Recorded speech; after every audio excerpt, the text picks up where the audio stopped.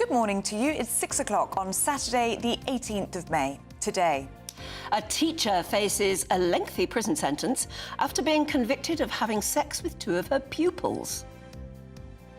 Bodies of 3 people who were kidnapped by Hamas on October the 7th have been found by the Israeli military in Gaza.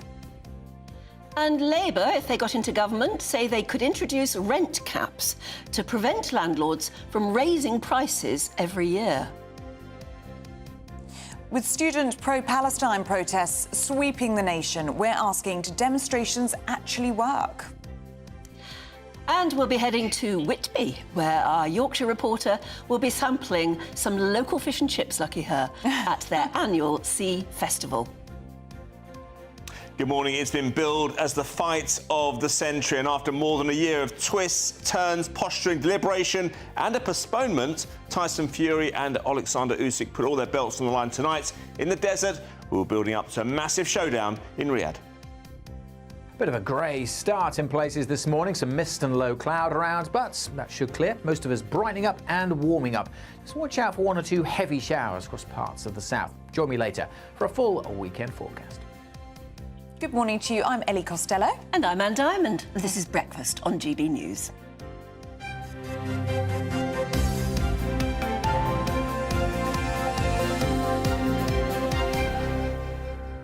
And welcome back, Anne. Thank you. It's so good to see you. Thank you very much. It's lovely to be back. So good to have you back. And the viewers are so excited to see you as well. John Andrews, before we even came on air, left us a message on gbnews.com/yoursay saying, celebration time, come on, let's celebrate, Anne is back, with a big line of party emojis.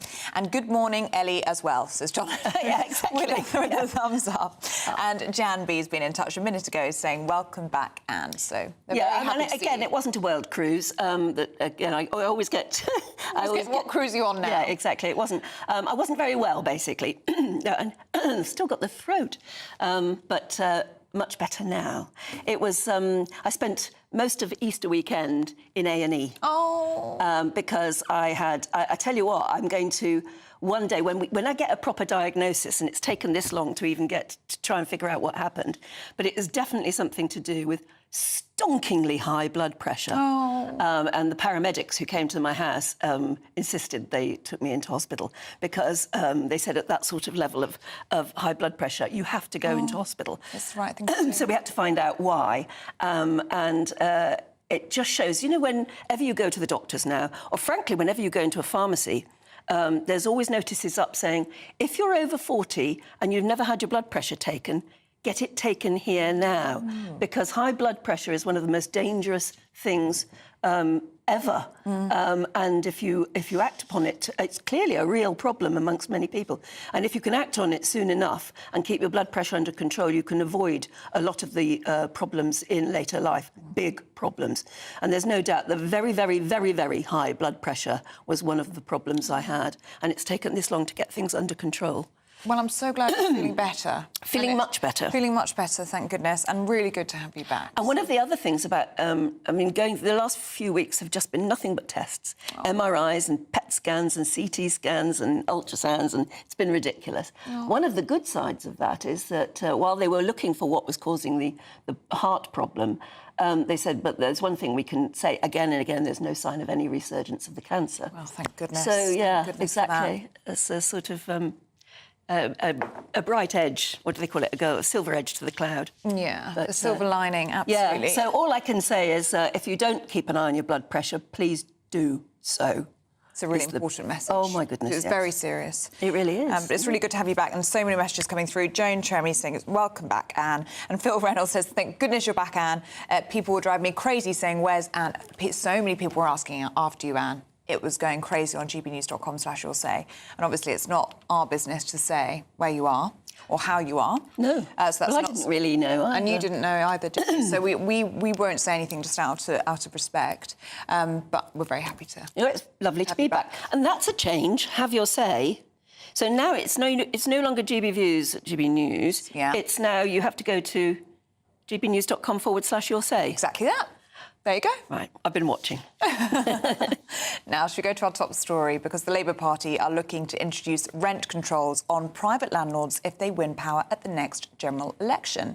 The Shadow Chancellor, Rachel Reeves, is known to be a fan of the idea. Now, you see, that would allow councils to prevent landlords raising rents above a set amount every year.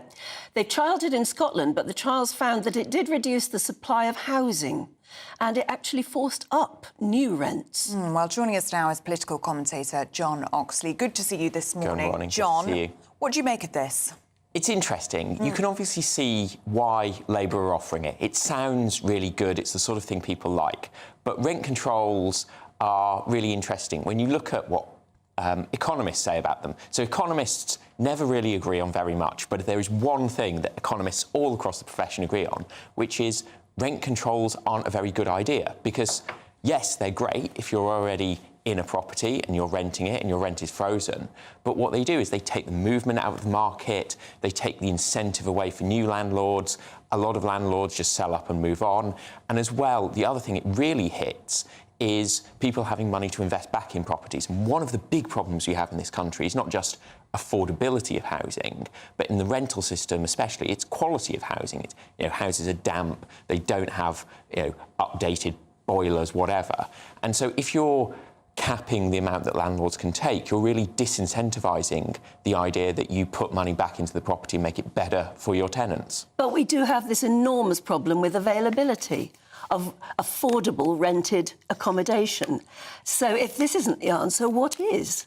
I mean, quite bluntly, it's having more houses. When you look across Europe, when you look with international comparisons, we just have far fewer homes built for our population than almost anywhere else. And if you unlock that supply, one of the things is you're getting nice modern homes that meet all the standards we expect. And everything else is just kind of playing around at the edges and not going to have the same dramatic impact that actually building the sort of houses, the amount of houses we've been saying we want to try to build for years and just haven't been doing. Rent controls have remained popular, haven't they, with Labour grandees? And we know that Rachel Reeves is a fan. Why is that? I think it's one of those things that it sounds good. It sounds like a good, quick fix. It's popular with renters for obvious reasons. It sounds like something's on your side. And also, let's face it, landlords are not a particularly popular group. They're particularly not very popular among the Labour Party. So it sounds good. If you're old-fashioned Labour or young Labour, sticking it to the landlords is a very nice, popular policy. But we live in a time where, as we all agree, is that there's not enough housing. And I just wonder how moral it is anymore for anyone to be a landlord or to own more than one house.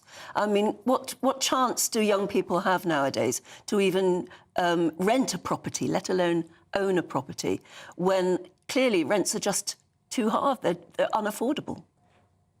But that's largely driven by a mismatch between supply and demand, driven by our lack of houses. I mean, one of the interesting things, again, when you look at international comparisons, Britain has actually a very low number of second homeowners compared with lots of European countries, whether that's having a holiday home in the forest like they do in Scandinavia, or whether it is people owning properties, multiple properties. It's a very difficult question, but ultimately, it kind of depends whether you believe the government should restrict that kind of thing or if you believe in a free market. And I think if you believe in a free market, the real solution is a greater abundance of properties so that anyone can own what they want. But a free market tends to result, doesn't it, in the rich getting richer and the poor getting poorer? But what we've seen over the last 70 years is we have, through the Town and Country Planning Act, we have an incredibly restrictive planning system which really constrains that, and that is the major driver of our current housing crisis. I think there's a think tank report that says we've built something like 4 million fewer homes than we need, and that is the biggest driver. But on the other side of the coin, these comments from Rachel Reeves are going to exacerbate fears amongst homeowners and landlords that this is a further war on landlords. They say that they're already victims of tax raids under the Conservatives. Yes, and certainly over the last few years, the government, repeated governments, have made it harder, made it less profitable to own multiple homes and to really profit from them. There are some good economic arguments around that sort of their money should be invested in doing more productive things. But yeah, if you're a landlord, you're not going to be a fan of these proposals. OK, good to see you this morning, John Oxley. Thank you very much indeed. Right, well, let us know your feelings. You already are. Tony has just said there just aren't enough homes, and it's the poor quality of some new builds. Just look at Cambridge. Some new builds are being knocked down because they were so poorly built. And maybe we need more council houses as well. Well, yes. I'm winding the clock back about 50 years now. I feel very old-fashioned saying that, but maybe that's how you feel too. Do get in touch. Should we catch up with the weather now? I think here's Alex Deacon. A brighter outlook with Box Solar, sponsors of weather on GB News. Good morning. Welcome to your latest weather update from the Met Office here on GB News. Bit of a murky start to the weekend for many of us, but most of us will see some warm spells of sunshine today. There are going to be a few heavy showers around later on. A bit damp and drizzly in parts of the south coast, and as I say, some mist and fog around in places too. Parts of the coast of the northeast sticking with that har throughout, but most areas brightening up, good spells of sunshine, and then later on the likelihood of some scattered but quite heavy showers over parts of South Wales and southwest England. In the sunny spells, 20 degrees, 21, 22, maybe 23 in a few spots. It will be cooler on some North Sea coast, particularly in the far northeast, where that mist and low cloud sticks around.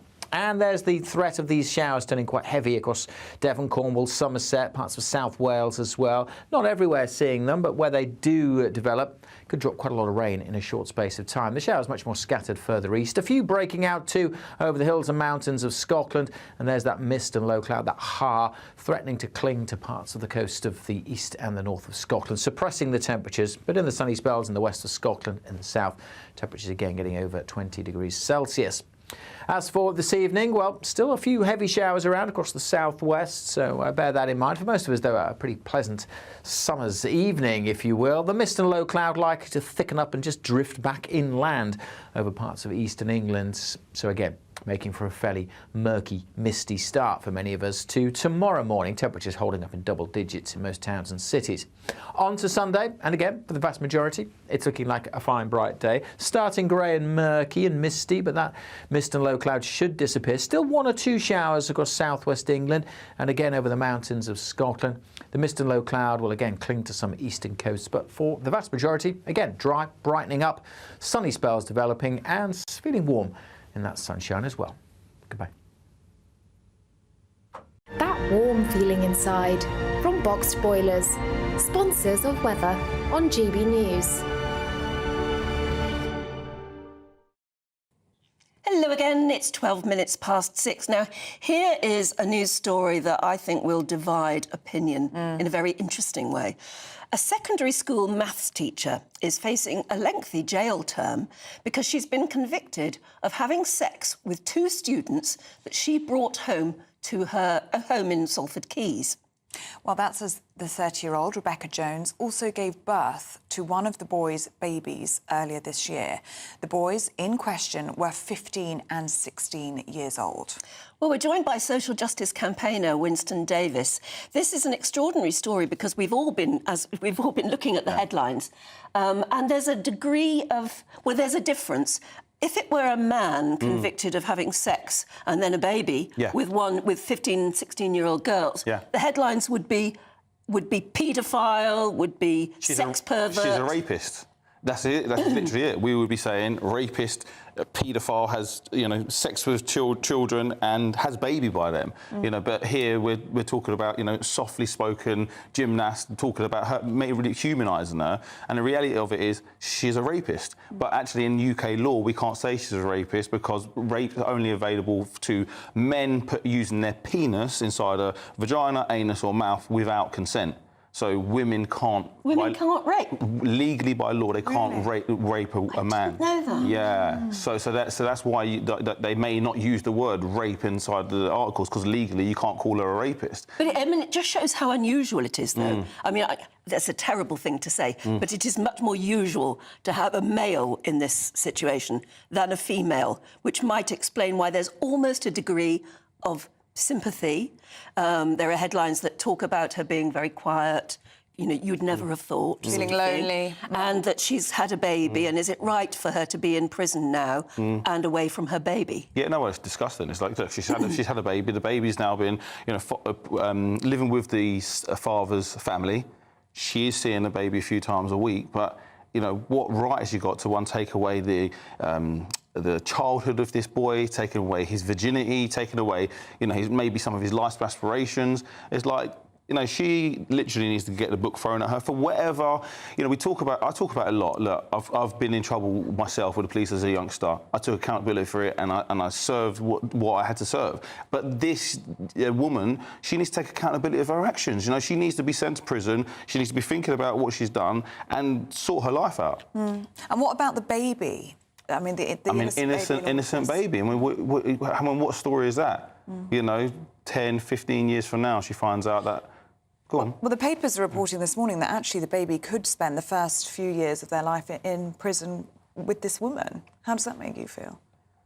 I think that's completely wrong. I mean, again, baby... Sounds unlikely to me if the baby's got a family already now. Well, so this is the baby's father. So do you know what? So here we are. So I aside from this, I spent 7 years in a family court trying to see my eldest son. So I've got a good knowledge of this area, and actually they'll set a precedent. And if the baby's needs are central to this, are being met by the father's family in a safe environment, and that's the best thing for the baby. Is it best for it to be with the father's family in their house, being looked after, cared for, loved for, you know, outside stimulus, or to be locked up in a prison?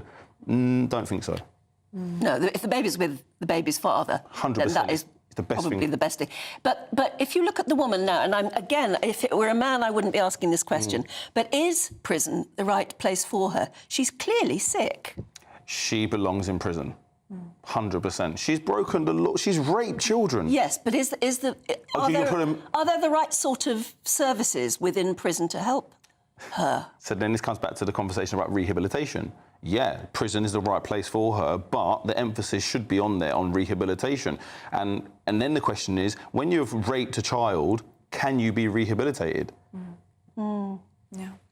OK, well, Winston Davis, good to see you this morning. Thank you very much indeed. Well, do let us know what you think about that one, because that's, as I said, it's a really difficult one, and I think it will divide opinion. I think it will. It certainly will. I've been really shocked, actually, at the discourse. I was looking on social media yesterday, and just the amount of people being like, oh, the boys probably loved it, and, you know, you just never see, if that was a male teacher with teenage girls, you'd never see those sorts of comments, and it really did strike me with this case. So do let us know what you think. gbnews.com/yoursay. Right, shall we have a look now at some of the other stories coming into the newsroom this morning?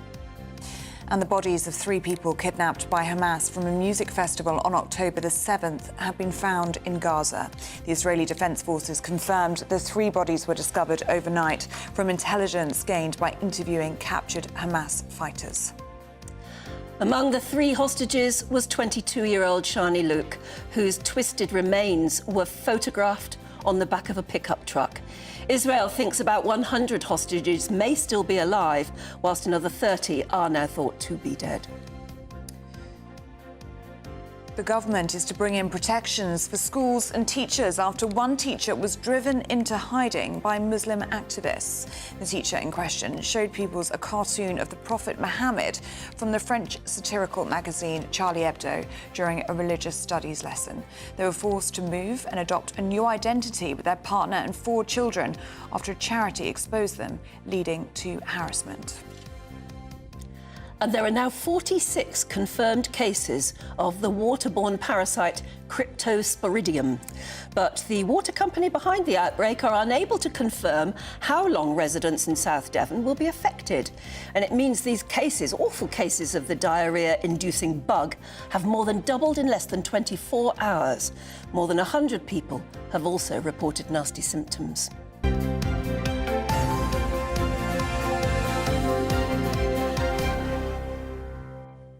Here's an interesting one that's come in from one of our lovely viewers. Good morning.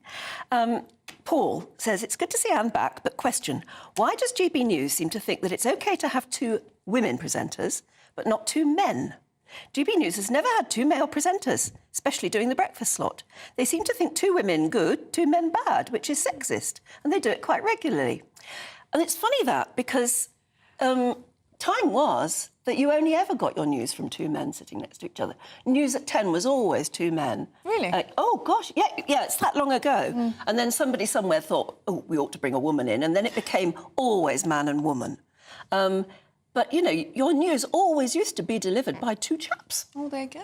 So the sort of pendulum has swung, but it'll swing back. In the opposite way. And also, Stephen is meant to be sat here today, but he is off celebrating his wedding anniversary, so I am stepping in for him this weekend. So I'm here today and tomorrow. But usually, of course, it would be Stephen and Anne, which is a man and a woman. Yeah. So it's not a permanent fixture, is it? Sorry if you don't like it, but that's what you've got this weekend, I'm afraid. Yeah. But do keep your messages coming in. So many people really pleased to see you back, Anne. It's so nice. Seaside Mum says, so nice to see you back, Anne. We really missed you. Thank you. And Phil Reynolds says it was an absolute pleasure to listen then to Winston Davis. I entirely agree with him. Fascinating, isn't it? It's a horrible story, this teacher being sent to jail now for having sex, or raping, if you like, two of her pupils. I mean, it's a breach of trust in every way you can imagine, isn't it?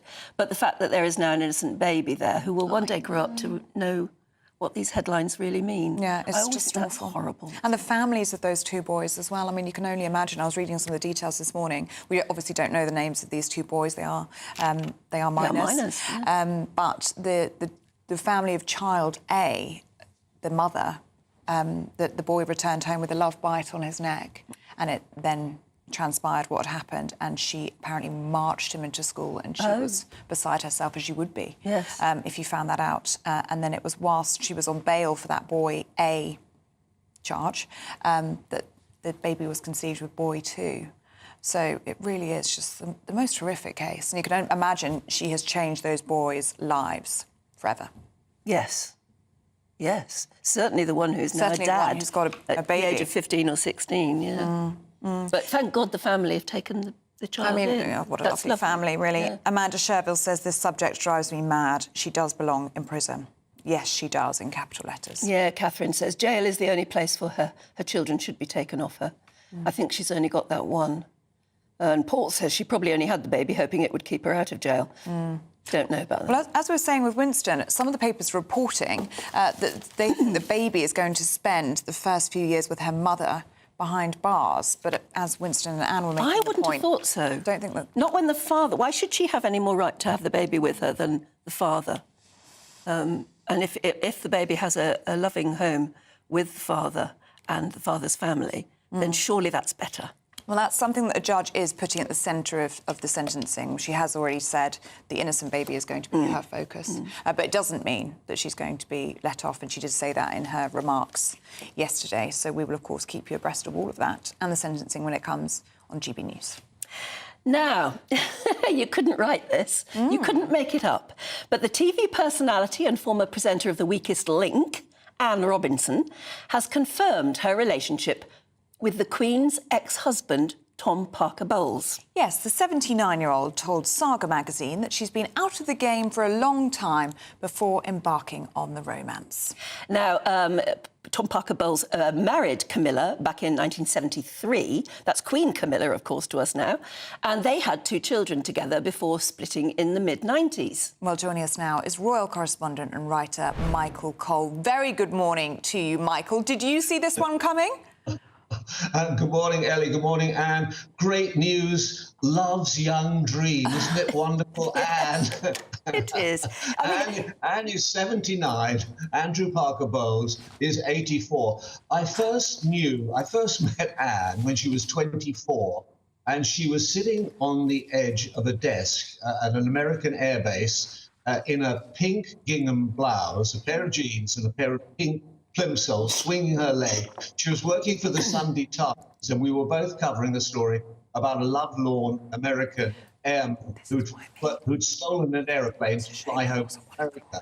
And, of course, over the years, I knew her quite well. I knew both her husbands, Charlie Wilson, who was the editor of the Times, and then he launched a paper up in Scotland when I was the Scotland correspondent called Scotland on Sunday, and her second husband, John Penrose, who's a really nice guy. I did some great stories with him in Rome.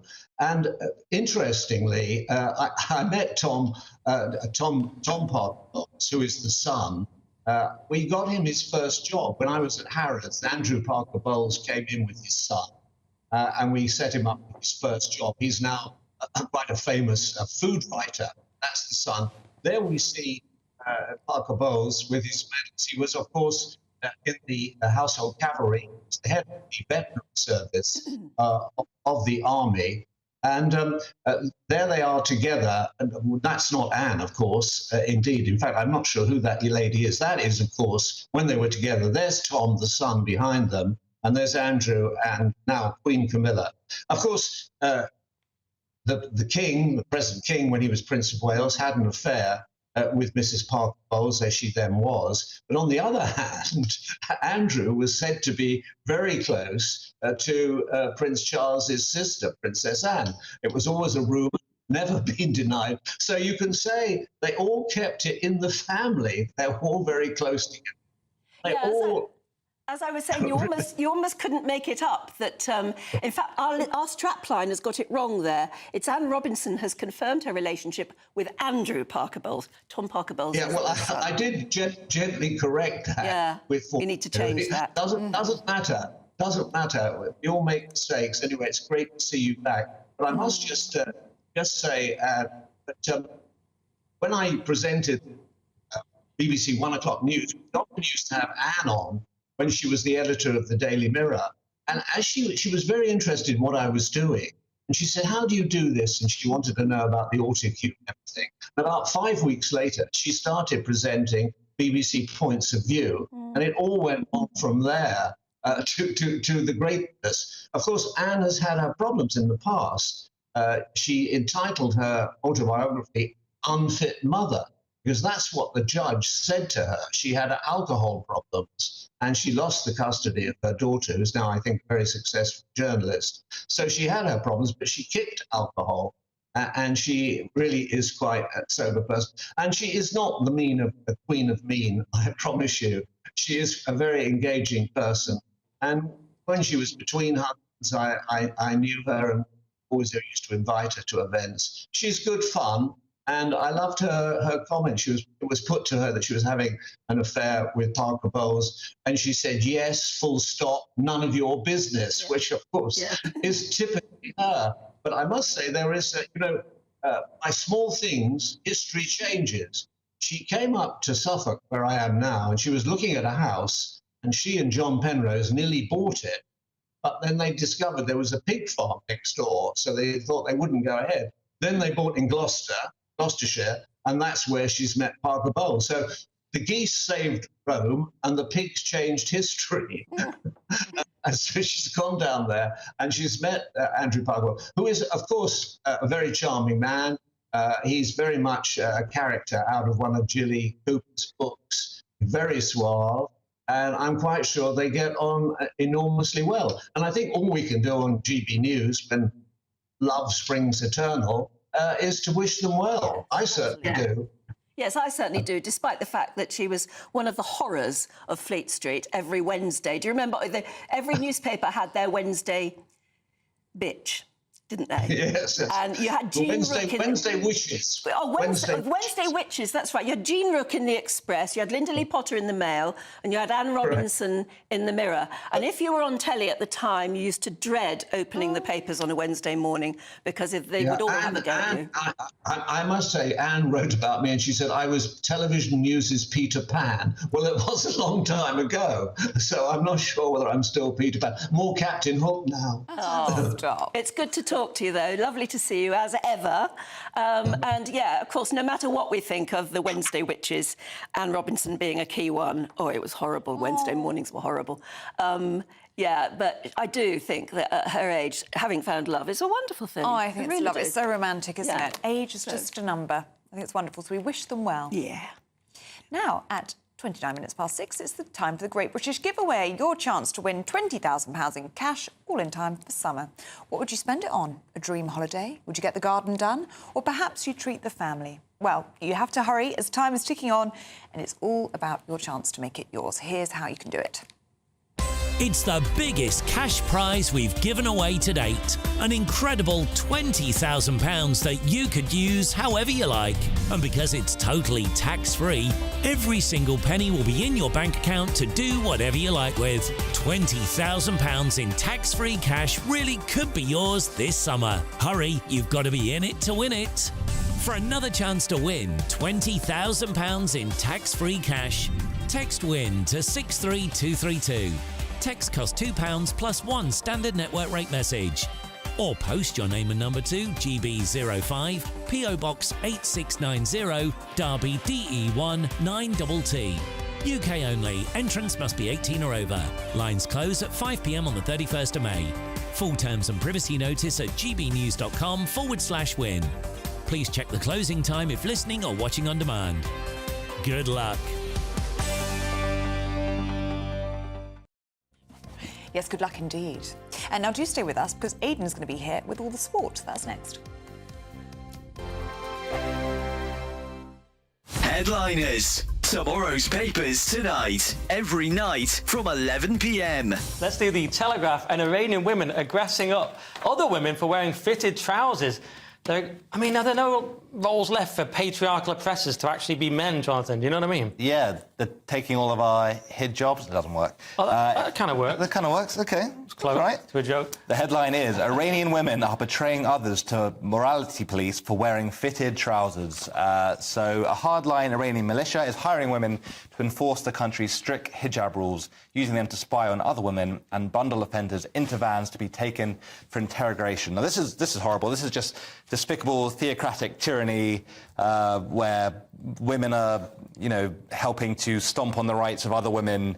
They're despicable snitches, in my opinion. This is not good. This is not good. This is, this is really just an affront to women's rights. Okay. And I disagree with it. Well, just for balance. Yeah. I've got to give balance, it's my job.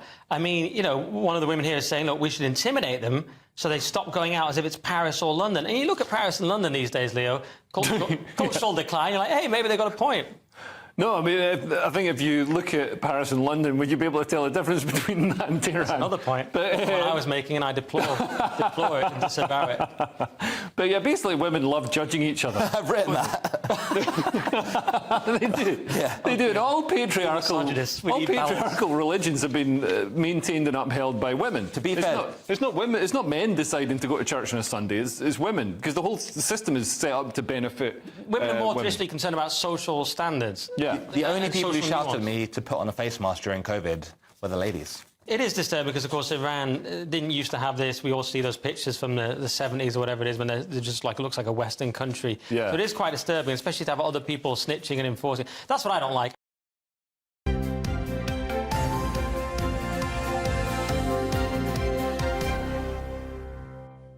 Welcome back to Breakfast. You're all very happy to see Anne. Just wanted to share this one from Paula Hunt, who says it's so amazing to see Anne Diamond back. Pure class. Oh, thank you very much. How nice is that? Yeah.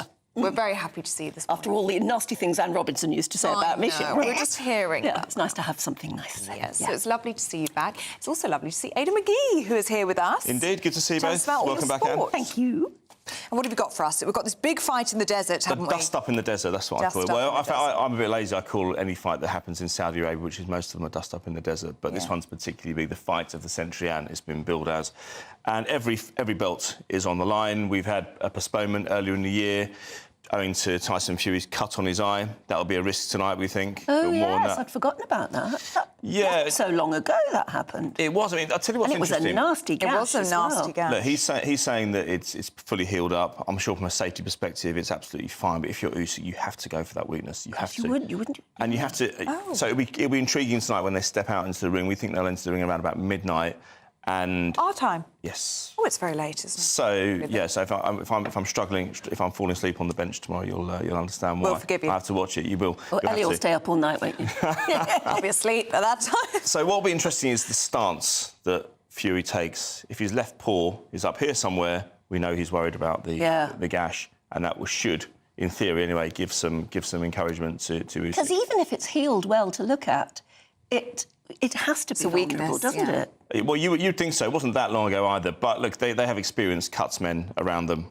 and they should be able to manage it. Aidan, what about a few days ago when we saw Tyson Fury on crutches? What was that about? Was that all for publicity, do you Yes, I mean, look, he's well known for causing mayhem in the build-up to fight week. He didn't even look at Usyk in the eye on Thursday at the news conference. Yesterday, he was singing. Oh. He was singing and he shoved Usyk as well. I mean, there's a big size difference between these two guys. But having said that, I was looking at the weights here. Usyk's coming at 16 stone 6. That's the heaviest he's ever been in his career. He's 6'3". Tyson Fury 6'9". It's 18 stone 7. Now that's the lightest he's been in 4 years. So they kind of met each other in the middle. It's not a catch-weight fight because obviously it's a heavyweight bout, but they've kind of met each other somewhere around there. Lennox Lewis, famous British fighter, of course, undisputed champion, the last one we saw, he said that he's worried that with Fury's height and the weight that he's lost on his legs, he could potentially be easier to knock down. But we'll see. I mean, look, this has been they've been posturing for so many years now that we always thought this fight would happen. We saw a glimpse of Usyk's quality when he dispatched Anthony Joshua twice, not once but twice in the last year or two. And I think it'll be an exciting fight. I really do. Can we push you for a prediction? I think it will go the distance, and I think that Fury will take it in a split decision. Oh. Okay. What's a split decision? Well, it means a unanimous would mean all the judges... Like a draw. All three judges, if it's unanimous, would have to agree with the one fighter won it, or you could get a split decision, which would mean one believes that, say, Usyk, for argument's sake, won it. So no knockout, you don't think? I can't see a knockout, no. I think with the slimmed-down Fury might struggle to knock down Usyk. Usyk is incredibly durable. He hasn't fought at home. He's Ukrainian. He hasn't fought at home for a good few years. He's the guy who goes and beats champions in their own backyard. Yeah. He's got his mental fortitude is outstanding. Both fighters unbeaten, of course. So, OK, it could be a draw, but as they say in boxing a lot of the time, somebody's O has got to go. But not necessarily if it's a draw. OK, so it's a big game so tonight. And I think there's a possibility of rematch as well, whoever loses. Should we look at the golf? Yeah, Scotty Scheffler, really interesting. Yesterday, this is the world #1 USPGA Championship. He's in Valhalla yesterday. He sees a traffic accident which actually involved a fatality, and in trying to avoid the traffic jam, he gets in trouble with the police, and so he's arrested and charged for second-degree assault of a police officer, third-degree criminal mischief, reckless driving, and disregarding traffic signals from a police officer. Now he had to actually warm up and do stretching in the cell before then taking to the course and producing a hell of a round, and he's currently 4th on the leaderboard. And I just think, Anne, you've interviewed lots of sports people down the years, they just think differently about life, don't they, and about the challenge in front of them. Yeah. I mean, I wouldn't be able to concentrate if something like that happened to me within hours, and yet we see sports people all the time just shrug all this stuff. It's their training, isn't it? Years ago they discovered that it's the mindset. It's all about the mindset. It is. He said, imagine that preparation. You're stretching in a prison cell before going out and facing the world in an international tournament. He's apologised. There was actually a fatality. Somebody was run over by a bus outside the course, and he was trying to make his tea time in the morning to get there. So there was a reason, but his reaction sounds a bit over the top, to say the least. But nonetheless, he's in action later today, 4th in the leaderboard. And he's the world #1, so the spotlight's on him, and he has to be more careful and responsible about the impact his actions have around the world, I would suggest. Yeah, it certainly does. OK, well, we'll leave it there and we'll talk more next time. Absolutely. It's a big football weekend, isn't it? Indeed. Jurgen Klopp's last game. So absolutely. We've got a title race on the line. So, what's she looking at me like that? Yes, I mean, I said to Anne, I was like, you're so sporty, I feel like you know all about the sports. And she was like, no, I definitely don't. And then here we are. It's a big footballing weekend and you know all about the game. It's Jurgen Klopp. This is what I mean. I like saying Jurgen Klopp. I don't know much about him, but I love his name. Yeah, I remember you were on duty here this weekend when he announced his retirement back in February, and you said you were quite taken by his charm. Yes, he was charming. Oh, absolutely. He's got good teeth. Oh, I didn't notice. They're not real. How can you not notice? Is he single? No, he's not. No. Oh, we could have match made. All the good ones have gone. I know. Well, anyway, it's worth shooting your shot, Anne. Absolutely. Thanks, Aidan. Thanks very much indeed. Do stay with us. We're going to go through the papers next with Cindy Yu and Winston Davis. That's next.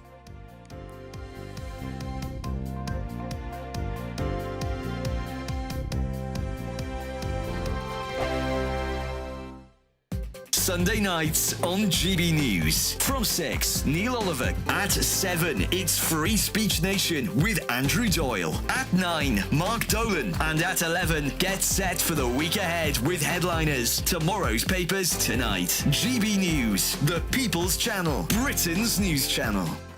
If you want your news to be straight talking, this is a nightmare for the Conservatives again. Down to earth. It's not just Nottingham where this is happening, is it? And most importantly, honest. Hard-working, middle-class taxpayers, they'll get their book thrown at them. Then catch me, Martin Daubney, Monday to Friday, 3 till 6 p.m. on GB News, Britain's news channel.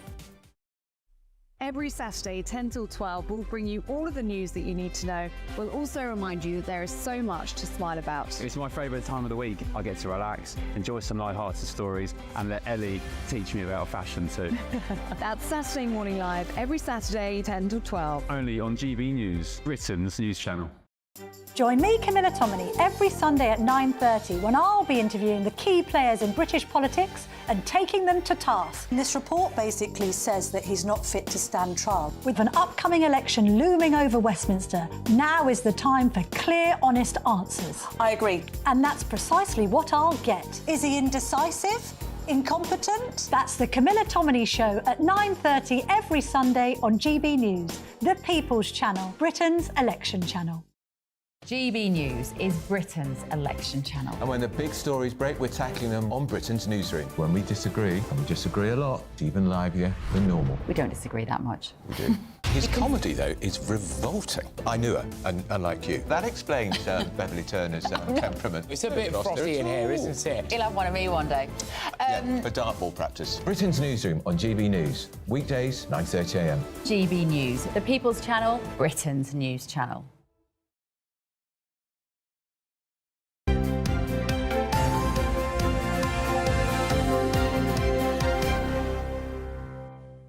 Welcome back to Breakfast with me and Anne. We are joined by the editor of The Spectator, Cindy Yu, and social campaigner Winston Davies to go through the papers. Very good morning to you both. Morning. And Cindy, let's start with you, shall we? This is our top story this morning. This is about rent controls. Yeah, so Rachel Reeves, on an interview recently, basically failed to rule out rent caps. And rent caps basically are where the government can say to your local council or local landlord, you cannot raise your rent above the certain level. Theoretically, it sounds like a great idea because for tenants, they won't be facing 50% rises or something like that. But actually, when you look at the economics of the thing, if something like this does come in, it just makes a shortage come in, actually, because landlords are unable to respond to the market. If there's more demand for it, they can't raise prices like they normally would. And so actually, when it has been introduced in other places, it basically just leads to a shortage of housing, and then in the long run, landlords don't want to stay in that market, and it leads to a smaller supply. Now, I think the saving grace in this story is actually, when you look at what Rachel Reeves actually said, it doesn't sound like she's actually very excited about this idea.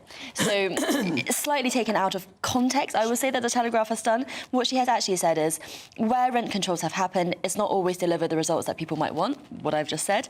I think that should be up for local areas to decide. There may be a case for that in some local areas, which is what some of the papers have run with, but as a blanket approach, I'm not convinced by that. So I do feel like it's important to say I don't think this is Labour policy.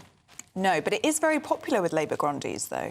And it is very popular with regional mayors. Yes, and local councils. So in the council that I live in, Fulham and Hammersmith, they've commissioned a report into it. I mean, I wish they did this before my rent went up, recently. Well, that's what I mean, obviously, everybody's going to say, all right, but something's got to be done to keep rents reasonable, hasn't it? Listen, I'm all for, the people that are the most needy having, themselves looked after, and rent cap would be great in that respect. But actually, we were in a free market economy.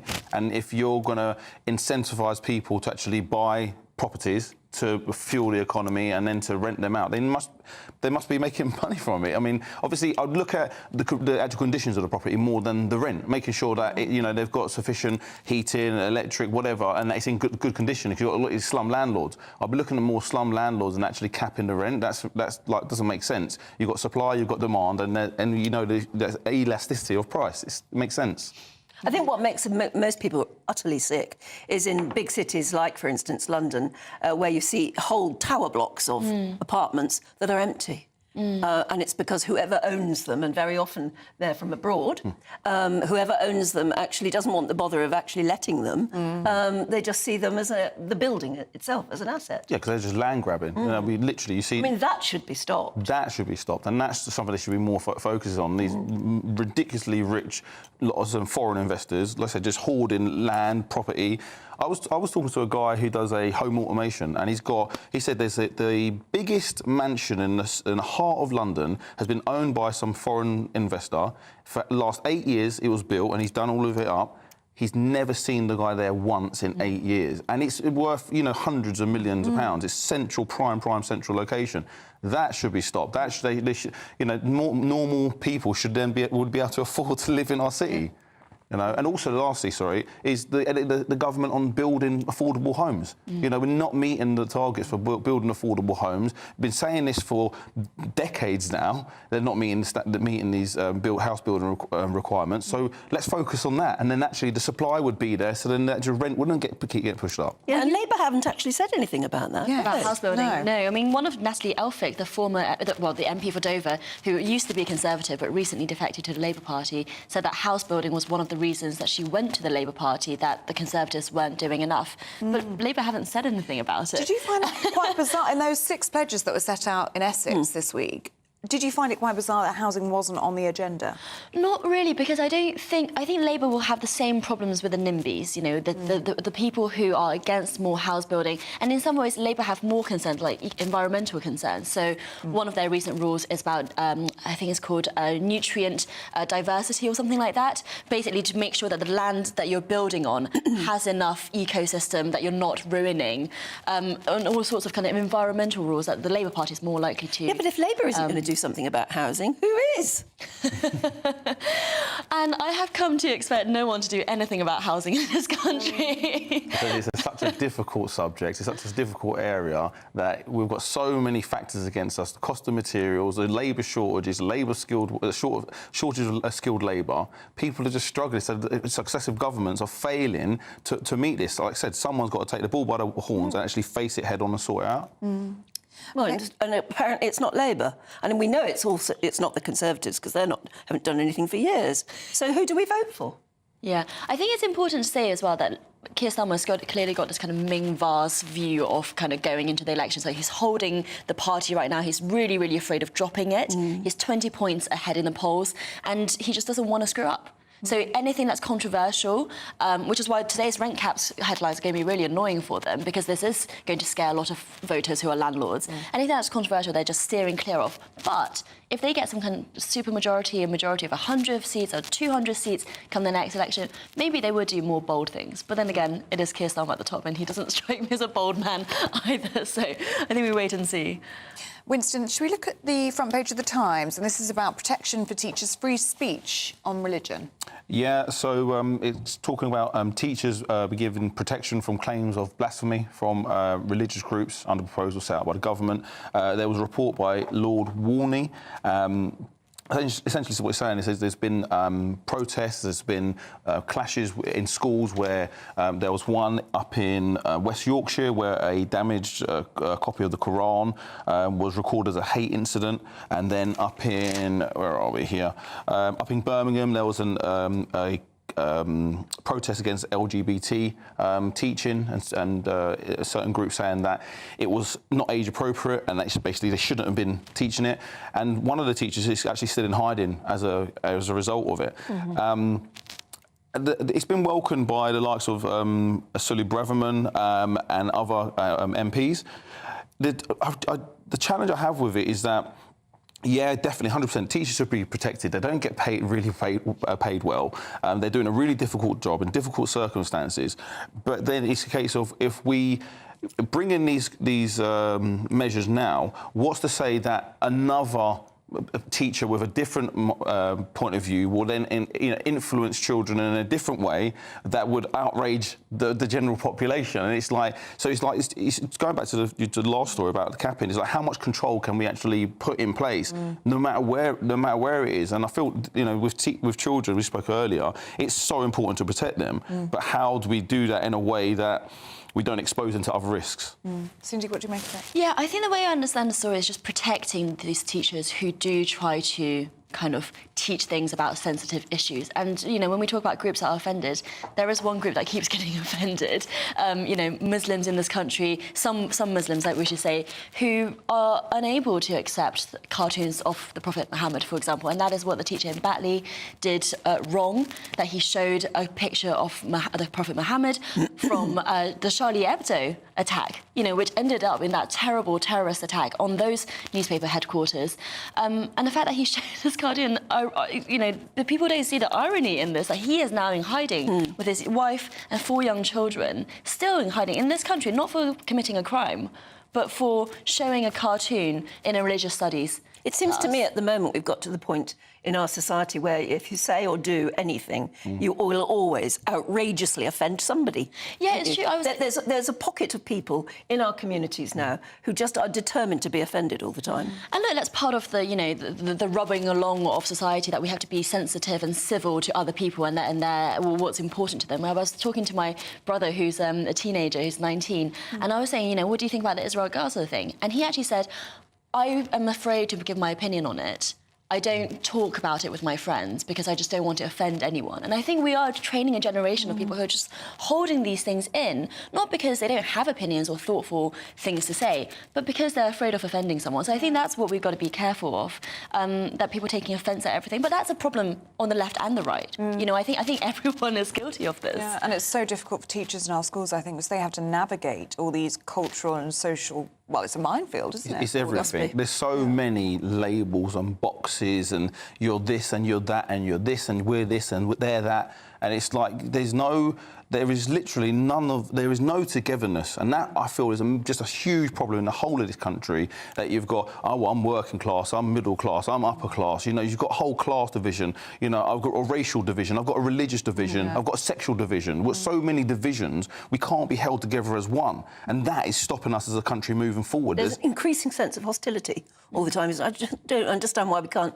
promote kindness a bit more. If we just be kind to each other, it would help. That'd be lovely. Talking of Gaza, Cindy, this terrible revelation about the bodies of the 3 hostages who have now been recovered. They were 3 of the people who were attacked on October the 7th. Yeah, absolutely. And all 3 of them are suspected to have died on that day.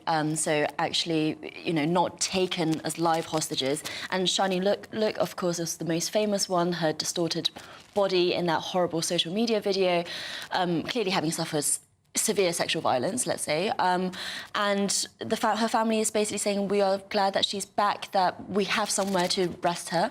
The other 2 hostages, I think their families didn't know that they were dead, and now they do. And that leaves, you know, over 100 more hostages in Gaza still with their fate unknown. What do we know of how long has Israel or the IDF known about? How long have they had these 3 bodies? I mean, is this news that's just come out, or have they chosen to release the news now, or what? I think the bodies have just been repatriated, and I think that part of that is through Israel's gaining of territory in Gaza. Part of that, as the write-up seems to be suggesting, is interrogations with people, with Hamas forces that they have captured. I dread to think what those interrogations might be like, which gave them information about the tunnels in which these 3 bodies were found. And I was reading this morning, in those tunnels, it is a very complicated operation, and apparently in order to repatriate those 3 bodies, they started that operation on Tuesday. I mean, we're hearing about it today, what were we on Saturday? So it must have been very complicated. It's obviously devastating news, Anne, but, you know, for the families, you do wonder if it's not better to know for sure rather than to have this huge question mark, because... Well, certainly in Shani's case, they knew that she was dead on the day, didn't they? Absolutely. But so many more hostages' families will never know what's happened to their loved ones, because actually, you know, I don't think Israel is prioritising getting back the hostages in their military operation. That's not the priority. The priority seems to be... Well, that's why I wondered about the timing of the release of this news, is whether somebody in Israel has thought, right, it's about time we reminded the world, and certainly our opposition, that all of this started on October the 7th with this atrocity. Winston, what do you make of it? Do you know what it's like, what Cindy was saying about her brother? It's so like, it's tragic, you know, seeing the images, seeing the stories that you're hearing on a daily basis. and you're so scared to have an opinion on any of it, because I'm just like, it's the whole thing's just awful. And you sit there and you just, like I said, you see these images, you see the stories. And the human suffering on both And this sides. is it. I just go back and I think about the kids and I think about the innocent people that are involved, that are suffering untold harm and suffering. Because of something they have nothing really to do with. It's the powers that be that are... You think how awful it must be to be a child in Gaza at the moment. What life chances do you have? It's terrible. Can we speed ahead to Rishi? Yes. To Rishi and his wife, Akshata, because their wealth has now soared and they're richer than the king. Yeah, they're richer than the king, but actually, Anne, they were richer than the king in 2022 Oh, too. fine. So 2023 was a bad year for them. But unfortunately, everything's got better now. So yes, they've got £651 million of combined wealth, and that mainly comes down to Rishi Sunak's wife's dividends in her father's IT company, which have so she's got so the company itself is worth £55 billion, and she's got a huge stake in that. And of course, this is politically sensitive for them, isn't it? I mean, I used to like to say that the Brits aren't a jealous people. We don't care if people are more rich than us telling us what to do. I mean, frankly, that's always kind of been the case. But this takes the biscuit. But this really takes the biscuit, because I think Rishi Sunak isn't playing the good PR game here. He's out there wearing suits that are costing £3,000. He's out there wearing loafers that cost hundreds of thousands of pounds. He's having Cindy, helicopter I'm afraid rides. we're running out of time. I'm so sorry. I could go on about this. Weather break. We'll come back to it. This is Alex Deakin now with your weather. Thanks, you. A brighter outlook with Box Solar, sponsors of weather on GB News. Good morning. Welcome to your latest weather update from the Met Office here on GB News. Bit of a murky start to the weekend for many of us, but most of us will see some warm spells of sunshine today. There are going to be a few heavy showers around later on. A bit damp and drizzly in parts of the south coast, and as I say, some mist and fog around in places too. Parts of the coast of the northeast sticking with that throughout, but most areas brightening up. Good spells of sunshine, and then later on the likelihood of some scattered but quite heavy showers over parts of South Wales and southwest England. In the sunny spells, 20 degrees, 21, 22, maybe 23 in a few spots. It will be cooler on some North Sea coast, particularly in the far northeast, where that mist and low cloud sticks around. And there's the threat of these showers turning quite heavy across Devon, Cornwall, Somerset, parts of South Wales as well. Not everywhere seeing them, but where they do develop, could drop quite a lot of rain in a short space of time. The showers much more scattered further east. A few breaking out too over the hills and mountains of Scotland. And there's that mist and low cloud, that threatening to cling to parts of the coast of the east and the north of Scotland, suppressing the temperatures. But in the sunny spells in the west of Scotland and the south, temperatures again getting over 20 degrees Celsius. As for this evening, well, still a few heavy showers around across the southwest, so bear that in mind. For most of us, though, a pretty pleasant summer's evening, if you will. The mist and low cloud likely to thicken up and just drift back inland over parts of eastern England. So again, making for a fairly murky, misty start for many of us to tomorrow morning. Temperatures holding up in double digits in most towns and cities.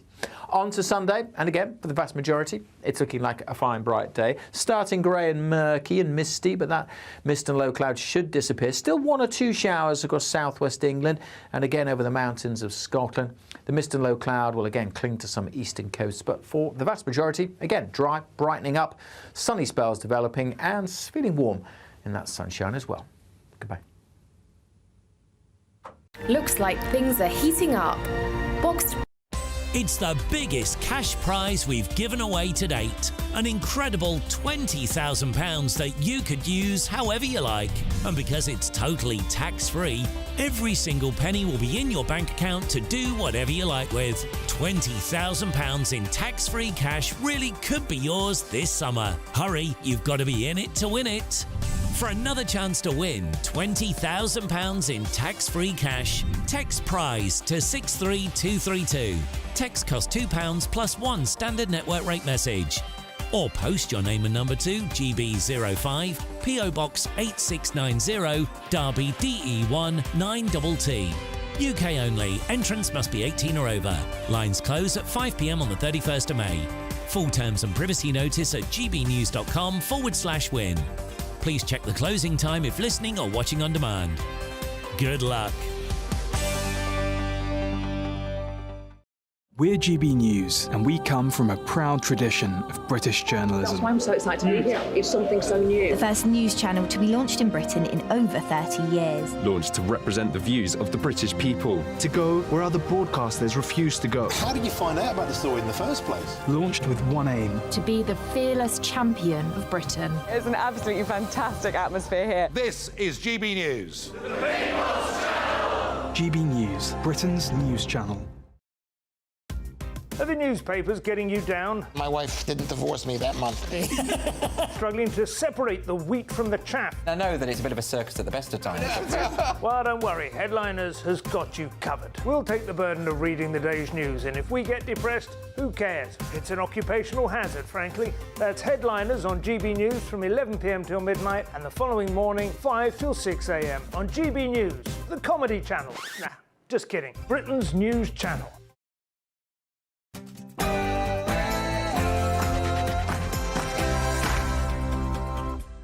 A very good morning to you. It's 7 o'clock on Saturday, the 18th of May. Today, a teacher faces a lengthy prison sentence after being convicted of having sex with two of her pupils. Bodies of 3 people who were kidnapped by Hamas on October the 7th have been found by the Israeli military in Gaza. Labour apparently could introduce rent caps to prevent landlords from raising prices every year. That's, of course, if they get the keys to number 10. With student pro-Palestine protests sweeping the nation, we're asking, do demonstrations actually work? And we're going to be heading to Whitby, where our Yorkshire reporter will be sampling some local fish and chips at their annual Sea Festival. Lucky them. Now, it's been billed as the fight of the century. We'll be building up to a massive showdown between Tyson Fury and Alexander Usyk in Riyadh. We'll also be looking ahead to tomorrow's Premier League final day with Jurgen Klopp saying his emotional goodbyes at Liverpool, while Manchester City are expected to claim a 4th successive league title. Bit of a grey start in places this morning, some mist and low cloud around, but that should clear. Most of us brightening up and warming up. Just watch out for 1 or 2 heavy showers across parts of the south. Join me later for a full weekend forecast. A very good morning to you. I'm Ellie Costello. And I'm Anne Diamond, and this is Breakfast on GB News.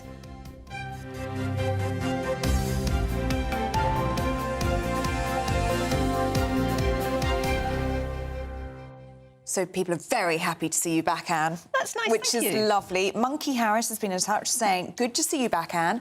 You're a diamond. True. Do you get that a lot? A lot, yeah. Does it get annoying or do you love it? But when I first started out in telly, people just thought it was a stage name as well. It's the best name ever. It's a great name. I'd marry you just for the surname. Absolutely. Well, and that's why when I got married, I didn't give it up. You couldn't. And all my sons are diamonds. My sons are diamonds. Yes. All of them are diamonds. Yeah, so there you Lucky go. boys. Yeah. No, it's the best name ever. And I had a message as well, because I mentioned about the fact that I've been off was a lot to do with stonkingly high blood pressure. And while that wasn't the whole problem, and I've still yet to get a proper diagnosis as to what was going on, it was an enormous part of the problem. And I didn't realise that I had such incredibly high blood pressure. When the paramedics saw it, they sort of went white and said, right, you're off to hospital. And that was that. And it just made me think, because wherever you go nowadays, in the doctor's surgery or in a pharmacy, there's always a notice up about, doesn't matter how young you think you are, you ought to take your blood pressure. It's an easy thing to do and all the rest of it. And it's clearly an enormous thing, blood pressure. Have you ever had your blood pressure taken? I haven't, and maybe I should. Well, you're not really old enough to worry, but it's interesting. So in the end, you buy your own blood pressure kit for home. Or do you have one for at home? Oh yeah, no, they're just the cuff basically in a little thing, and you take it and you can keep an eye on it that way. And I just think that maybe there is a lot more sort of campaigning to be done. Because, maybe that's on you. Well, maybe it is. I mean, I don't know enough about it, and that clearly got to find. I've done sort of like a crash course in the last month, but high blood pressure is a real problem. Probably low blood pressure is as well, but your blood pressure is massively important, and the younger you are keeping an eye on it, the less likely you are to have any big problems later in life. And obviously, it impacts absolutely everything the heart is up to, and things like that, from stroke right through to heart disease or anything. So maybe we should all be a little bit more blood pressure aware. Well, it's a very important message, I think, to be aware of your blood pressure. And I'm so glad they got a handle of it and brought it down for you. And I'm so glad you're here with us and feeling a lot better. Yeah. And I've just had some lovely views, which I'm going to try and find now. Barbara, what a lovely surprise. Anne Diamond, you have been much missed. Welcome back. Oh, thank you. Mark says, good morning. So lovely to see Anne return. And John says, glad to hear they caught your blood pressure in time, Anne. Last year, I went to the doctors and they took my blood pressure whilst I was there, and it was sky high. But I'd felt all right. And then they put a 24-hour monitor on to me, which I now have blood pressure medication too. So it is a silent killer. I've now bought my own blood pressure monitor. You can get them in your local supermarket. They're only about 35, 40 quid.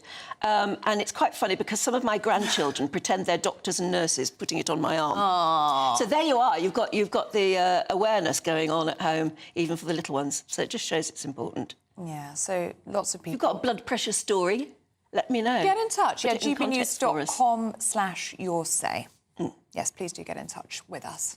And should we go to our top story? Yeah, there's a big view here. Right, how about this then? John says, Hi, Anne and Ellie. Perhaps we should consider a national project to build 10 millennial cities, possibly under the aegis of our King, as His Majesty's interest in architecture is well known. Initiated by an Act of Parliament, any objections after sitting decisions could be forbidden. You could put one in Scotland, one in Northern Ireland, one in Wales, 7 in England. Built to state-of-the-art parameters, this could be an excellent way to incentivise growth and, of course, provide housing. I like the sound of that.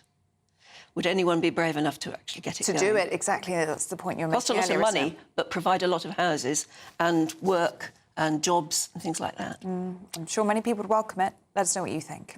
7:05, a secondary school maths teacher is facing a lengthy jail term after she was convicted of having sex with 2 of the students that she brought home to her Salford Quays flat. Well, that's as 30-year-old Rebecca Jones also gave birth to one of the boys' babies earlier this year. The boys in question were 15 and 16 years old. Well, joining us now, former Detective Chief Inspector Mike Neville. And a very good morning to you. Thanks for joining us. It's a shocking story, this. But we were sort of quite bowled over by the way it's being reported, rather more sympathetically because she's a woman. If she was a man, we would be glad to see her locked up in jail, wouldn't we? Well, that's right. I mean, the prosecution barrister made the point that if the teacher was called Roger and not Rebecca, then it would be treated in a far different way. People tend to sort of see this in some that the boys have had some kind of good time or something, where they're the victims of sexual assault, and so she'll face a lengthy prison sentence, it would seem. Do you think prison is the right place for her? Well, it's a delicate balance, isn't it? Because you have she has a young child, but that would seem to be in care by the sounds of the reporting on this. But the facts are, if she doesn't go to prison, what kind of message does it send out? Because any man who did this would, of course, be put in jail for 5 to 10 years. Yeah, it does seem extraordinary that we're sort of questioning whether or not she should be in prison, where we wouldn't if she were a man. However, is it the right place for her? Will she... I mean, when you read up the story, you just can't help but feel that she's sick. Will she get the right sort of rehabilitative care? Well, I think sometimes we forget that prison is about punishment, and she's committed sexual offences against 2 underage children. So, one, there's the issue of punishment, and secondly, is she ill? What is the issues here? That is something that the psychologists and psychiatric people in prison can figure out. But I think there must be some kind of prison time, because otherwise it just sends out a bad message to other teachers. Mike, have you been surprised by the discourse surrounding this story? Or is it not something that shocks you? Because, I mean, even looking at the paper in front of me, it's being described as a story of seduction. And then we've had some views in this morning saying this is every teenage boy's dream. Well, I suppose that's how it's going to be reported, and that's how people will see it, is that people see it, if men do it, this is some kind of a predatory thing, whereas if a woman teacher's involved in all this, and it's seen as some kind of, as you say, some sort of teenage boy's fantasy. But the reality is this: it involves sexual crime against minors, and has got to be dealt with as such. Yes, I mean, and whatever happened will always be there and affect those boys' lives. And in particular, the child that has resulted as well. I mean, it's not just, you know, it's not just a silly thing that happened. It's something that really affects lives and will be there forever. That's right. You know, as you say, you've got there's 3 children involved in this. The 2 boys assaulted, and then the baby that's been born. And how's that? How would you live your life when you know the circumstances of your birth? And then there's the responsibility. You've got a young lad here, I don't know, 16, 17, who's suddenly thrust into fatherhood. So it's a complete mess. And I think just by calling it a silly thing, it's not a silly thing, it's a criminal act. Yeah, some people have had some very strange responses which trivialise what is not a trivial matter. In your experience, because again, this is being reported in various different ways, in your experience, will that baby spend time in jail with mum, or is any judge, any family judge, more likely to leave the baby where it is now, which is apparently in the home of the father, with the father's family? I think they'll probably leave it with the parents, the grandparents. That's the secure place for it to be, poor little thing. And also some visits to the mother in prison. Obviously, the child has got to know its mother, but the secure place would be with the grandparents. OK, former Detective Chief Inspector Mike Neville, good to see you this morning. Thank you very much indeed. Thank you. Yes, extraordinary, but keep your comments coming in, wild though some of them are. Well, yes. But it's not a trivial matter at all. And I think you have to keep reminding yourself that if she were a fella, we would just be saying, yeah, throw her in jail and lock away the key, throw away the key. But we were really struck by the coverage. I mean, even just looking at this newspaper in front of me now, Rebecca Jones was a champion gymnast. She won a national competition. She was a cheerleader at university. I mean, and beautiful pictures of her. You wouldn't see this if it was the other way around. No, and funnily enough as well, you look at front page of the Daily Mail's picture of her, which I have to say is a sympathetic picture of her, looking worried. Yeah. Well, it is very sympathetic, the media coverage. And I'm struck by that, and also by people's commentary on social media saying that, you know, they'd love to be a teenage boy in that position and things like that. That's a terrible thing to say. Do let us know what you think. gbnews.com/yoursay. Now, I wonder where you live. Do you rent? Can you afford to buy? Or do you think, like one of my sons was moaning at me last night, he doesn't think he'll ever get the chance to do either properly? Because it's interesting that Labour are reportedly looking to introduce rent controls on private landlords, if they win power, of course, at the next election. The Shadow Chancellor, Rachel Reeves, is known to be a fan of the idea. Well, it would allow councils to prevent landlords raising rents above a set amount every year. But trials in Scotland found it reduced the supply of housing and forced up new rents. Well, joining us now is former Conservative advisor Claire Pearsall, and of course friend of this programme. A very good morning to you, Claire. What do we know? I mean, do we really think that Labour is interested in maybe bringing in this sort of form of rent control? And as we were saying earlier, why is this the only thing they're saying about housing? Yeah, well, that's the really interesting thing. We've just seen Keir Starmer's pledge card announced this week, and housing didn't make an appearance on it. But also worthy of note is the fact that the Shadow Housing Secretary, Lisa Nandy, only last year said that rent controls weren't going to work, and it would almost certainly leave some people homeless. So we've been round this block with Labour before. They can't quite make their minds up as to which policy they would like. And this was only in June last year that Lisa Nandy said, no, this isn't going to work. So I wouldn't think that this is going to hold out for much longer. There is an awful lot of opposition to rent controls. It doesn't solve the ultimate problem, which is there is a lack of supply within the United Kingdom. You don't need the rent controls. You actually need to sort out the supply side, and the rents will naturally fall into line. Remain popular, haven't they, with Labour grandees? And they're also popular with the regional mayors. In some areas, yes, they are. We had Sadiq Khan and Andy Burnham both calling for rent freezes, but you only have to look at other places across the world. Nearest to us is probably Berlin, when in 2020 there was a 5-year rent freeze on all rents. And within a year, 35% of those properties had been lost. So if you get that kind of reduction in the supply, then it is not going to solve the problem that you wish it to have. Similar things have happened in the Netherlands and also in America, where rent control is very large. San Francisco having an enormous housing crisis. So it certainly isn't the magic silver bullet that Labour would like it to be. No, and we were also wondering when Keir Starmer came out with his pledges, why housing didn't seem to feature at all, when it's obviously such a big problem. It's an enormous problem, and it's one that both the Conservative Party and the Labour Party are struggling with. They make noises about building more homes, they make noises about planning controls and what they would do to reform them, but nobody seemingly has the guts to actually go out there and do it. And as you say, we need a major house building programme. I look at my son, who's only 15, and his chances of getting a property are remote, to say the least.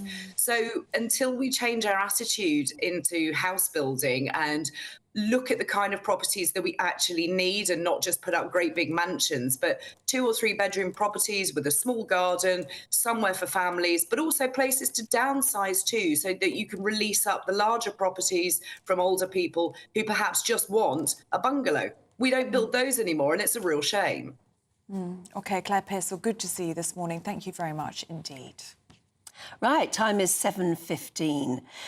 Now, the bodies of 3 people kidnapped by Hamas from a music festival on October the 7th have been found in Gaza.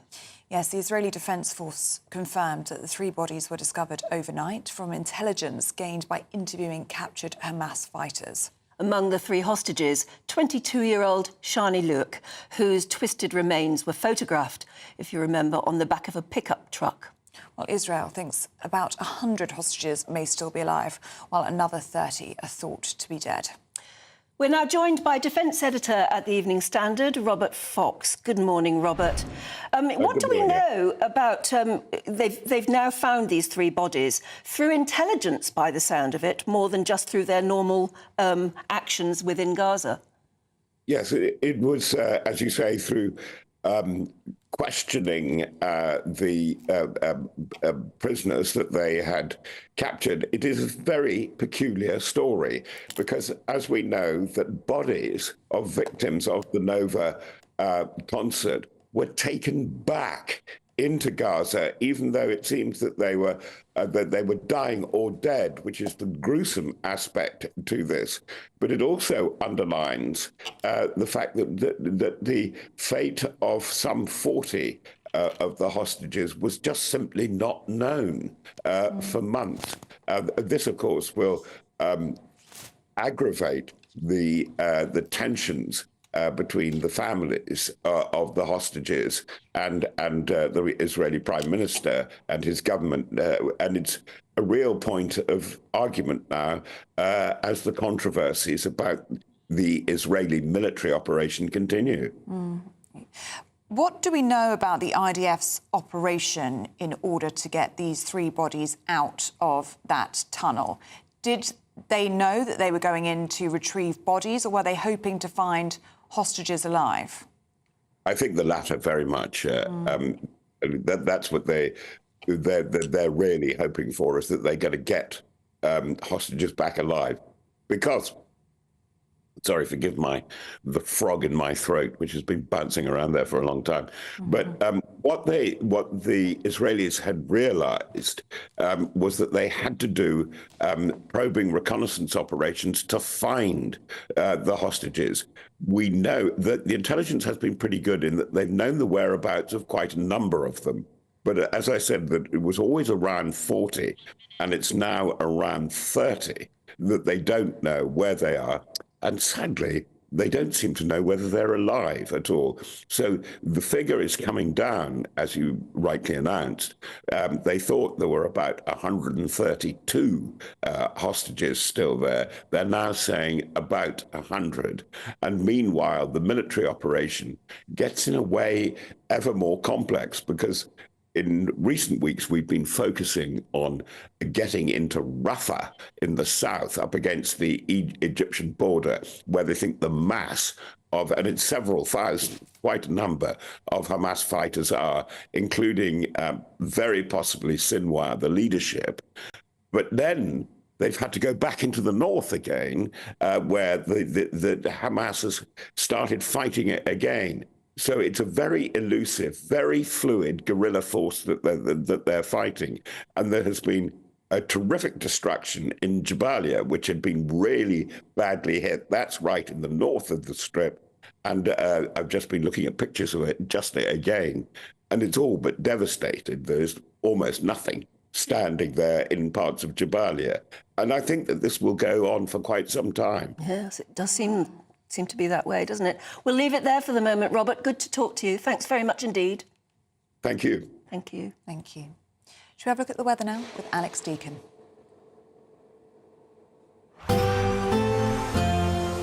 A brighter outlook with Box Solar, sponsors of weather on GB News.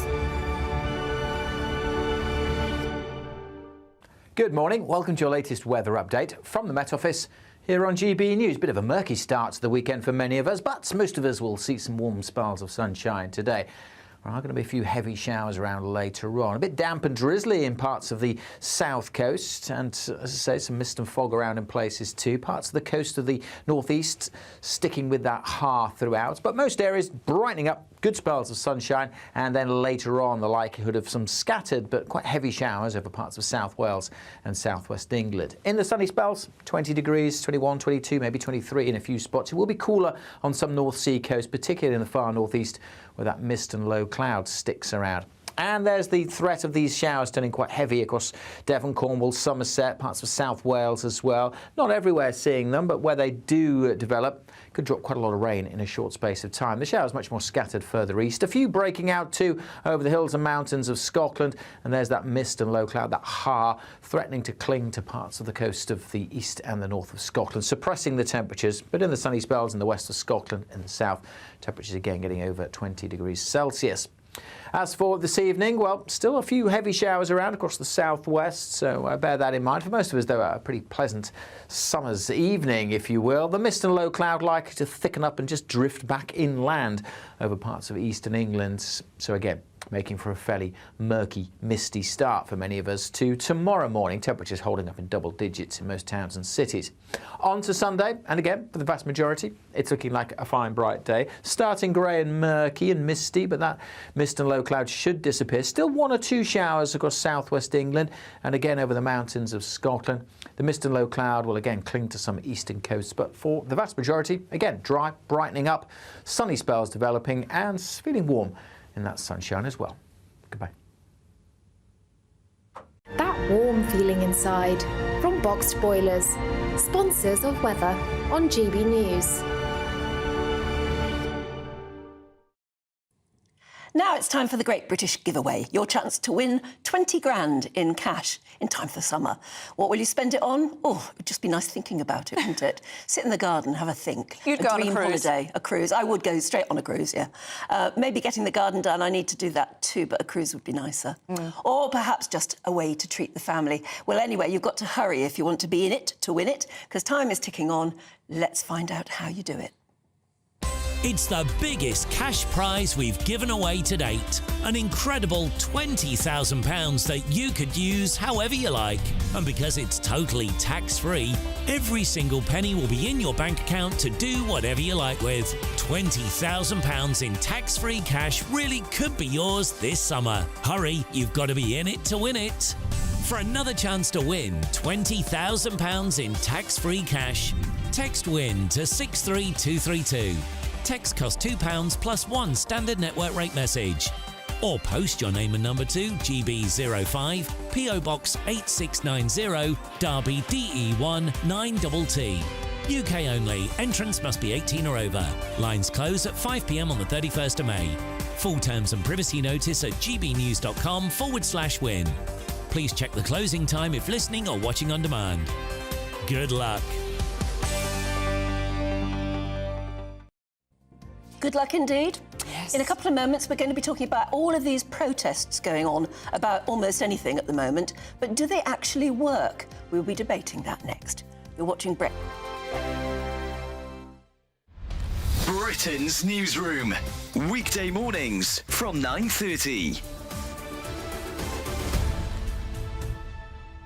Well, we're delighted about this because the boss of JD Wetherspoon has credited demand for fashionable Guinness as the pub chain reported a jump in sales. Now, Guinness has benefited from a boom in demand over recent years, shaking off its association with rugby lads and old men to appeal to a much younger audience and loads more women. We've got our Guinness here. Oh, yeah. Cheers to you. Cheers. I'm not sure about this boozing on air at this time of the morning, but I'll let you off on this occasion. As it's you, Tim, as it's you. Now, Guinness is an acquired taste for many people, so I'm surprised it's become so popular. Yes, it is a real surprise. I think it's always been a popular drink among the demographic you mentioned, the older guy. There's about 80 or 90% of pub trade over the last 30 or 40 years, and probably longer, are a similar range of products. But there's a varying 10, 20% according to fashion. You had vodka Red Bull 20 years ago. You had an Irish cider poured over ice, which came from no one knows where. You had Alco Pops. So there's an unpredictable range of products which have been the fashion of the moment. But the fashion of the moment, very unpredictably this time, is Guinness. And no one knows why. As you say, it's an acquired taste. Young people tend not to like it. Most of the fashionable drinks over the decades have been quite sweet. And Guinness obviously isn't. So, yes, I think the Guinness brewery, St James's Gate in Dublin, they'll say it's brilliant marketing. But like the rest of us, they rely a bit on luck. 2024, a battleground year. The year the nation decides. As the parties gear up their campaigns for the next general election. Who will be left standing when the British people make one of the biggest decisions of their lives? Who will rise? And who will fall? Let's find out together. For every moment, the highs, the lows, the twists and turns. We'll be with you for every step of this journey. In 2024, GB News is Britain's election channel.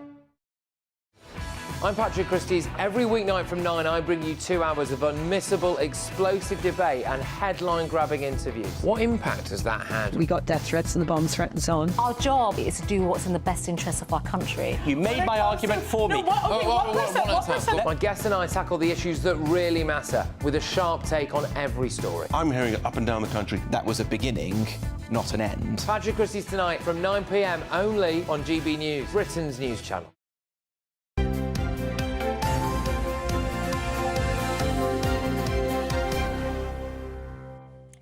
Welcome back. Thank you for all your messages about blood pressure. It's I've touched a nerve, actually, because basically I've been away with a condition that was very much found out by stonkingly high blood pressure. If I told you the figures, you'd say you should be dead. That's more or less what the paramedics said. Don't say that out loud. But it was ridiculous, ridiculously high. And yet I didn't feel that it was But how scary unusual. is that? It was scary, especially when the paramedics sort of went white when they took my blood pressure. And then they hung on for a bit and then took it again, and it was still high. And they said, no, you are going to hospital. And I said, it was Easter Saturday. So I don't want to go to hospital on Easter Saturday.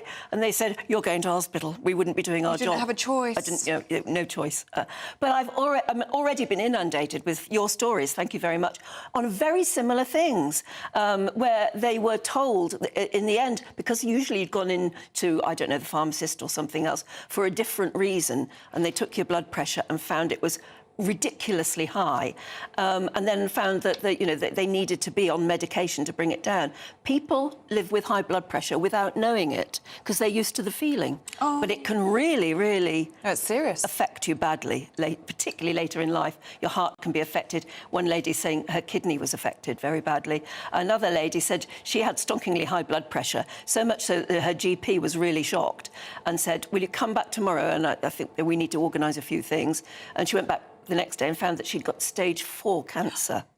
So it's clearly something that needs talking about more, actually, the way we all need to keep an eye on our blood pressure. Yeah, and it's I'll really just important. hand that on. I don't know very much about it at all myself, and it's not my complete diagnosis, but it was certainly something that led the paramedics to take me into hospital. So, yeah, keep your stories coming in too. And check your blood pressure. And get it checked. You can get it checked for free in most pharmacists now, and your GPs, usually most GPs' waiting room have a little thing, or you can just go and buy yourself your own monitor as well. Which you said was quite reasonable as well in the supermarket. Yes, they're not hugely costly, and they're okay. They'll show you whether or not you've got I mean, one person said they're not as accurate as they should be. They don't have to be dead accurate. They just show you the trend, really, whether you've got particularly high blood pressure, and then you go to a doctor. Yeah, well, it's an important message, and do keep your views coming in on that one. Absolutely. gbnews.com/you'll say. Now, it's just coming up to 7:30, and students right across the country are participating in pro-Palestine protests today in opposition to the Israel-Gaza war. And many students participating have gone as far as to camp outside university buildings, causing disruption to lectures and seminars. So as we head into the weekend, more protests are expected today and tomorrow. But how effective, really, are they? Well, that's the question we're asking this morning. And joining us now is the organiser for the Living Freedom Initiative, Alistair Donald, and broadcaster and commentator Khadija Khan. Really good to see you both this morning. Khadija, we'll start with you, shall we? How effective do you think these protests are? I'm an ardent advocate for free speech, and I believe that banning legitimate forms of protest is a cornerstone of authoritarian states, and people should be free to manifest their expression in opposition to their strongly held opinions. It should not be an argument to restrict the right to protest if certain criminal and nefarious elements they exploited to advance their own agendas. But the question is what to do with those nefarious elements who have brazenly hijacked these pro-Palestine marches and the protests we see in at uni campuses and on the street of London. I mean, we can clearly see they actually, most of them have no clue about the historical, conflict in the Middle East. What they are doing is just parroting some narrative that have been fed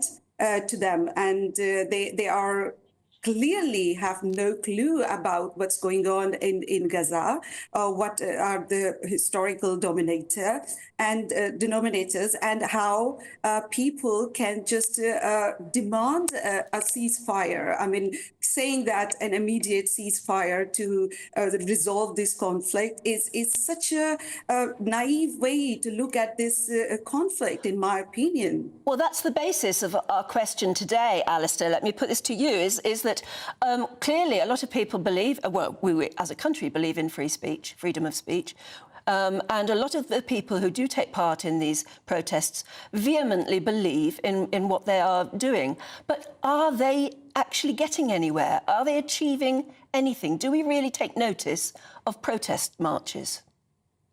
Well, I think that really depends on what it is that you think they're trying to achieve. So the interesting thing, I think, about the protests the last few weeks has been the way that they've been compared to protests in the late 60s, because that's when lots of us recognised the anti-Vietnam War protests, for example, and this was especially the case at Columbia University in America, which had a very specific role in those protests. And it just seems to me that what they're trying to achieve is radically different to what they were trying to achieve in the 1960s. So the anti-Vietnam War protests, for example, were a protest against the world's foremost military power at home. That was the point of them. They opposed American intervention into Vietnam.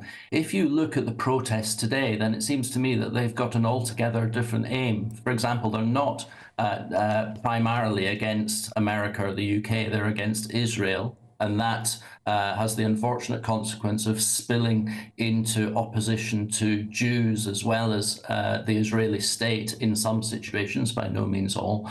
But I think most importantly, lots of the protests in the universities seem to me to be not really protests of opposition in many ways, but quite conformist protests. And they conform to lots of what universities and other institutions in this country already think just now, i.e. many universities see themselves as social justice institutions. They see themselves as institutions that are there to protect minority groups. And so lots of the student protests especially are conforming to a viewpoint that it already exists quite widely in society today. So they're not really oppositional in the sense that the 1960s protests were, and therefore they're not really, in that sense, trying to foster radical social change. Khadija, what do you make of that? I agree with Alistair. I mean, these students who have been protesting for the Palestinian cause, as I said, they have no clue about the historical facts. You can ask about what are you being chanting? I mean, where is the river? Where is the sea? They have no clue about it. And recently, we just watched a program on GB News when Suella Braverman, she was trying to have a conversation with these students, and these students, they gave a silent treatment. I mean, it was not something brave to do. I mean, if they have any, reasoning or logic behind their old protests, they would be able to, have a decent conversation and persuade people, to be a part of that protest. But in reality, they are just parroting a narrative that have been fed to them. They are brainwashed into just asserting, their own opinions. They have, if you talk about speaking for minority, I don't agree with that, because they are not speaking for the Palestinian people. What they are doing, they are protecting Hamas from criticism. Every single person who is trying to criticize Hamas is not welcome at those protests. It's very much clear to us. So these people are very much vocal and very much assertive in their opinions when it comes to protecting Hamas from criticism. So in my opinion, those people who are trying to protect Hamas or trying to portray them as resistance, they are not speaking for innocent Palestinian people who are dying, in this conflict. These people, they are just having they may have their own agendas, to advance, but this has nothing to do with minorities, in my view. They're trying to be revolutionary as some fashion trend. I mean, they're trying to adopt it as some fashion trend, and wearing keffiyeh and chanting against Israel has become some sort of a modern fashion trend. That's all I can see when they say these kind of things, at these protests. Indeed, one thing's for sure is that there will be more today, won't there? We'll have to leave it there for the moment, though. Big subject, isn't it? Alistair Donald and Khadija Khan, thank you very much indeed. Yes, thank you very much indeed. Let us know what you think on that one. Do stay with us. Aidan is going to be here in just a tick to go through all of the latest sports. That's next.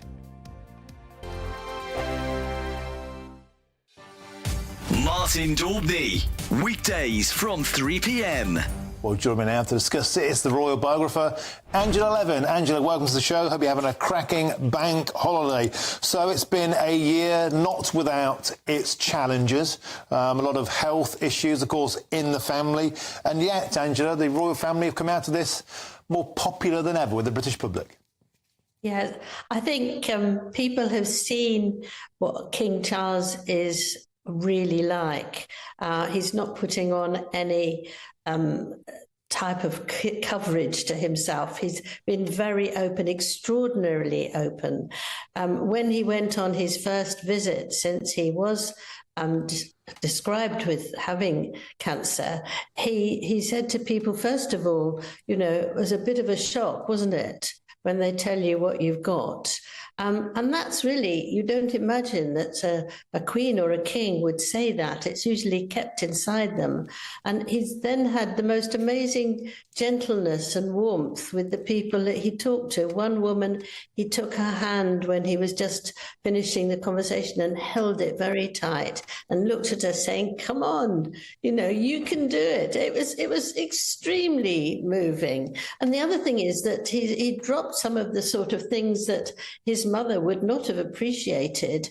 And one of them was that there were two young children, about 6 and 8, outside, and they had flowers. One of them gave it to Queen Camilla, one gave it to him. And then he said, oh, well, thank you very much for your flowers. I've got a present for you too. Out came a big bag full of goodies, and he gave it to the children. And I thought that was a lovely touch, actually, something that they would probably keep forever. I don't know if it was just sweets.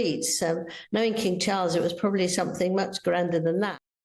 We're GB News, and we come from a proud tradition of British journalism. That's why I'm so excited to be here. It's something so new. The first news channel to be launched in Britain in over 30 years. Launched to represent the views of the British people. To go where other broadcasters refuse to go. How did you find out about the story in the first place? Launched with one aim. To be the fearless champion of Britain. It's an absolutely fantastic atmosphere here. This is GB News. The People's Channel. GB News, Britain's news channel. I'm Simon Evans, and this is GB News, Britain's news channel. Sunday nights on GB News. From 6, Neil Oliver. At 7, it's Free Speech Nation with Andrew Doyle. At 9, Mark Dolan. And at 11, get set for the week ahead with headliners. Tomorrow's papers tonight. GB News, the People's Channel, Britain's news channel.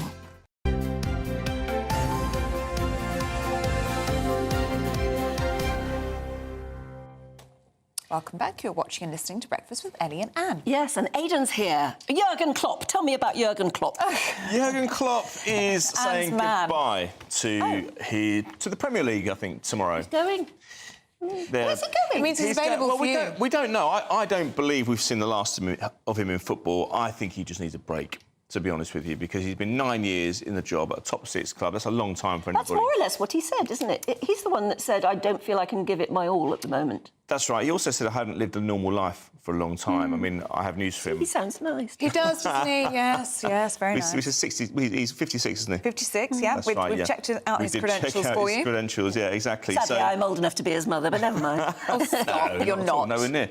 So, look, life is probably never going to be the same for him again, because even whether he's managing Liverpool or not, wherever he goes in the world, he's instantly recognisable internationally, and so he probably isn't going to live the normal life that he wants. He's a huge personality. He's very likeable as well, for the most part, although he is known to lose his temper from time to time. However, tomorrow they face Wolverhampton Wanderers at home at 4 o'clock. There's going to be an emotional goodbye. It's not been a great send-off for him in the last few months, because I actually said on this table back in January, February, I think it was, when January actually, when he said he was going to retire, I felt it might have an impact on Liverpool's title credentials, because I thought the players just intrinsically might just take their foot off the gas. And do you think they have?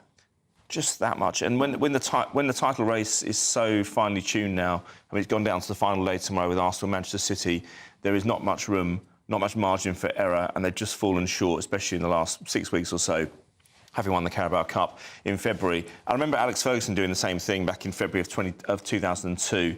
I felt that his announcement that he was going to retire He subsequently didn't. All he wanted was a new contract. Effectively handed the title to Arsenal that season in 2002, and 22 years later, I thought we've seen a repeat of that history. Nonetheless, it's about tomorrow. It's about the fact that Arne Slot has announced that he's in a press conference yesterday in Holland. He's manager of Feyenoord at the moment. He's going to be taking over.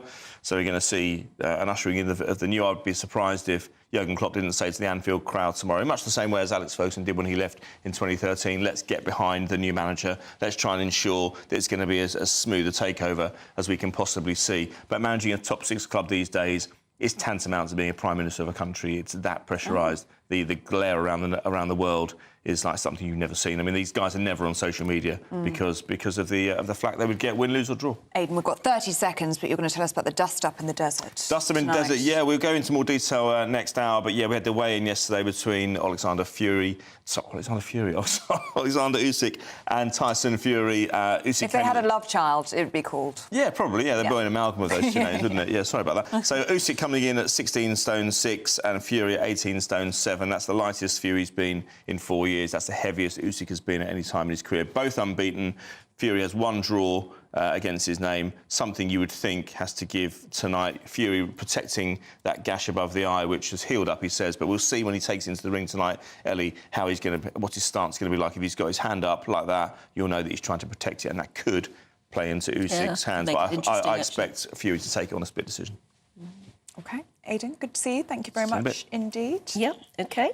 And it's time to go through all of the latest newspapers, which we will do in just a couple of moments, so don't go away.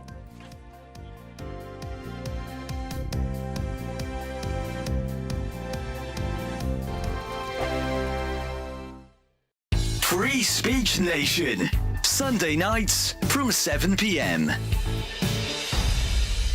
Yes, has common sense won the day at the NHS? Yes, so someone seems to have woken up and realised people are more interested in the NHS making sick people better than calling them by the correct pronoun. Health Secretary Victoria Atkins is making changes to the NHS constitution, which will see phrases like chest feeding and people with ovaries outlawed. Even Keir Starmer is getting on board. To get the clarity, is it right or is it wrong for Rosie Duffield to say only women have a cervix? Well, look, biologically, she, of course, is right about so that. So do you owe her an apology? Well, yes. Do you owe her an apology? This has been somewhat ongoing. But actually, question, the NHS constitution, my understanding is it has to be changed or ratified by the health sector every 10 years. Yeah. So it feels like this is coming more from the government and not actually coming from the NHS at all.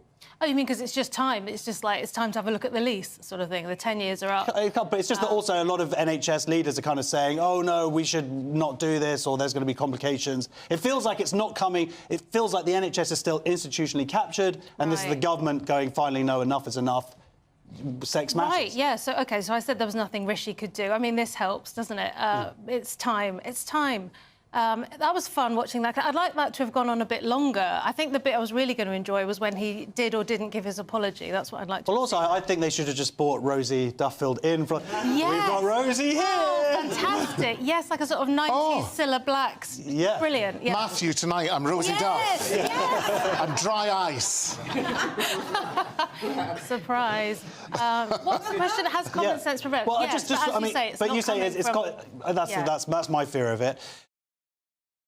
In the GB Newsroom, we bring you the news as it happens. With our team of dedicated journalists across the UK, GB News brings you accurate reporting of the day's topical agenda.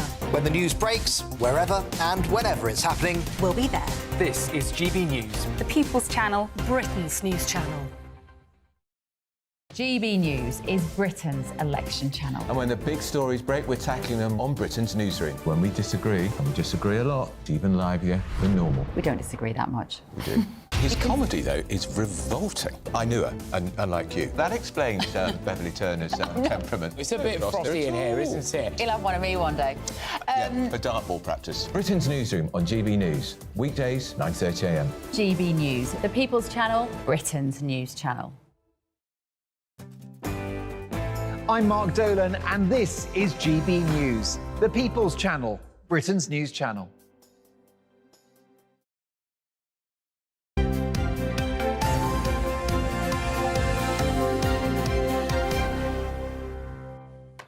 Welcome back to Breakfast. We are joined by Cindy Yu and Winston Davis now to go through the papers. Very good morning to both of you. Good morning. And Winston, this is a shocking story, isn't it, about a teacher, a 30-year-old female teacher who has been found guilty of sleeping with 2 students, 2 young boys. Yeah, so Rebecca Jones, 30-year-old, up in Manchester, convicted yesterday of sleeping with, not just sleeping with, again, so I use the word rape, but I know legally talks about you can't use the word rape because it's not legal in this country for a woman to rape a man. But she had sex with these 2 boys, one of them 30 odd times over 18 months, and actually had a child with that boy. And she's going to prison. But they've got a young baby now that's in the care of the boy's family and the boy. And she's seeing that child, or I think a girl, daughter, a few times a week for a few hours. So, yeah, it's a shocking story. And I think rightly she should be in prison. I mean, but she's very, very warped here because she's... the way she told the boy about being pregnant, it was like a Victoria's Secret sex game, and she put these little snippets or little mementos along the way, which ended up with a baby grow saying, "I love my daddy." And I mean, that's how she told him. That's how she told him. And you know, and the first boy, I mean, but the thing is, which is crazy about this is that the first boy she has sex with leaves a love bite on his neck, and his mum then questions, you know, where had you been last night? You come back with his love bite. And then the call goes into childline, right? So she's suspended from her job, and then she still goes after the second one, and then has his baby. It's absolutely mental. And what you said that some people are saying, oh, you know, fair play to the boys, and she was doing them a service. Like, come on, literally. A lot of people are getting in touch saying these boys weren't children. They were 15 and 16. They're very mature, 15 and 16-year-olds nowadays. And is this really such a terrible crime? But here's the thing, again, flip it on its head. You know, if it's a 30-year-old man grooming, sleeping, having sex with 15, 16-year-old girls, people are going to say, yeah, string him up, cut off his, you know, what's-its and whatnot. You know, it's shocking. I think also the fact, as well, as if it wasn't bad enough, is that she's a teacher. And not only has she completely betrayed her profession, but it's so awful for other teachers to have one of their own do this. 100%. Yeah, 100%. She's in a position of trust. She's in a position of authority. That the boys would have looked up to her. And yes, of course, you know, the reports say, you know, at the time they kind of found it funny, but when they look back on it, you know, they are so young. They're mentally not ready to have, you know, obviously 15, 16-year-olds have romantic relationships with each other, but with a woman twice your age, she should have known better, really. I mean, she's clearly mentally well, though. I mean, what Winston was saying about how she revealed the pregnancy, you know, something's not No, she's right. weird. I mean, she's unwell. And there was a campaign of seduction, wasn't it? It was grooming. Yeah, it was grooming. I mean, she bought a £345 belt for one of them.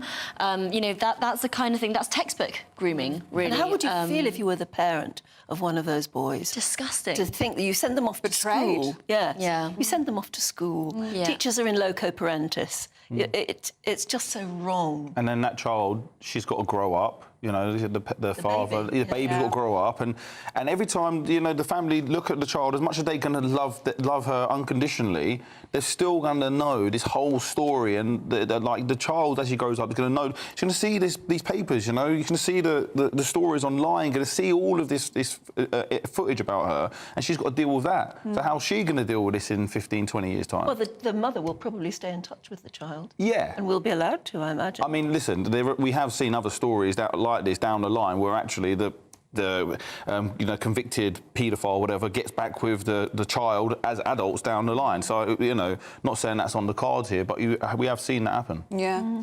Cindy, have you been surprised by the coverage of this? I mean, even if we look at the picture in the Daily Mail this way, as Anne was saying earlier, it's very sympathetic to this teacher, isn't it? It's not what we'd see if it was a male teacher. I don't know. I find that counterfactual hard to say, because I think so much of journalism, especially, you know, in places like the Mail, like tabloids, you know, it's about the personal details. You know, people are fascinated and disgusted by these characters who would do these things, and I think they are fascinated and disgusted by women and men, but more so by women. If you think back to the Lucy Letby case, you know, how the details of her life were totally trawled through. Was that making her seem sympathetic to understand and talk to her childhood friends, or was it just to understand who these characters are a little bit more? And I think it might be a bit bit of both. I mean, if, for example, in the write-ups, we know that she was in a 9-year relationship. She got broken up with in her late 20s. So did she have some kind of mental breakdown that's led her to do this kind of stuff? Does she think that she could never get pregnant? But there was what she told one of the boys, you know, we don't need to have protection because I'm not going to get pregnant anyway because I'm infertile. Well, clearly she's not. So that's what I mean. Like, she's clearly mentally unwell. That's not to kind of reduce responsibility at all. But I think there is a kind of, you know, fascination with, and like morbid fascination with why she is the way she is, because she doesn't seem that repentant either, if you listen to what she said in the courts. Well, let us know what you think about that. Keep your views coming in. gbnews.com/your say. Should we move on to Rishi? Yeah. It's just such... I always find it so fascinating when we talk about Rishi Sunak and his wife being so unbelievably rich. Whether that is... whether that's suitable for a Prime Minister to be richer than the King, or does it matter? I don't know. What do you think, Cindy? Well, I think it's fine if you're not going to flaunt it. And we were talking about it briefly in the last round, but if you're going to flaunt it with your expensive suits, your expensive shoes, he even had like this smart thermos flask that was like temperature controlled that retailed for about a few £100. Or if you're going to get your helicopter rides, it does start to grate, especially in this current crisis and cost of living crisis. So I think theoretically, yes, it's fine to have a rich Prime Minister, but you've got to be really, really sensitive about what you're doing with that. Because I suppose you don't want to be seen to be out of touch. So, well, I spoke about this the other week. I think Rishi's way out of touch with reality, and that's why he's struggling to connect with the people, because he's so far out of touch.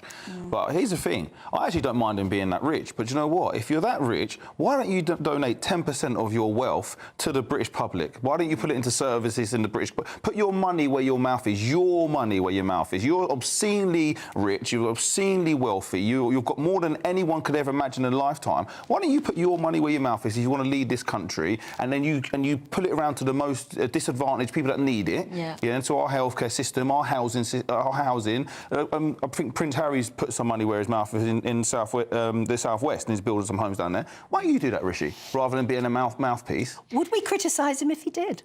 Would we say... Well, I'm saying. There might be cynics, of course, but I think a lot of people will see it the way Winston does, which is like, well, thank God, you know, you're actually proving it. Instead, what Rishi Sunak has done is given £100,000 to his private school, Winchester, as a donation. So he is clearly capable of donating, but that money is not going to the poorest. Oh, well, Cindy, Winston, good to see you both. Thank you very much indeed. Well, he could certainly build a hospital or two, couldn't he? Yeah, I think a lot of people would ask for that. We'll love your views on that. Please get in touch. Right now, though, what is it? Weather? It's weather. Let's have a look. A brighter outlook with Box Solar, sponsors of weather on GB News.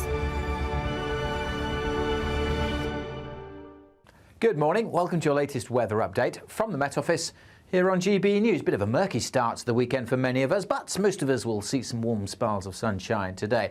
There are going to be a few heavy showers around later on. A bit damp and drizzly in parts of the south coast, and as I say, some mist and fog around in places too. Parts of the coast of the northeast sticking with that throughout, but most areas brightening up, good spells of sunshine, and then later on the likelihood of some scattered but quite heavy showers over parts of South Wales and southwest England. In the sunny spells, 20 degrees, 21, 22, maybe 23 in a few spots. It will be cooler on some North Sea coast, particularly in the far northeast, where that mist and low cloud sticks around.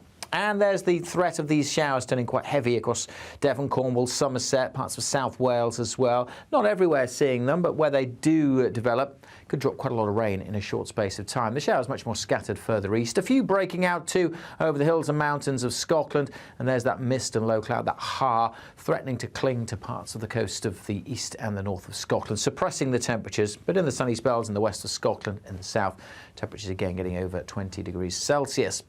As for this evening, well, still a few heavy showers around across the southwest, so bear that in mind. For most of us, though, a pretty pleasant summer's evening, if you will. The mist and low cloud likely to thicken up and just drift back inland over parts of eastern England. So again, making for a fairly murky, misty start for many of us to tomorrow morning. Temperatures holding up in double digits in most towns and cities.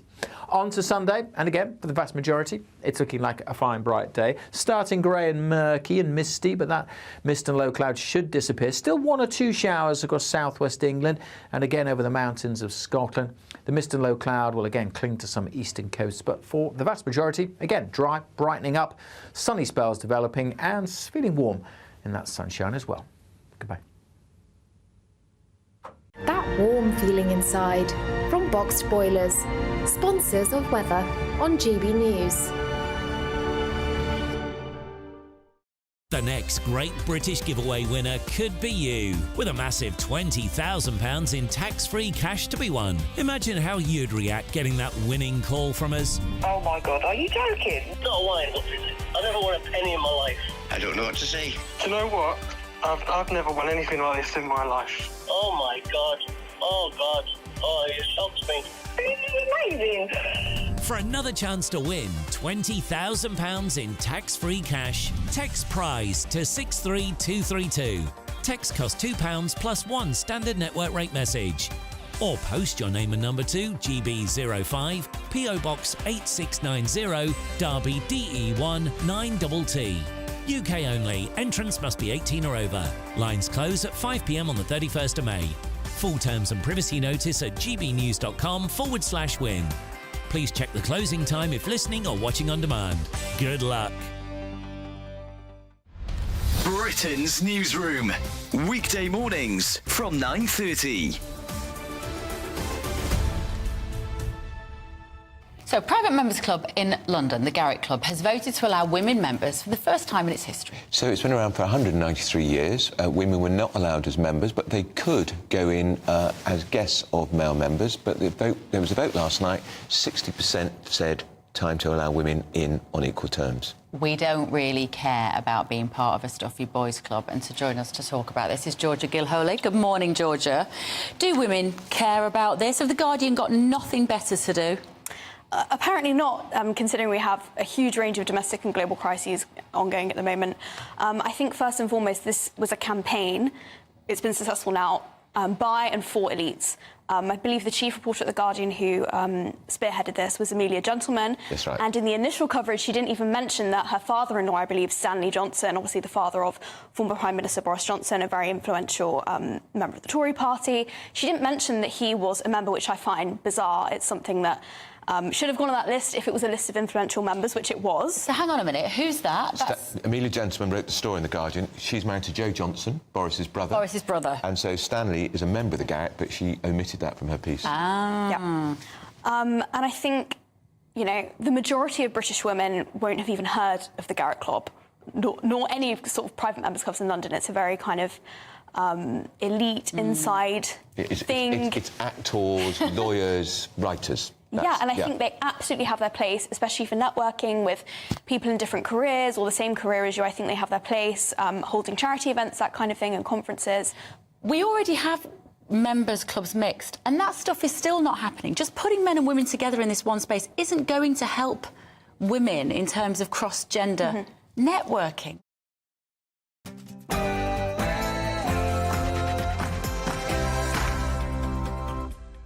A very good morning to you. It's 8 o'clock on Saturday, the 18th of May. Today, a teacher faces a lengthy prison sentence after being convicted of having sex with 2 of her pupils.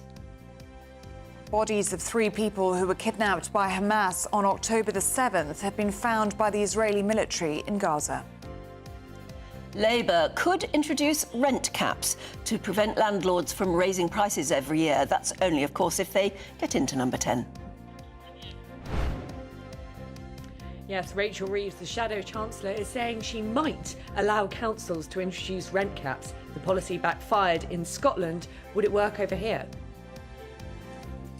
With student pro-Palestine protests sweeping the nation, we're asking, do demonstrations like this actually work? And we're going to be heading to Whitby, where our Yorkshire reporter will be sampling some of the local fish and chips, because it's their annual Sea Festival.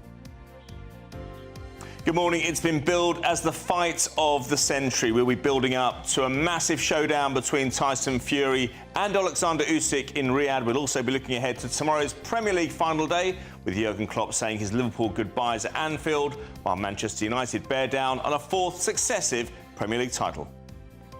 Bit of a grey start in places this morning, some mist and low cloud around, but that should clear. Most of us brightening up and warming up. Just watch out for 1 or 2 heavy showers across parts of the south. Join me later for a full weekend forecast. Good morning to you. I'm Ellie Costello. And I'm Anne Diamond, and this is Breakfast on GB News.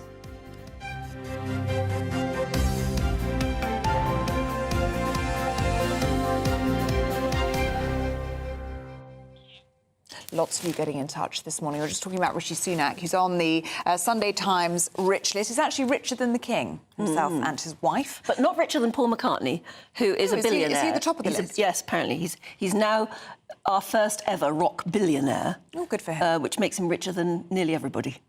But apparently we were talking about Rishi Sunak and his wife being so stonkingly rich, whether or not they should actually give money to charity or build a hospital or two. But wouldn't we criticise him for that? And a lot of people have already been in touch saying, yeah, we would say he's just trying to buy votes. It would be seen as bribery, wouldn't it, I suppose? Yes, lots of you getting in touch on that. Somebody said, being rich is not a crime. Why do we hold it against him in this country? Jason Gale said, if we had properly elected him, we would have to be OK with his wealth. And he hasn't been elected himself, has he? Not personally. Not by the British public, at least. Barbara Bradshaw says, Rishi is a wealthy man. We shouldn't hold it against him. But no, he probably can't relate to the local person that's sleeping on a park bench. But then could he hasn't always been rich, though, has he? And his parents weren't rich. And they worked for the NHS, didn't yes. So, I mean, he knows what it's like to not be rich, but he's been rich for a long time. Matthew says, Rishi isn't obscenely rich, he's just rich. I'm not a fan of his, but he is in touch and he does understand. Unfortunately, he hasn't got the political will to do the necessary for the country. And Matthew says, stop penalising people for being successful. As long as they pay their tax, it's got nothing to do with anyone what they decide to do with their money. So, do keep reviews coming in. I don't know. I think it just annoys people, doesn't it, when at least he's never said, you know, we're all in this together or something, because when rich politicians say that, they tend to raise the hackles on the back of your neck, don't they? Because they don't necessarily. And I had a lovely message on Instagram about you, saying it was so wonderful to see you back, that you're looking really well. Thank you for raising awareness of high blood pressure, because it's so important that people are aware of that. And do you know, thank you. Quite coincidentally, one of you contacted me, thank you very much, to point out it is World Hypertension Day today. Yes. Isn't that weird? I mean, just weird that I should happen to mention it and be back on the day when actually it is a big talking point. But, yeah, so the big message, and some of you have been in touch with amazing stories where you've just popped in to see the doctor and quite by accident had your blood pressure taken and it was massive and therefore hugely important to get something done about it. And not just older people, in some cases quite young people. So I think it's just one of those things you've got to be very, very aware of. Well, we're very glad that you're feeling better. I am. We're happy that you're back. Thank you. And really good as well that we're talking about it as well. It's very important to get your blood pressure checked. So let that be a lesson to you today. On World Hypertension Day. Yes. It's very important. Keep your views coming in. gbnews.com/you'll say. Now, here's a story that's in most of the newspapers today, in fact, leading on the front pages of most of them, because it is seemingly so shocking. It's a secondary school maths teacher who's facing a lengthy jail term now because she's been convicted of having sex with 2 of the students that she brought home to her flat in Salford Quays. Well, that's as the 30-year-old Rebecca Jones also gave birth to one of the boys' babies earlier this year. The boys in question were 15 and 16 years old. Now, earlier on, we spoke to the former Detective Chief Inspector, Mike Neville. To sort of see this in some, that the boys have had some kind of good time or something, where they're the victims of sexual assault, and so she'll face a lengthy prison sentence, it would seem. Do you think prison is the right place for her? Well, it's a delicate balance, isn't it? Because you have, she has a young child, but that would seem to be in care by the sounds of the reporting on this. But the facts are, if she doesn't go to prison, what kind of message does it send out? Because any man who did this would, of course, be put in jail for 5 to 10 years. Yeah, it does seem extraordinary that we're sort of questioning whether or not she should be in prison, where we wouldn't if she were a man. However, is it the right place for her? Will she... I mean, when you read up the story, you just can't help but feel that she's sick. Will she get the right sort of rehabilitative care? Well, I think sometimes we forget that prison is about punishment, and she's committed sexual offences against 2 underage children. So, one, there's the issue of punishment, and secondly, is she ill? What is the issues here? That is something that the psychologists and psychiatric people in prison can figure out. But I think there must be some kind of prison time, because otherwise it just sends out a bad message to other teachers. Mike, have you been surprised by the discourse surrounding this story? Or is it not something that shocks you? Because, I mean, even looking at the paper in front of me, it's being described as a story of seduction. And then we've had some views in this morning saying that this is every teenage boy's dream. Well, I suppose that's how it's going to be reported, and that's how people will see it, is that people see it, if men do it, this is some kind of a predatory thing, whereas a woman teacher's involved in all this, and it's seen as some kind of, as you say, some sort of teenage boy's fantasy. But the reality is this: it involves sexual crime against minors, and has got to be dealt with as such. Yes, I mean, and whatever happened will always be there and affect those boys' lives, and in particular the child that has resulted as well. I mean, it's not just, you know, it's not just a silly thing that happened. It's something that really affects lives and will be there forever. That's right. You know, as you say, you've got there's 3 children involved in this. The 2 boys assaulted, and then the baby that's been born. And how's that? How would you live your life when you know the circumstances of your birth? And then there's the responsibility. You've got a young lad here, I don't know, 16, 17, who's suddenly thrust into fatherhood. So it's a complete mess. And I think just by calling it a silly thing, it's not a silly thing, it's a criminal act. Well, do you keep your views coming in on that story? And by the way, I'm not a multimillionaire, Jeff. Thank you. He said it's a bit absurd watching the multimillionaire Anne Diamond calling out the multimillionaire Rishi Sunak. I wish not the case, sadly. Why else would I get up at 2:15 in the morning? Well, yes, that would be a question if you were a multimillionaire. It would, wouldn't it? Yes, of course. We are talking about the Sunday Times rich list. So Rishi Sunak and who was the top? Well, I don't know whether it's the top, but Paul McCartney is now a billionaire, and it's the first time. Nice. It's the first time that's happened in this country, apparently. Yes. A rock billionaire. But the headline is that the Sunaks, Rishi Sunak and his wife, are now richer than the king. Well, they were in 2022, they weren't in 2023, but now they're back in 2024. That's the story. Mind you, our monarchy have never been, not for many years, never been quite as wealthy as business wealth. No. There have always been people much richer than them. And also, a bit later on, we'll talk about baby names. Oh, yes, we need to because talk about they brought out the top 10 baby names for this year again. And I think you'd probably be surprised by the leading boy's name at the moment. I was. Yes. But you're... if you've just had a child, they'll go to school with a lot of little boys named Noah. Yes. There you are. It's a big name. Yeah. OK, that's all coming up later. Now to another shocking news story. Terrible thing. The bodies of 3 people who were kidnapped by Hamas from that music festival on October the 7th. Well, those bodies have now been found in Gaza. Yes, the Israeli Defence Force confirmed that the 3 bodies were discovered overnight from intelligence gained by interviewing captured Hamas fighters. Among the 3 hostages was this girl, 22-year-old Shani Luke, whose remains were photographed, if you remember, from the very beginning. She was just sort of bundled into the back of a pickup truck. Well, Israel now thinks that around 100 hostages may still be alive, while another 30 are thought to be dead. Well, earlier on, we spoke to the defence editor at the Evening Standard, Robert Fox.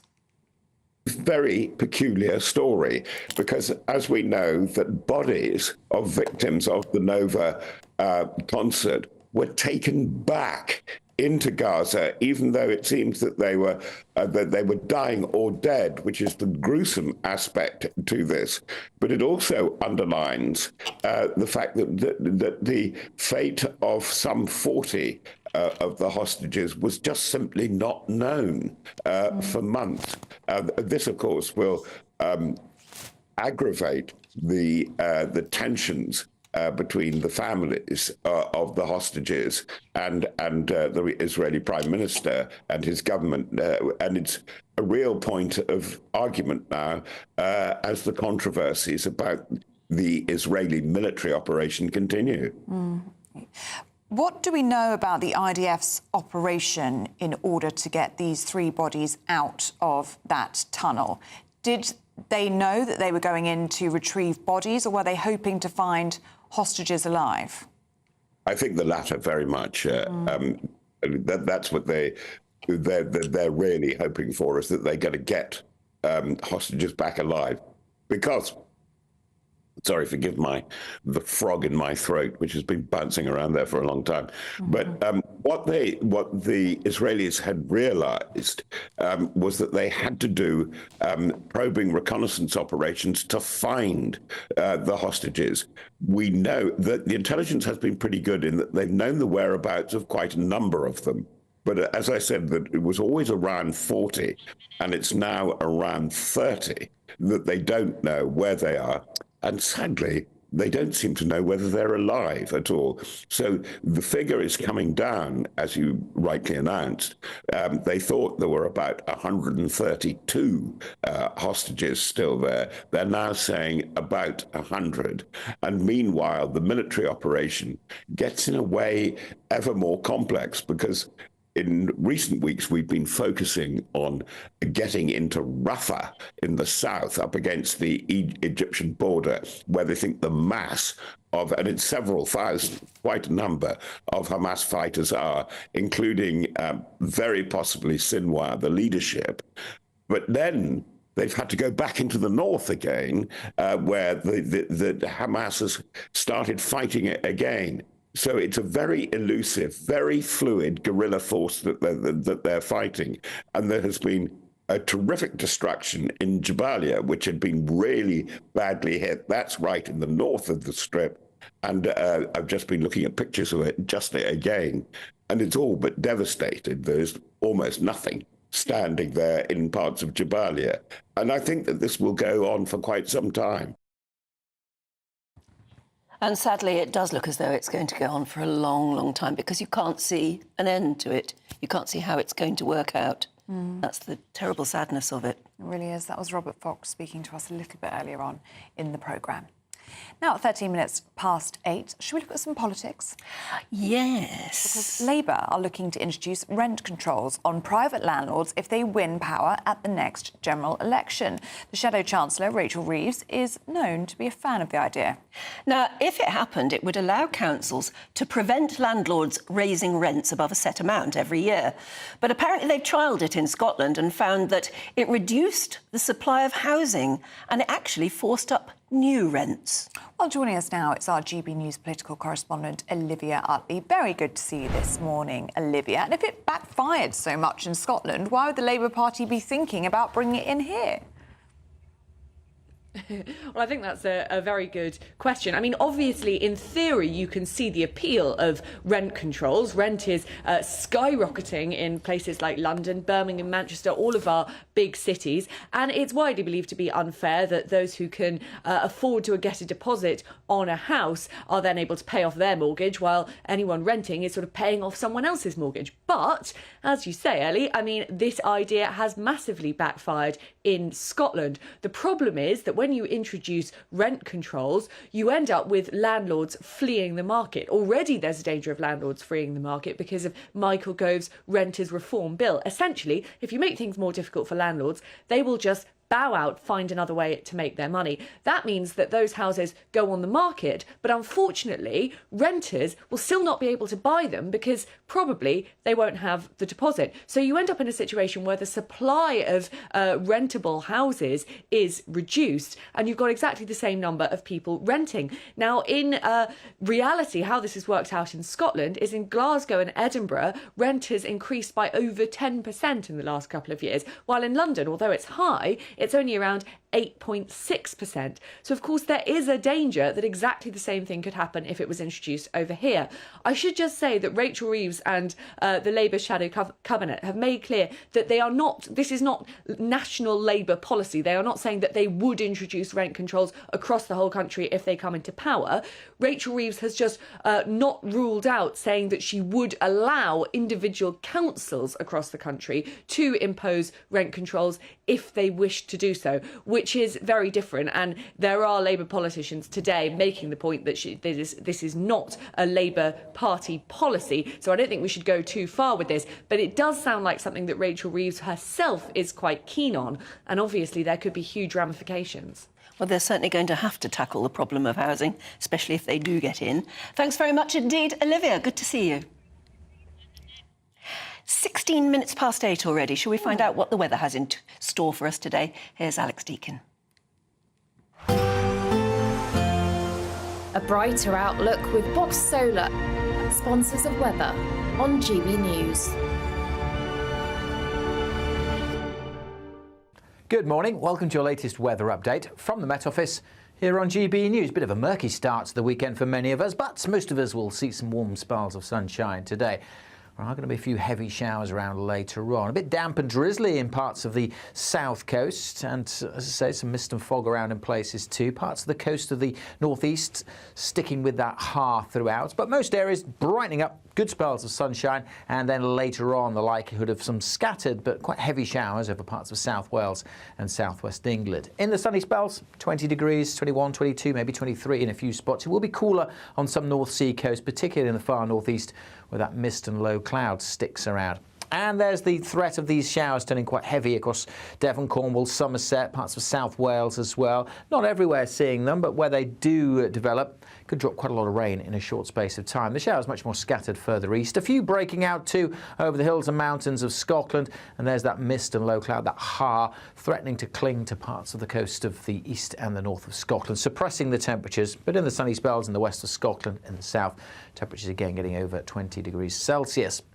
As for this evening, well, still a few heavy showers around across the southwest, so bear that in mind. For most of us, though, a pretty pleasant summer's evening, if you will. The mist and low cloud likely to thicken up and just drift back inland over parts of eastern England. So again, making for a fairly murky, misty start for many of us to tomorrow morning. Temperatures holding up in double digits in most towns and cities. On to Sunday, and again, for the vast majority, it's looking like a fine, bright day. Starting grey and murky and misty, but that mist and low cloud should disappear. Still one or two showers across southwest England and again over the mountains of Scotland. The mist and low cloud will again cling to some eastern coasts, but for the vast majority, again, dry, brightening up, sunny spells developing and feeling warm in that sunshine as well. Goodbye. That warm feeling inside from Boxed Boilers, sponsors of weather on GB News. Well, that's quite good. It looks it might be quite a nice afternoon in the garden this afternoon. Yeah, lovely. My sister's friend is getting married this afternoon, so I'm very pleased to see that it's nice weather. Yeah. It did look like it was going to be showery early this week, so that's good. Positive news. And happy wedding day, Vicky, I should say. Happy wedding day. Now it's time for the Great British Giveaway, your chance to win £20,000 cash in time for summer. What would you spend it on? A dream holiday? You'd head off on a cruise? Would you get the garden done, or perhaps treat the family? Well, you will have to hurry as time is ticking on. This is all about your chance to make it yours. Here's how. It's the biggest cash prize we've given away to date. An incredible £20,000 that you could use however you like. And because it's totally tax-free, every single penny will be in your bank account to do whatever you like with. £20,000 in tax-free cash really could be yours this summer. Hurry, you've got to be in it to win it. For another chance to win £20,000 in tax-free cash, text WIN to 63232. Text costs £2 plus one standard network rate message. Or post your name and number to GB05, PO Box 8690, Derby DE1 9TT. UK only. Entrance must be 18 or over. Lines close at 5 p.m. on the 31st of May. Full terms and privacy notice at gbnews.com/win. Please check the closing time if listening or watching on demand. Good luck.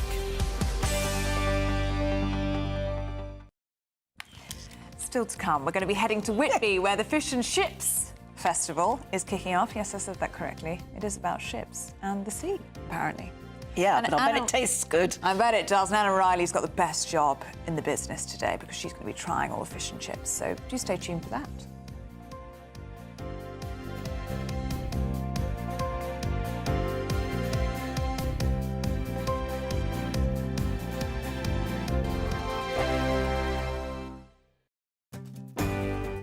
I'm Michael Portillo. This is GB News, the People's Channel, Britain's news channel. In the GB Newsroom, we bring you the news as it happens. With our team of dedicated journalists across the UK, GB News brings you accurate reporting of the day's topical agenda. When the news breaks, wherever and whenever it's happening, we'll be there. This is GB News, the People's Channel, Britain's news channel.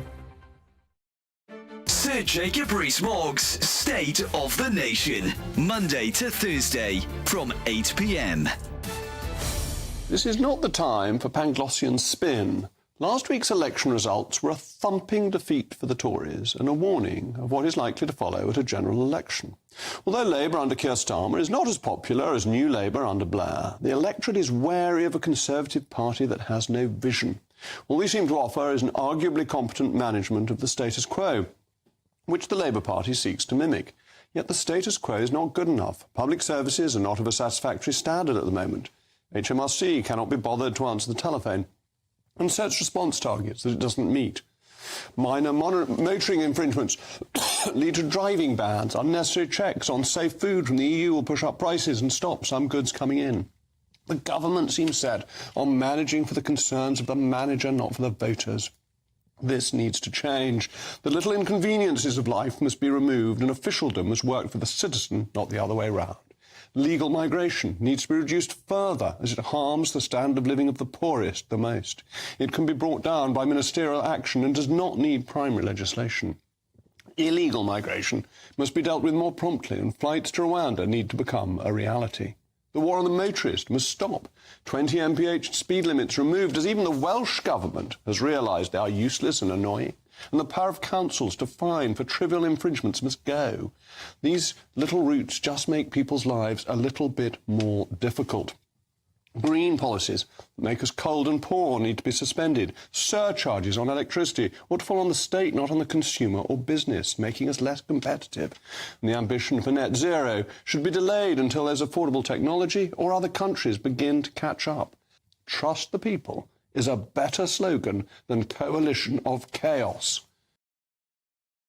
Join me, Neil Oliver, every Sunday night at 6 p.m. on GB News. And if an hour is not nearly enough for you, go to gbnews.com for special extended episodes online every Friday at 9 p.m, where we can truly get into the nitty-gritty of what's going on. GB News, Britain's news channel.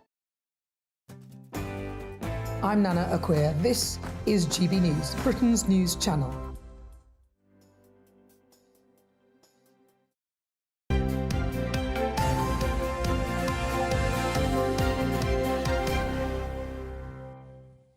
Welcome back to Breakfast with Ellie and Anne. Yes, it's 24 minutes past 8.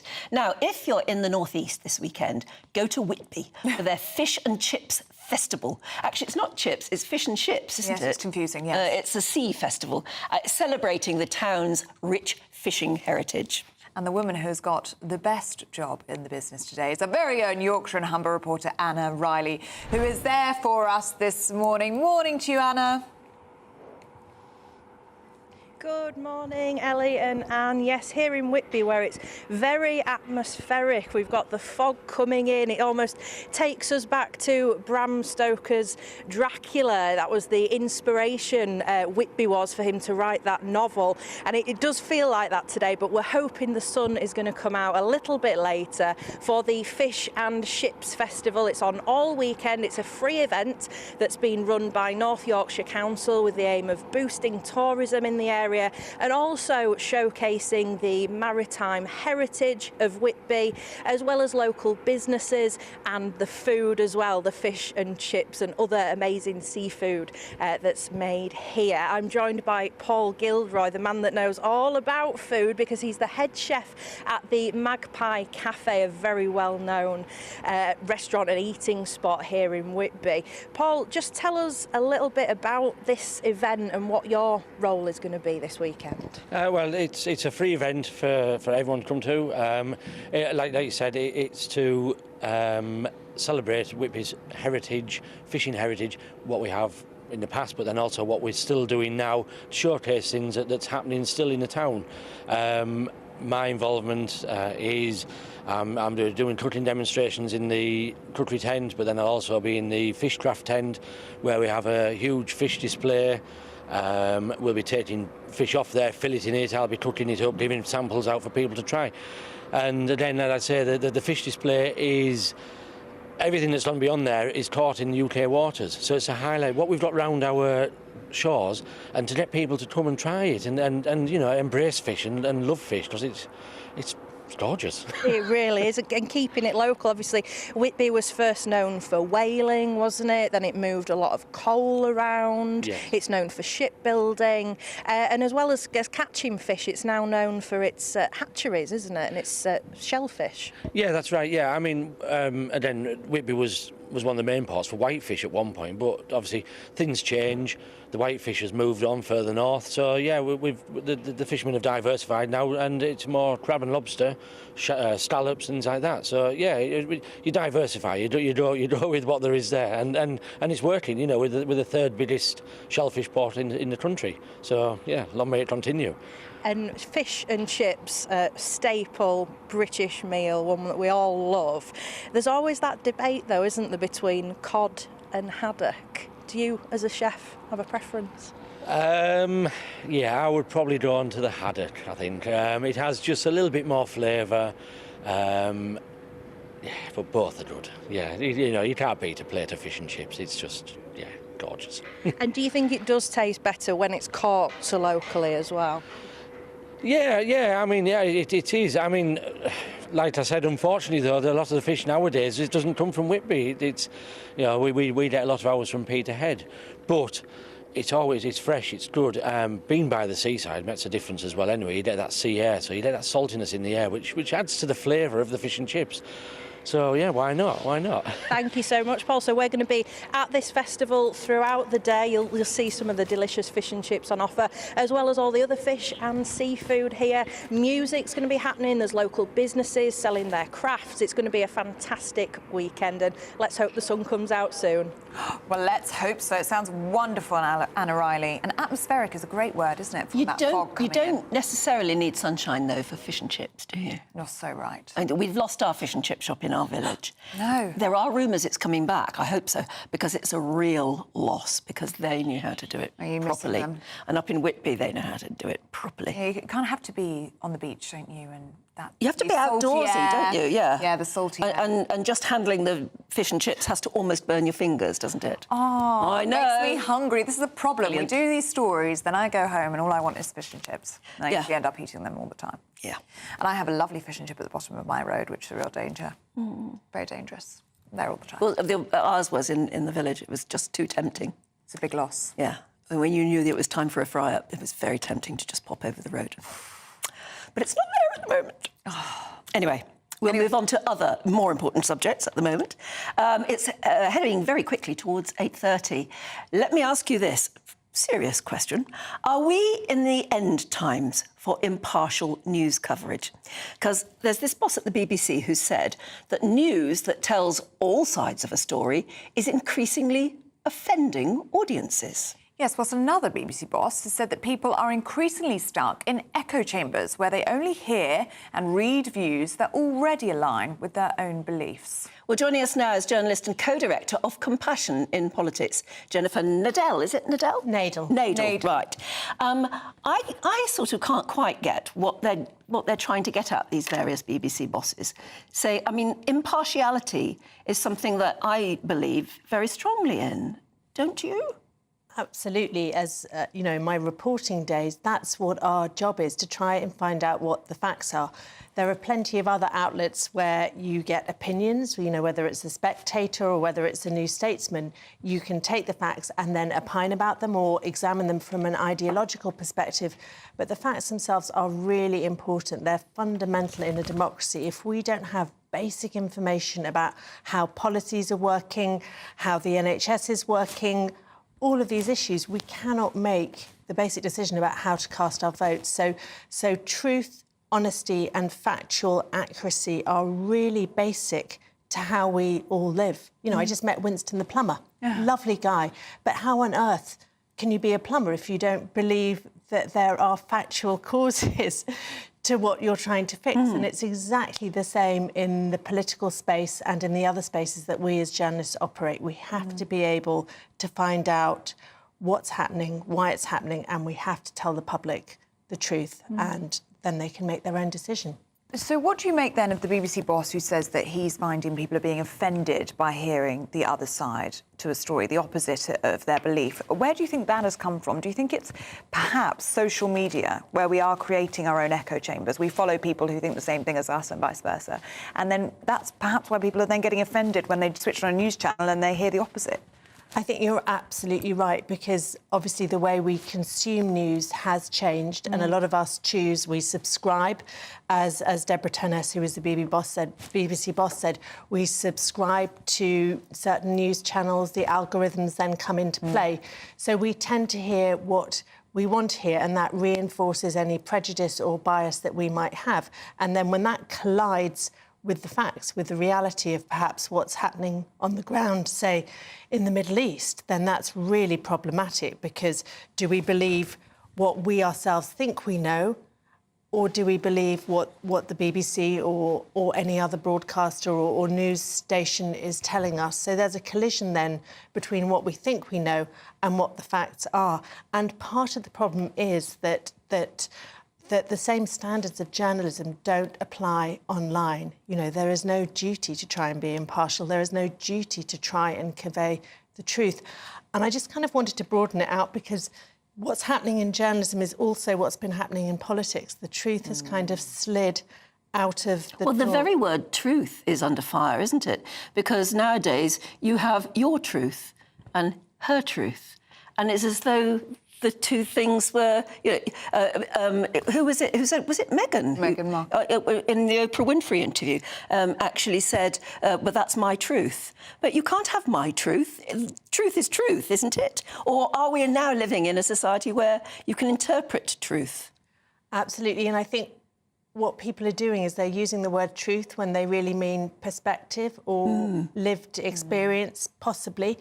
And the reason I wanted to talk about politics is that I think it has a huge impact on this. And we have seen, we do a lot of polling at Compassion in Politics, and we know that the thing voters want most is truth and honesty amongst politicians. But it's getting harder and harder to do that, because basically there's a race to the bottom. In the same way as these online news channels can give you what you want to hear, politicians often feel obliged to say what's expedient in order to get their policy across the line or to get the votes they need. So we really believe that we need to have a reset moment, that we need to put truth back at the heart of how we function.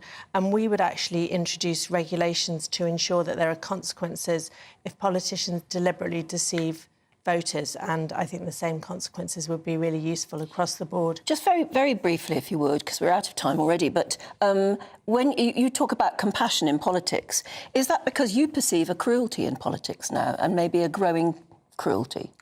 I've watched compassion steadily be edged out of the public space in favour of a much more brutal, individualistic attitude, and absolutely I see avoidable suffering, and I think the duty of government is to make the lives of its citizens better, and for a government to take actions that increase the suffering of the most vulnerable or to ignore avoidable suffering that it could cure is morally wrong and against the very purpose of politics. Jennifer, really good to see you today. Thank you very much. Yeah, that in itself is such a fascinating. But yeah, we could talk to you all morning. Yeah. Thank you very much indeed. But we've got sport next with Aidan McGee. He'll be with you in a couple of moments.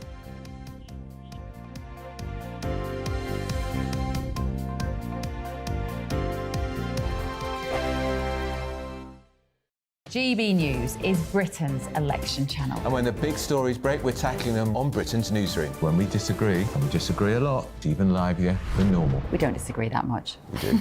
His comedy, though, is revolting. I knew her, unlike you. That explains Beverly Turner's temperament. It's a bit frosty in here, isn't it? He'll have one of me one day.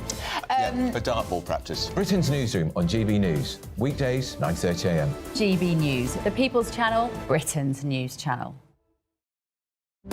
GB News is the home of free speech. We were created to champion it, and we deliver it day in, day out. Free speech allows us all to explore and debate openly the issues most important to us, our families, and of course, the British people. Having challenging conversations to enlighten each other. Which is why we hear all sides of the argument. We are the People's Channel. We will always stand by the freedom to express yourself. On TV, radio, and online. This is GB News, Britain's news channel.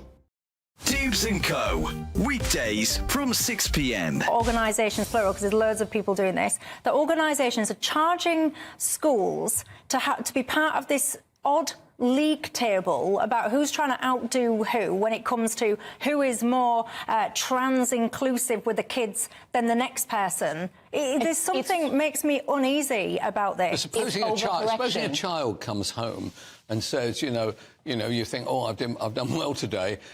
He said, well, how have you done? He said, well, what were you? I was #1 painter, or I was #1 reader. No, I wasn't. I was made LGBT champion. This is a 4- and 5-year-old.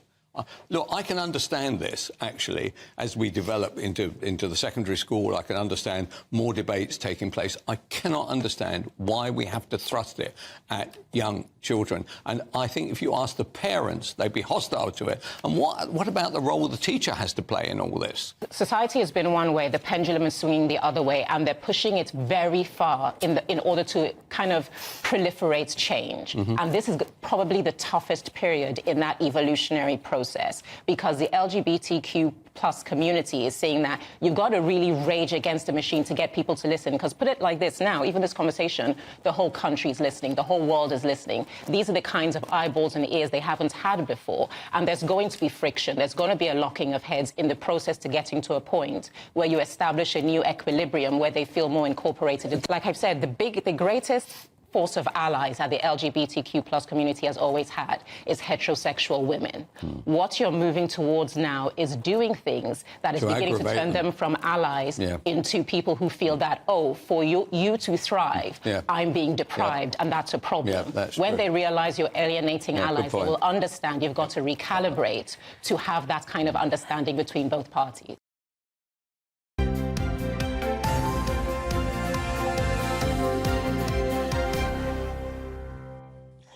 Hello again, 8:38. And Aidan's here to tell us all about the title race. Good morning to you both. Hello. Morning. Yeah, fascinating this weekend. Look, Manchester City and Arsenal are embroiled in this huge tug of war over the Premier League title. Arsenal have got closer to them over the last couple of years, but they were dealt a blow in midweek when Manchester City went to Tottenham and won 2-0. That puts them 1 point ahead as we go into the matches tomorrow. Every match has to... This is the only time in the season when every match on the final day has to kick off simultaneously. Oh, really? Yes, because it's deemed to be an advantage if you go into a game with your rivals having already played, and therefore you know what you have to do. That's been the case since 1995. Maybe 94, actually, so it's not a new thing, but that's how it's worked out. Manchester City are at home to West Ham United, so Arsenal need a massive favour from their London rivals going to the Etihad. They need them to get a draw against Manchester City and for Arsenal to beat Everton at home. All the smart money is on Manchester City beating West Ham comfortably, which will be David Moyes' last game in charge, and claiming their 4th successive league title. As I say, I think they broke the back of the situation on Tuesday at White Hart Lane. I think they did they won 2-0 there. They hadn't previously scored a Premier League goal at their stadium, but they got over the line, and that's why I think tomorrow, as exciting as it could be, I don't see any scope for any upsets, unfortunately. But we'll be monitoring here on GB News on that and the build-up tomorrow morning, of course. That we will. And it's also Jurgen Klopp's last game. It is indeed. They play Wolves at home. They should really, Ellie, be involved as a three-way tussle for the title at the moment. You know, they've fallen away quite badly in the last 4 to 6 months. I said last hour, didn't I, that I felt that his announcement in January that he'd be leaving would have an effect on the title race, and their form hasn't dropped off that alarmingly. They've still picked up points. I think they're still on 78 points, or maybe slightly more. I'll have to check on that. But the margins for error, Ellie, are just so fine right now. Arsenal have lost one league game since January. It looks like that one is going to put them out of the title race. They're home to Aston Villa. So the margins are very, very slim. And Jurgen Klopp, though, 9 years at Liverpool, he's won a Champions League, he's won a Premier League title, he's won multiple domestic... 79 points, is it? Oh, OK, thanks. I should know that. You weren't far off. No, what did you say, 78? I should know it, though. I should know it. So...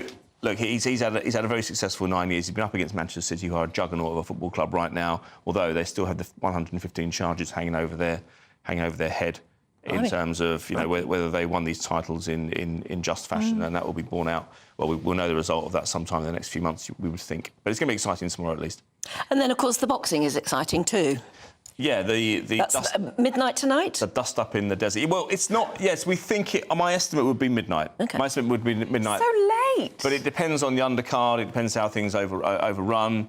There are all manner of variables that could affect the time that the fighters come into the ring. I mean, we've had situations in the past where the challenger or the champion keeps the challenger waiting, but all the belts are on the line tonight, so nobody's in the ascendancy in that regard. But...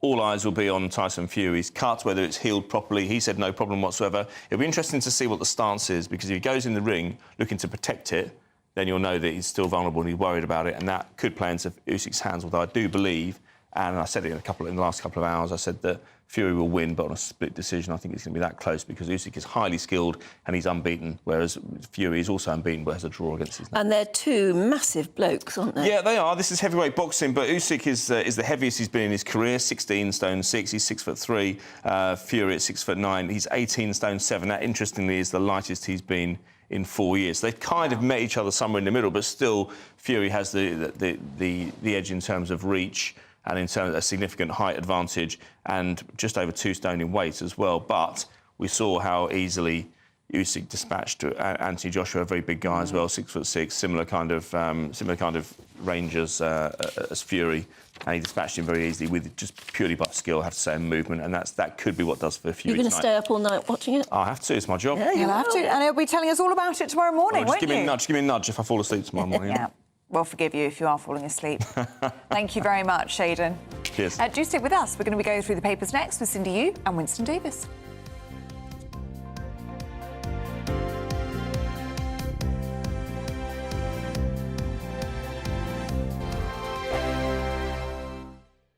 This is GB News, Britain's news channel. He's meeting his father, the King, for just the second time since his father's cancer diagnosis. Harry's going to an Invictus Games gig at St Paul's on Wednesday, and his father is hosting a garden party at Buckingham Palace. Once they're all said and done, about 7 p.m, they are going to meet, apparently. Yeah, but wonderful. crucially not the Princess of Wales. Well, I think it's a wonderful story, and obviously you would. If you're visiting the country, you haven't seen your dad and he's ill with cancer, of course you'd go grab a Costa. I can't wait to see the pictures of them in Costa together, just having a little catch-up. Do you know, they might embrace? I would hope so, but... Do you know, I think it's really important that life's too short not to have a relationship with your family. I know too many people that aren't speaking, or they've fallen out because of money or whatever, and we're only on this earth for a very short time, and what a shame not to have a relationship with your own haven't they? son. I mean, it's the trust issue that is really the problem here, and straight after this they're going to be heading off to Nigeria, and they're still involved in all of these sort of like commercial and media activities. If you don't have that trust there with your family, and you're responsible for breaking that trust down, it's not really, it's sort of on you, isn't it? It's still mendable, though, I think, and we've all got people in our family that maybe we wouldn't trust with our bank details or something like that, so they can just not...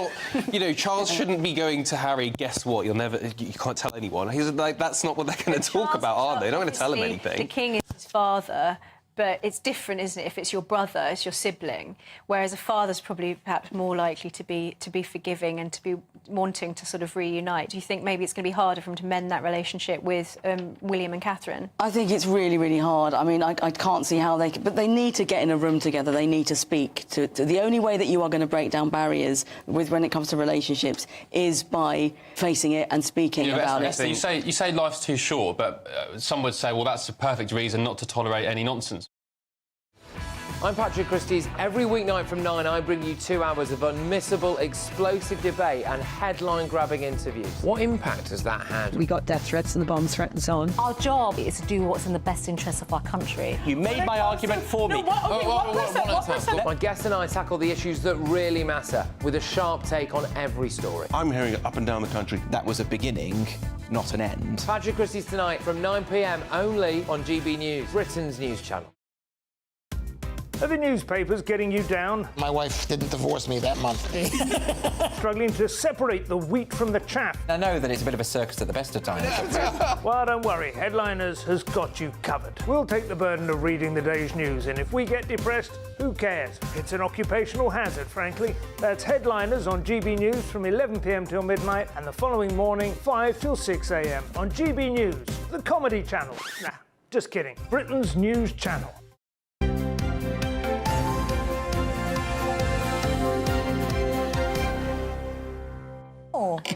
Welcome back to breakfast with me, Anna. We have a Game of Thrones star. Tell us when it is. Series. Series 5. Series 5. Episode 2. About 45 minutes. 45 minutes in. Yeah, don't get up for coffee because it's about 20 seconds. Yeah, and would we recognise you? I'm a mugger. You'll definitely recognise me. Oh, really? Yeah. Oh, what fun! Yeah. I didn't know you were an actor. Well, I tried a little bit when I was younger. I'm waiting for Hollywood to come calling, so if anyone's watching, there we are. Do you get repeat fees and checks? Do you know what I did for the first bit, and then I think it goes off after that. Yeah. Well, it must have been nice for a while. That's one of the best series ever. And the thing is, I knew nothing about it until I went for the audition, and then when I found out about it, I was just like, "Oh, this is." You want to be a part of that? Yeah. So who were you in it? I was a mugger. I tried mugging one of the actors, Aria, Maisie Williams, and they cut my line out. I had one line, and they cut it out. But we can really still annoying. see you. 100%, yeah. Oh, I've got to go home. We need to get a clip of this. That sounds great. So Good stuff, Winston. You're full of surprises. Come on. Series 5, Episode 2, 45 minutes in. Yes. Was it episode 2 or 4? 2. 2. Yeah. Great. Good. 45 minutes in. Well, as you can see, Well, Cindy, there's your homework for today. As you can see, Cindy, you and Winston Davis are with us. Very good morning to you both. Hey. Winston, aside from being an actor, you're also doing a fabulous job on our papers today, and we're going to look at the first story on our list, is about alcohol abuse in The Guardian. Yeah, so alcohol abuse costs us £27 billion a year. That's up 37% on 2003. And it's quite staggering. It's costing our health service £4.9 billion a year. It's costing our social services £3 billion a year, and it's costing our criminal justice system £14.6 billion a year, which is actually 2.5 times more than what it costs to keep everyone in prison in the whole of the country. £6 billion a year to keep people locked up. And I found it really interesting because we've got this thing of it's costing us £27 billion. The total UK alcohol market is about just under £50 billion a year. And yet, when we talk about illegal drugs, it costs us £19 billion a year for illegal drugs. So actually, back to that conversation of, should alcohol be banned? Yeah. I know the prohibition of alcohol didn't work in America. I'm not suggesting it should be banned, but actually there is no safe way to consume alcohol. There's a guy, Matt Lambert, who's the chief executive of Portman, who represents the marketing and safe consumption of alcohol. But actually, there is no safe consumption of alcohol. Why do we do it then? Well, that's another question, isn't it? That's always the way, isn't it? Anyone who tastes alcohol for the first time hates it and they can't understand why anyone would want to do it, and yet they persevere until they rather like it. But that's like any kind of a drug or any kind of addiction that you become involved in. And that first of all, you're not going to like it. People that smoke cigarettes for the first time, I'm sure they never thought that they would smoke another cigarette.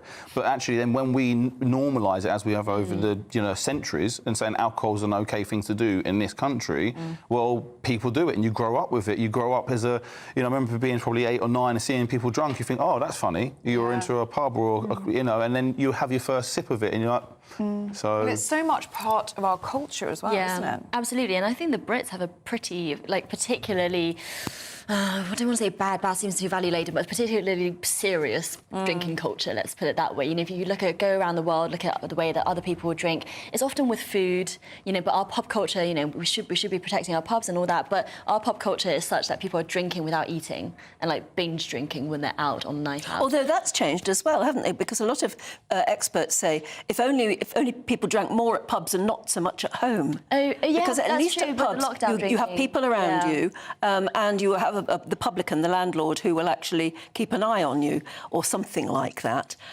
It's drinking at home now that seems to be the big problem. It might just be the slightly worse option of already a bad culture, I think. But yes, drinking at home. And I thought the stats in The Guardian were really interesting about how the lockdown really kind of spiralled this alcohol abuse, because people were, you know, sad, depressed at home, you know, lonely, whatever it was. And it was looking for ways. And it was units of alcohol, I think, in lockdown. I mean, I like a gin and tonic.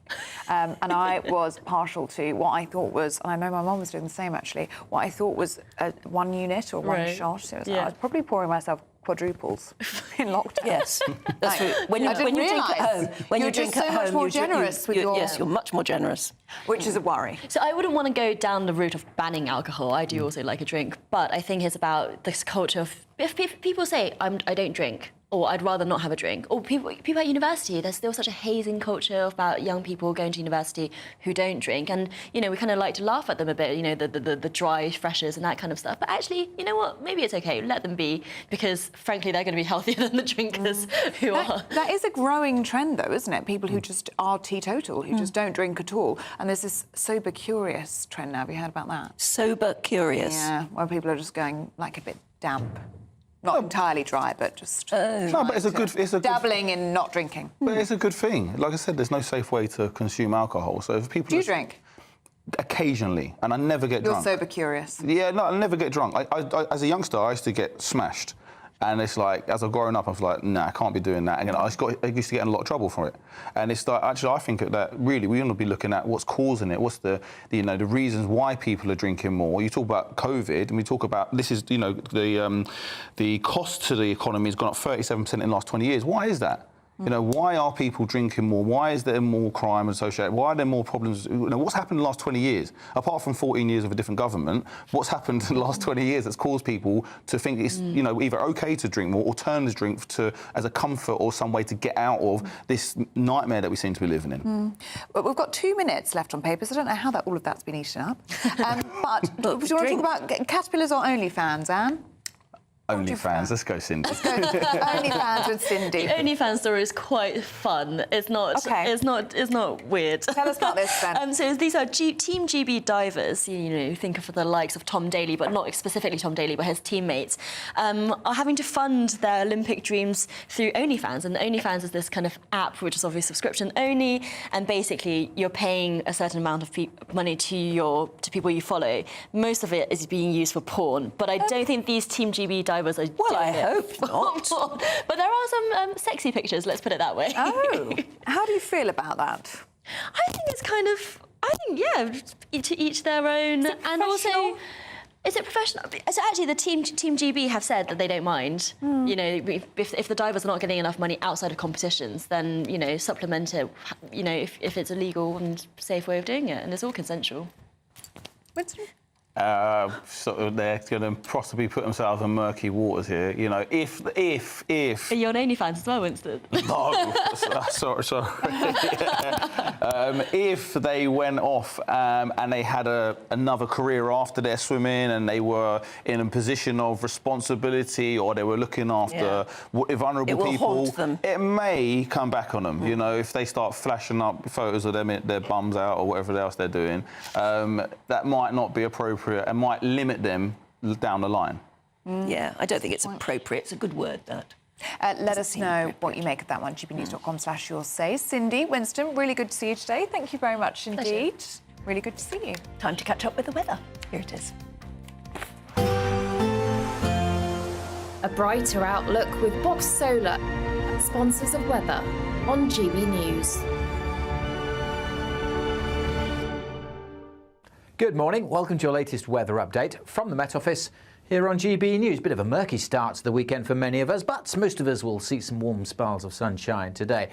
There are going to be a few heavy showers around later on. A bit damp and drizzly in parts of the south coast, and as I say, some mist and fog around in places too. Parts of the coast of the northeast sticking with that throughout, but most areas brightening up, good spells of sunshine, and then later on the likelihood of some scattered but quite heavy showers over parts of South Wales and southwest England. In the sunny spells, 20 degrees, 21, 22, maybe 23 in a few spots. It will be cooler on some North Sea coast, particularly in the far northeast, where that mist and low cloud sticks around. And there's the threat of these showers turning quite heavy across Devon, Cornwall, Somerset, parts of South Wales as well. Not everywhere seeing them, but where they do develop, could drop quite a lot of rain in a short space of time. The showers much more scattered further east. A few breaking out too over the hills and mountains of Scotland. And there's that mist and low cloud, that threatening to cling to parts of the coast of the east and the north of Scotland, suppressing the temperatures. But in the sunny spells in the west of Scotland and the south, temperatures again getting over 20 degrees Celsius. As for this evening, well, still a few heavy showers around across the southwest, so bear that in mind. For most of us, though, a pretty pleasant summer's evening, if you will. The mist and low cloud likely to thicken up and just drift back inland over parts of eastern England. So again, making for a fairly murky, misty start for many of us to tomorrow morning. Temperatures holding up in double digits in most towns and cities. On to Sunday, and again, for the vast majority, it's looking like a fine, bright day. Starting grey and murky and misty, but that mist and low cloud should disappear. Still 1 or 2 showers across southwest England and again over the mountains of Scotland. The mist and low cloud will again cling to some eastern coasts, but for the vast majority, again, dry, brightening up, sunny spells developing and feeling warm in that sunshine as well. Goodbye. That warm feeling inside from Boxed Boilers, sponsors of weather on GB News.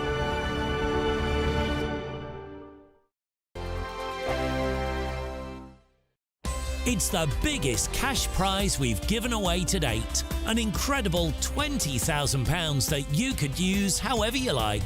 And because it's totally tax-free, every single penny will be in your bank account to do whatever you like with. £20,000 in tax-free cash really could be yours this summer. Hurry, you've got to be in it to win it.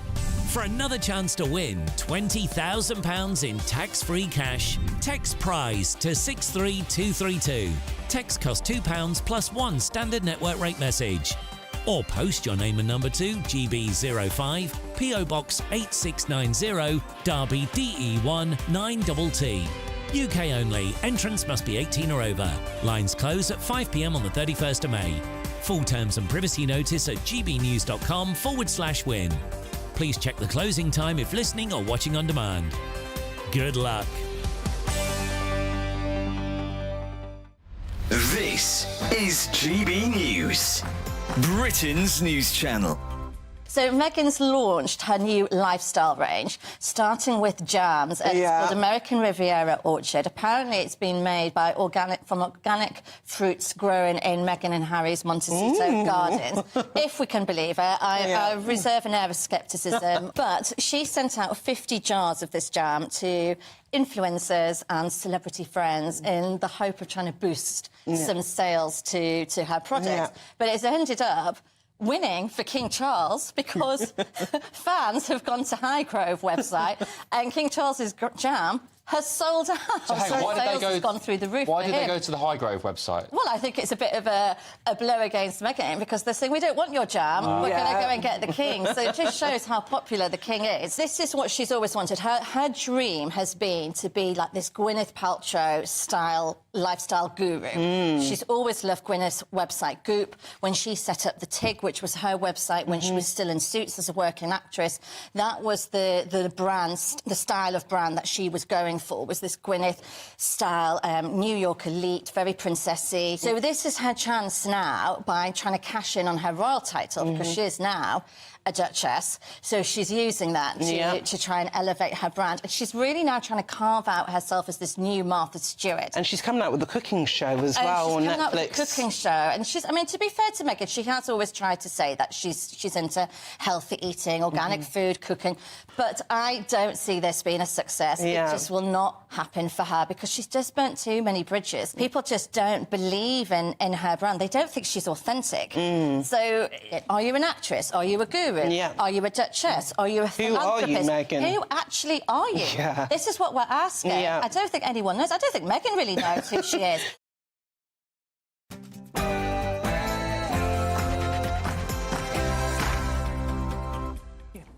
Good morning. It's 9 o'clock on Saturday, the 18th of May. She said checking. Yes, it is. Saturday, the 18th of May. Today, a teacher faces a lengthy prison sentence after being convicted of having sex with 2 of her pupils. Bodies of 3 people who were kidnapped by Hamas on October the 7th have been found by the Israeli military in Gaza. And Labour have said they could introduce rent caps to prevent landlords from raising prices every year. That's, of course, if they win the next general election. Yes, Rachel Reeves, the Shadow Chancellor, is apparently very keen on the idea, but it massively backfired in Scotland. How might it play out here? With student pro-Palestine protests sweeping the nation, we're asking, do demonstrations like this actually work? And we're heading to Whitby, where our Yorkshire reporter is going to be sampling some local fish and chips at their Fish and Ships Festival. Yes, we're here in Whitby for the event of the weekend showcasing Whitby's maritime heritage, but also what it's got to offer for the present and the future. Bit of a grey start in places this morning, some mist and low cloud around, but that should clear. Most of us brightening up and warming up. Just watch out for 1 or 2 heavy showers across parts of the south. Join me later for a full weekend forecast. Good morning to you. I'm Ellie Costello. And I'm Anne Diamond, and this is Breakfast on GB News.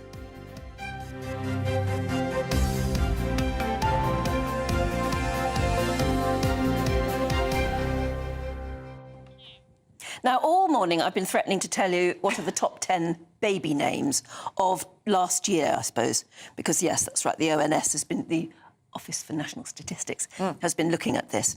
And for quite a few years now, Mohammed has been #1 boy's name. But actually, it's been overtaken by Noah. So if you've got a little boy at the moment, he's going to go to school with a lot of Noahs. It's very biblical. It is. I don't know what I think of it, because they used to say Noah was an unlucky name, didn't they? Why? I don't know. I think on Noah's Ark he'd be quite lucky. Well, yes, he did quite well, really. He built the Ark and got there and got all the And animals saved all the saved, didn't he? animals, yes. I don't know why, but they used to call people a bit of a Noah if they were a dooms speaker. If they were always looking down, they'd say always a bit of a Noah. I don't know why. Maybe you know. Please get in touch. But so #1 boy's name was Noah, then Mohammed, and then George, Oliver, Leo, Arthur, Oscar, Theodore, Theo, which is presumably a shortening of Theodore, and Freddie. Quite posh names, actually. And very English as well. Yes. Very traditional. I like them. Oliver's always been... I've got an Oliver. You've got an Oliver? And it's always been in the top 10. It's very, very popular. It's always a lovely has been. name. Really lovely name. And I find that the girls' names very girly. Do you know what I mean by that? Yeah. Kind of whimsical. Quite flowery. Flowery names, yes. So #1 is Olivia, which it has been for a very long time. Then there's Amelia, which is lovely. Yes, Isla, Ava, Lily, Ivy. That's Freya. an old one, isn't it, Ivy? The floral names are usually quite old. They're very Victorianish. But they're all coming and they come back in. Yeah. They're all coming back in. Freya, Florence, Isabella and Mia. I like Florence. I know she'd be called Flo or Flora or something, but Florence is a beautiful name. What were you saying you'd call a girl if you'd had a girl? Oh, there was a very popular TV programme about, I don't know, was it Victorian seamstresses? It was a really, really good one. Can't remember what it was called now. But the woman's name in it was Evangeline. Yes. And I thought I'd like that. It's a lovely name, and it's quite unusual. But the shortenings of it are many and lovely. Evie, Eva, Angie, Lena. It's got lots and lots of sort of nice shortenings shortened Yeah, there's a versions. lot you can do with Evangeline. With Evangeline, it's beautiful, isn't it? Lovely. However, I never had a baby girl, so I never got my Evangeline. Aw, but it's a lovely name. Yes, and it is. apparently, this was interesting as well. This caught our eye, didn't it, this morning? Ophelia and Ottilie. Now, Ophelia, yes, beautiful name. Actually, gorgeous name. I'm surprised it's not in the top 10. But I've never heard of Ottilie. Oh, I think that's quite cute. Ottilie. Ottilie. You've heard of that? Yeah, I've heard of Ottilie. it. Yeah, there's a girl that I know comes from. who's just had a baby girl called Ottilie. And I think it's very pretty. Archie and Willow have dropped out of the top 10. It is really interesting to look at, isn't it? I the love trends over time. looking at those names. And the Yeah. older names, as you say, coming back in, I think it's lovely. So do let us know. if And you've you're got saying any you're babies in Ellie, your but family. your name on your birth certificate is Elizabeth. It is. So you're an Ellie, short for... But Ellie is a name in its own right now, I think, very much. Is so, it? Isn't it? I don't know. It's usually short for something, usually short for Eleanor. But I'm Elizabeth for some reason. Fascinating, the trend in baby names. If you've got any unusual ones, love to hear from you. And apparently it's Jonah, not Noah. Right, you're right. We're being told on the Thank you so much for views. getting in touch so quickly. Yeah, it's not Noah then. It's Jonah, you're right. Jonah, yes. Who did have an unfortunate time with a whale. Yes. That makes more sense, doesn't it? No, But Noah should be a... keep the views coming in on names, because we Should find be it a lucky one, fascinating. shouldn't it? Yeah, gbnews.com/you'll say. Yeah. Now to one of the main news stories of the day, and it's a secondary school maths teacher who is facing a lengthy jail term after she was convicted of having sex with two of her students whom she brought home to her Salford Quays flat. Well, that's as the 30-year-old Rebecca Jones also gave birth to one of the boys' babies earlier this year. The boys in question were 15 and 16. Well, earlier on, we spoke to the former Detective Chief Inspector, Mike Neville. To sort of see this in some, that the boys have had some kind of good time or something where they're the victims of sexual assault. And so she'll face a lengthy prison sentence, it would seem. Do you think prison is the right place for her? Well, it's a delicate balance, isn't it? Because you have, she has a young child, but that would seem to be in care by the sounds of the reporting on this. But the facts are, if she doesn't go to prison, what kind of message does it send out? Because any man who did this would, of course, be put in jail for 5 to 10 years. Yeah, it does seem extraordinary that we're sort of questioning whether or not she should be in prison, where we wouldn't if she were a man. However, is it the right place for her? Will she... I mean, when you read up the story, you just can't help but feel that she's sick. Will she get the right sort of rehabilitative care? Well, I think sometimes we forget that prison is about punishment, and she's committed sexual offences against 2 underage children. So, one, there's the issue of punishment, and secondly, is she ill? What is the issues here? That is something that the psychologists and psychiatric people in prison can figure out. But I think there must be some kind of prison time, because otherwise it just sends out a bad message to other teachers. Mike, have you been surprised by the discourse surrounding this story, or is it not something that shocks you? Because, I mean, even looking at the paper in front of me, it's being described as a story of seduction. And then we've had some views in this morning saying that this is every teenage boy's dream. Well, I suppose that's how it's going to be reported, and that's how people will see it, is that people see it, if men do it, this is some kind of a predatory thing, whereas a woman teacher's involved in all this, and it's seen as some kind of, as you say, some sort of teenage boy's fantasy. But the reality is this: it involves sexual crime against minors, and has got to be dealt with as such. Yes, I mean, and whatever happened will always be there and affect those boys' lives, and in particular the child that has resulted as well. I mean, it's not just, you know, it's not just a silly thing that happened. It's something that really affects lives and will be there forever. That's right. You know, as you say, you've got there's 3 children involved in this. The 2 boys assaulted, and then the baby that's been born. And how's that? How would you live your life when you know the circumstances of your birth? And then there's the responsibility. You've got a young lad here, I don't know, 16, 17, who's suddenly thrust into fatherhood. So it's a complete mess. And I think just by calling it a silly thing, it's not a silly thing, it's a criminal act. That's Mike Neville speaking to us a little bit earlier on. Yeah, and keep your comments coming in. It certainly divides opinion as to whether how we talk about that particular subject at all, and whether our whole conversation would be very different if that person were a man and not a woman. Yeah, just split you right down the middle, it seems, actually, looking at the comments today. Do keep them coming in, gbnews.com/yoursay. Now, at 9:09, the Labour Party are looking to introduce rent controls on private landlords if they win power at the next general election. The Shadow Chancellor, Rachel Reeves, is known to be a fan of the idea. Well, it would allow councils to prevent landlords from raising rents above a set amount every year. But apparently it's been trialled in Scotland, and there they found it actually reduced the supply of housing, and in the end it forced up new rents. Well, joining us now is our GB News political correspondent, Olivia Utley. Very good morning to you, Olivia. And if it backfired so much in Scotland, why would this be a good idea for the Labour Party?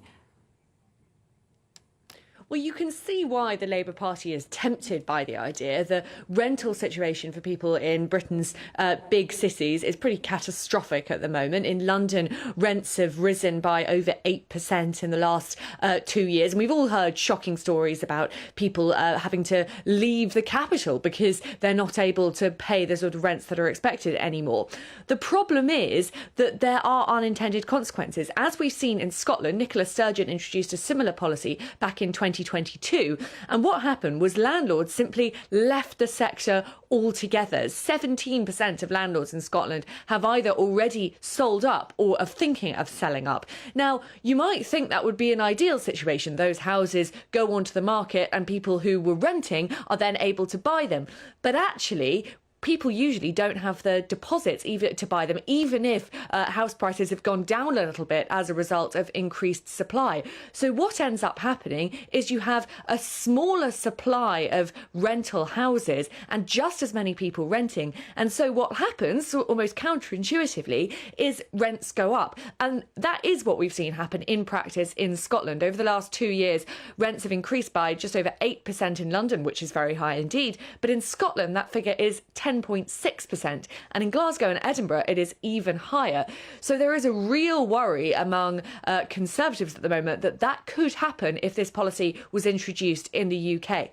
I should just say that the Labour Party have made clear that introducing rent controls wouldn't be a sort of national policy. All that's happened at the moment is the Shadow Chancellor Rachel Reeves says she is interested in the idea of allowing individual councils to introduce rent controls on private rented accommodation if they would like to do so. So we're a few steps off from what happened in Scotland in 2022, but there is a potential that we could be heading in that direction.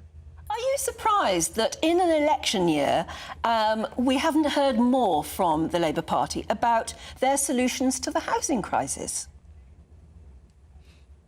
I think it's quite surprising that we haven't heard that much from either party on their solutions to the housing crisis. Again and again, this is an issue which comes in the top 3 of problems that the public are worried about, the big problems facing the UK. And of course, the Conservative Party has the perennial issue of if the only way really to address the housing crisis is to build more houses.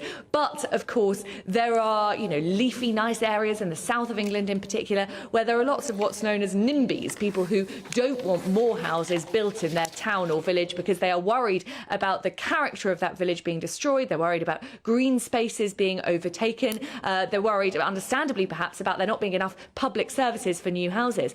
So the Conservatives have to tread really, really carefully here between keeping on side their sort of core voters in those leafy southern areas and offering to build more houses for the many, many young people in particular who really need them. Labour have a slightly easier way of looking at this in that their core constituents don't tend to be those kind of leafy, NIMBY areas. So, yeah, I think it's a really good question. Why aren't we hearing more from Keir Starmer about what he's going to do to tackle the housing crisis? Well, there's time yet, I suppose. Olivia, thanks very much indeed. It's going to be a long year. It is going to be a really long year, isn't it? But interesting you raised that, because I was talking to someone yesterday who said they're really surprised they hadn't seen housing on this list from Keir Starmer. 6 pledges, housing wasn't on there, defence wasn't on there. We're living in a very dangerous world. Yeah. Threats from Russia and threats from China and Iran. And I think a lot of people would like to hear They would like to hear that if they decided to switch a vote, for instance, and vote Labour, they would like to hear that Labour will care about defence and about housing. You really would expect it. Well, is that how you feel? Maybe they're Would you still like to working see? on it. Yeah, maybe they are. No, I'm sure it'll all come out in the manifesto. It wasn't in the 5 pledges, though, was it? It wasn't. How many? Was it 5 or 6 pledges? 6 pledges. 6, that's right. Because Rishi's 5. Rishi's 5. Labour Party's offering 6. Yeah. Tony Blair offered 5, didn't he, in the 90s? Yeah. They're very similar to his, actually. And delivered on them too, actually. Yeah, it'd be nice to see that happen again, wouldn't it? Anyway, let's move on to another very distressing story that's been in the news overnight, really. The bodies of the 3 people kidnapped by Hamas from that music festival on October the 7th. Well, their bodies have now been found in Gaza.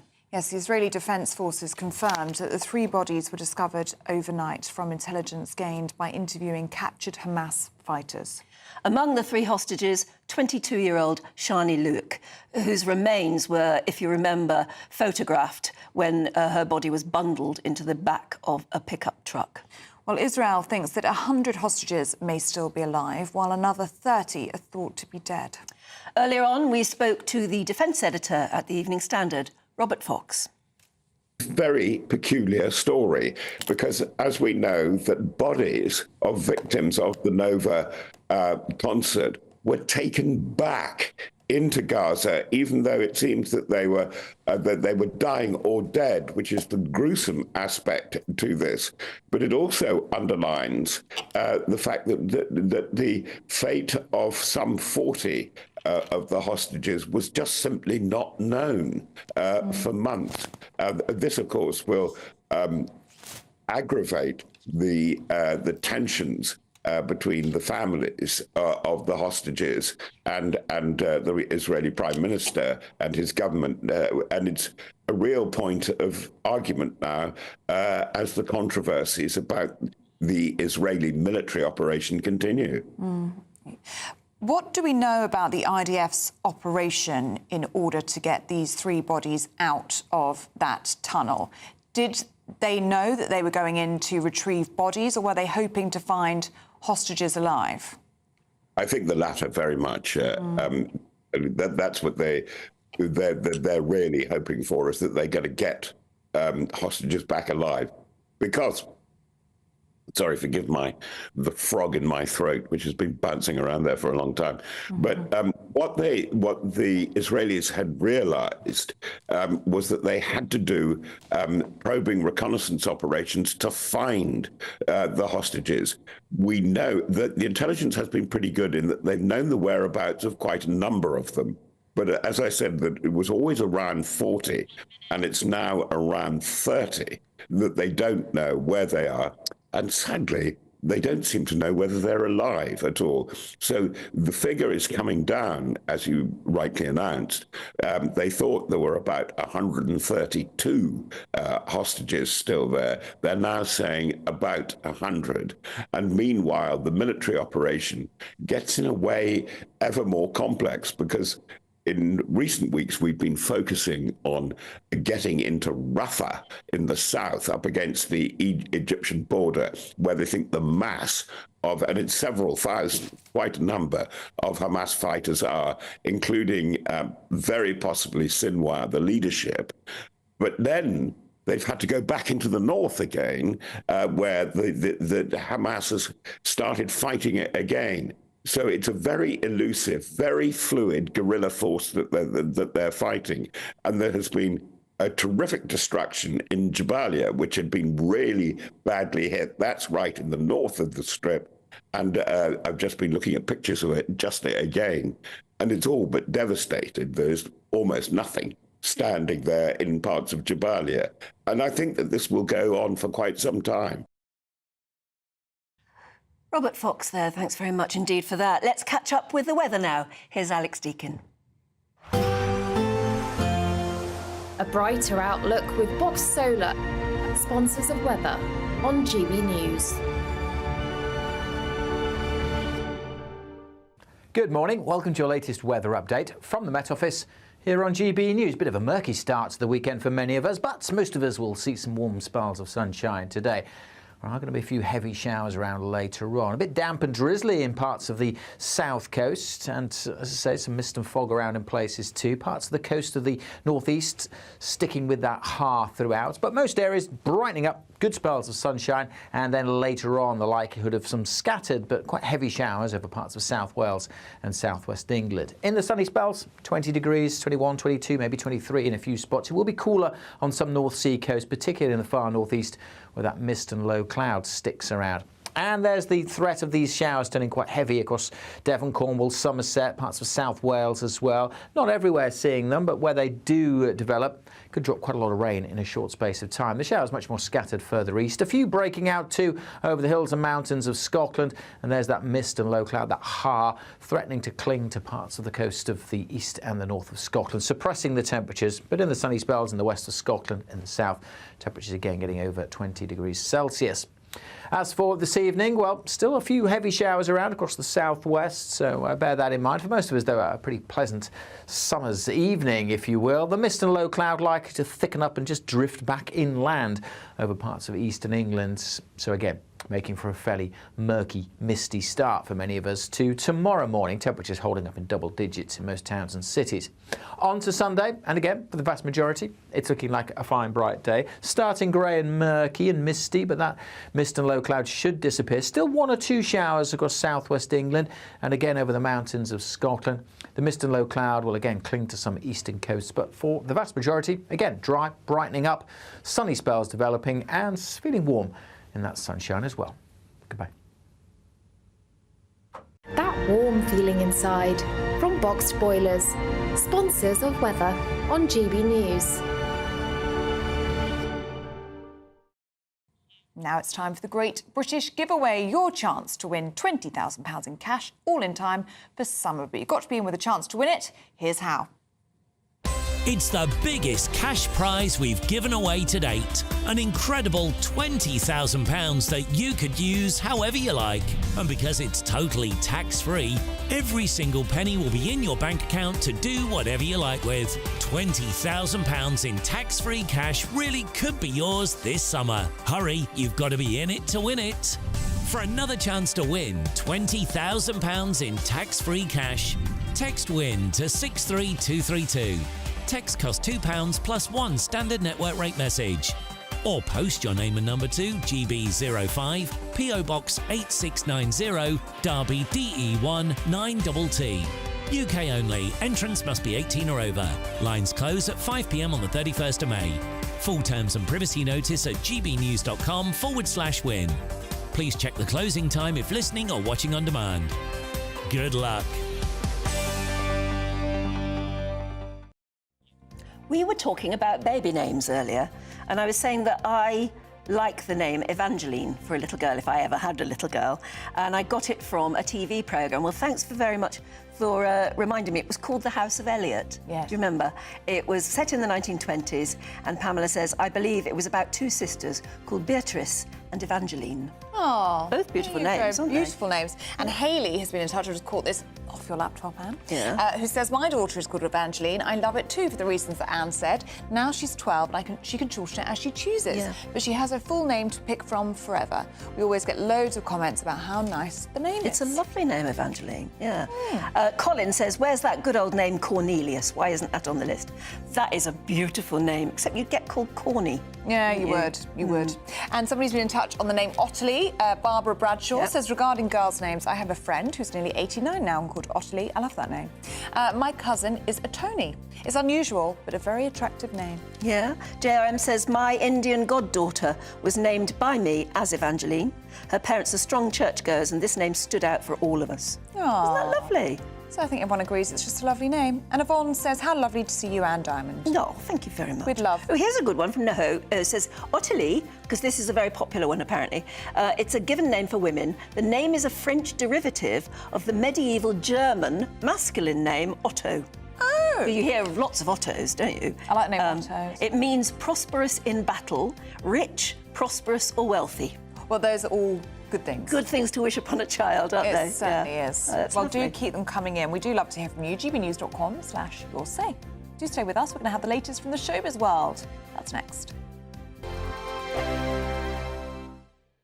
Sunday nights on GB News. From 6, Neil Oliver. At 7, it's Free Speech Nation with Andrew Doyle. At 9, Mark Dolan. And at 11, get set for the week ahead with headliners. Tomorrow's papers tonight. GB News, the People's Channel, Britain's news channel.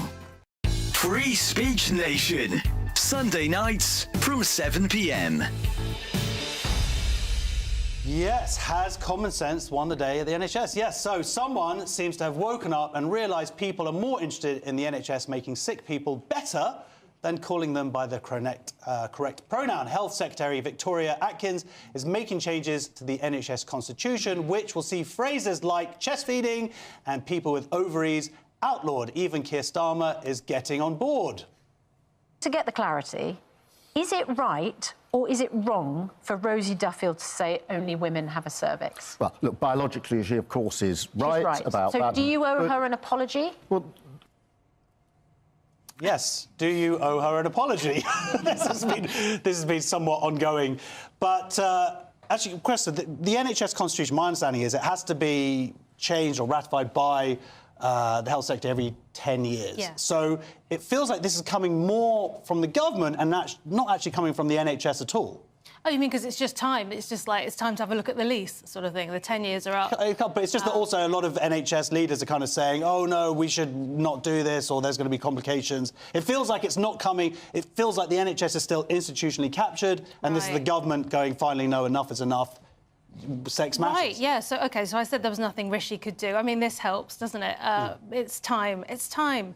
That was fun watching that. I'd like that to have gone on a bit longer. I think the bit I was really going to enjoy was when he did or didn't give his apology. That's what I'd like to Well, also, I think they should have just brought Rosie Duffield in. We've got Rosie here! Oh, fantastic. Yes, like a sort of 90s Cilla Black. Yeah. Brilliant. Yeah. Matthew, tonight, I'm Rosie Duff. Yes. I'm dry ice. Surprise.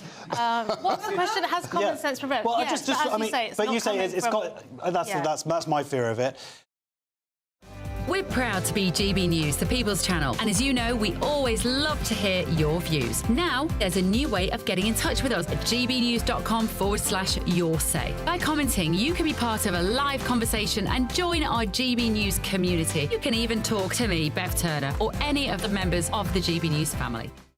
Every Saturday, 10 till 12, we'll bring you all of the news that you need to know. We'll also remind you that there is so much to smile about. It's my favourite time of the week. I get to relax, enjoy some light-hearted stories, and let Ellie teach me about fashion too. That's Saturday Morning Live, every Saturday, 10 till 12. Only on GB News, Britain's news channel.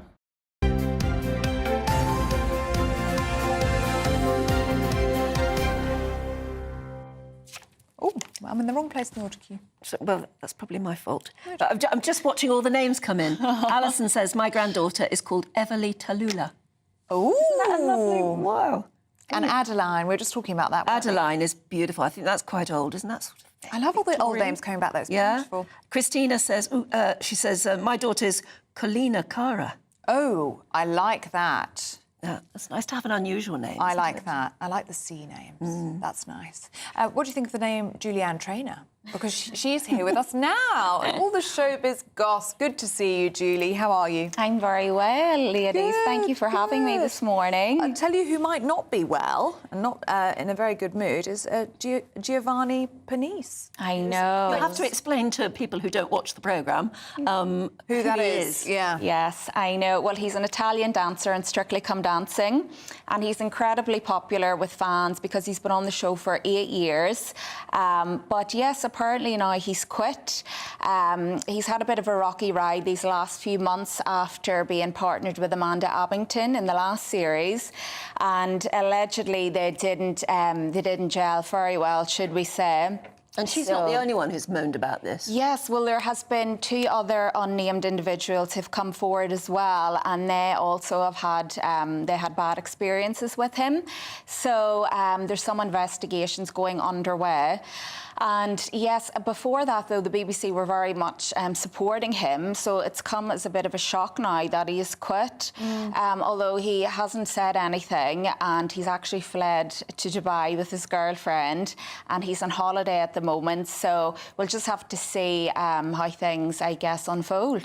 As far as we know, it's nothing deadly serious. It just seems to be that he might be a bit controlling or just too much to handle, too difficult to work with. Exactly, yes, that's a good point to make, yes. I think it's more that they were concerned about the strict regimes and training methods and find them too tough. And Amanda had said she now has mild post-traumatic stress disorder.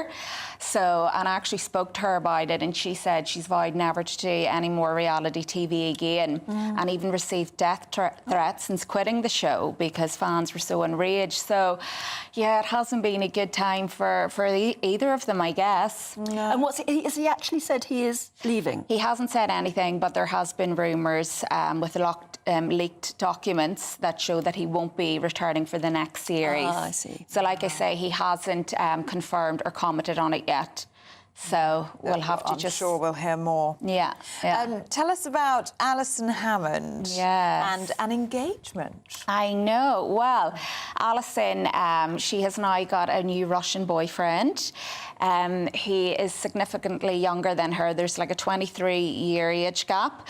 But yesterday she was on This Morning wearing an engagement ring. Well, what looked like an engagement ring.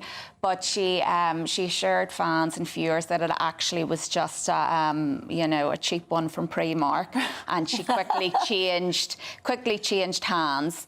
So safe to say she's not engaged. She shut down those rumours.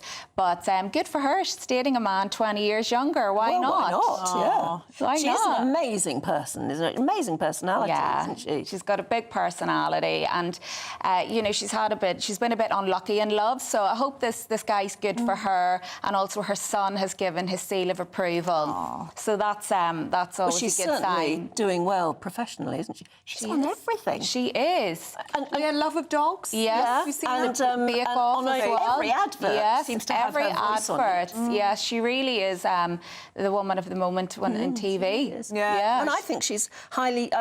when I first sort of got to know her on telly, as it were, I thought, I don't know whether I'm really going to like her very much. She's hugely professional. Yeah. She really is good at what she does. That's so nice. Yeah. And is she nice? I don't know her personally. But she seems to be. And she has a brilliant way with people. Yeah, she does. No, so we good- wish good her luck to well. her, yeah. We do. And we were talking about this morning, Julie, about Sir Paul McCartney. He's the first rock billionaire in this country, is that right? That's right, yes. He is the first musician from Britain to become a billionaire. What a nice place to be. Lovely.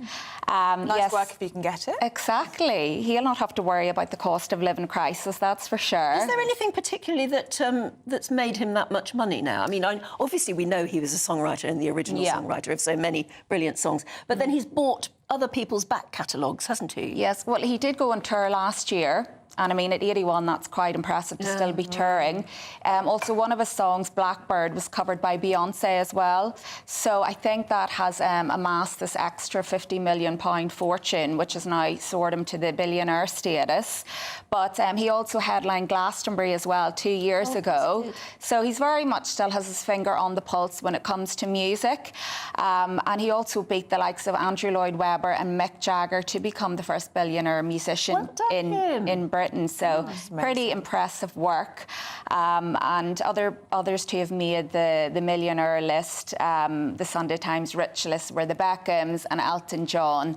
Love Elton. So they're all doing great. They're all doing quite nice. Yes. And so much talent on that list as well. Yes. Which is great as well, isn't it? There is talented indeed. as well as successful. It's brilliant. Brilliant. Lovely to see you, Julie. Thank you. Thank you very much. Right, do stay with us, because still to come we're going to be crossing to the northeast to find out more about fish and chips. That's fish and chips and fish and chips. You're watching Breakfast here on GB News with me and her.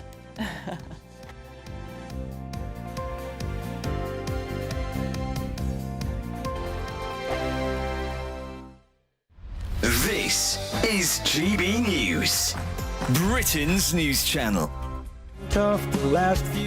Sam Richardson is a singer-songwriter from St Agnes in Cornwall. Much of his music reflects a sense of frustration with life in a coastal town. We've got a lot of empty shops in a lot of our town centres, which is sort of causing a lot of death on the high street. I know that's a problem everywhere. Similar problems across the border in Devon. Ilfracombe is the most deprived area in North Devon. Twice the town has applied for levelling up funding. Twice it's been turned down, something North Devon MP Selane Saxby says is frustrating. It's very complicated. It's not as straightforward as just throwing money at the problem. They're very deep issues. For several years, the government has acknowledged that rural areas need extra help, but so far that help doesn't stretch to our coasts.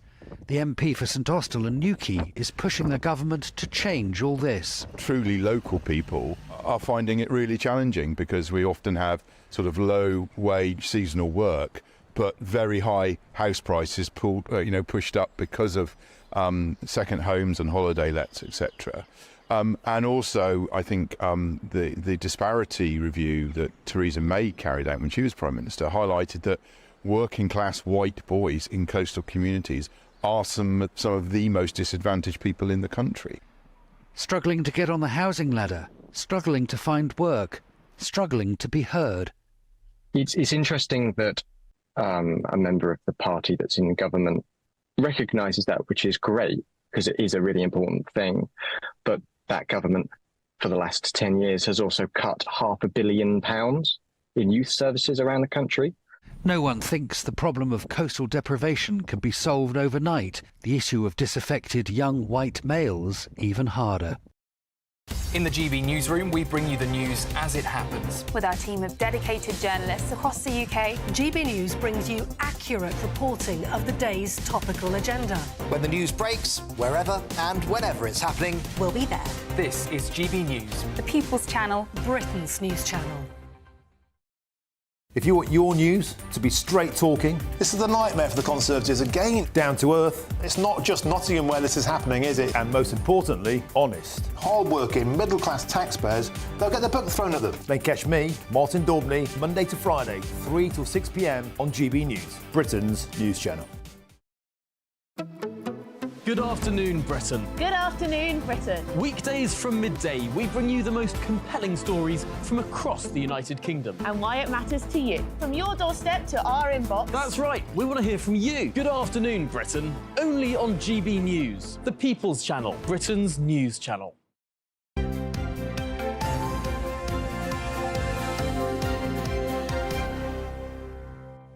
Oh, we've got you all going on names. We love it, don't we? Yeah, we've got some amazing names coming in.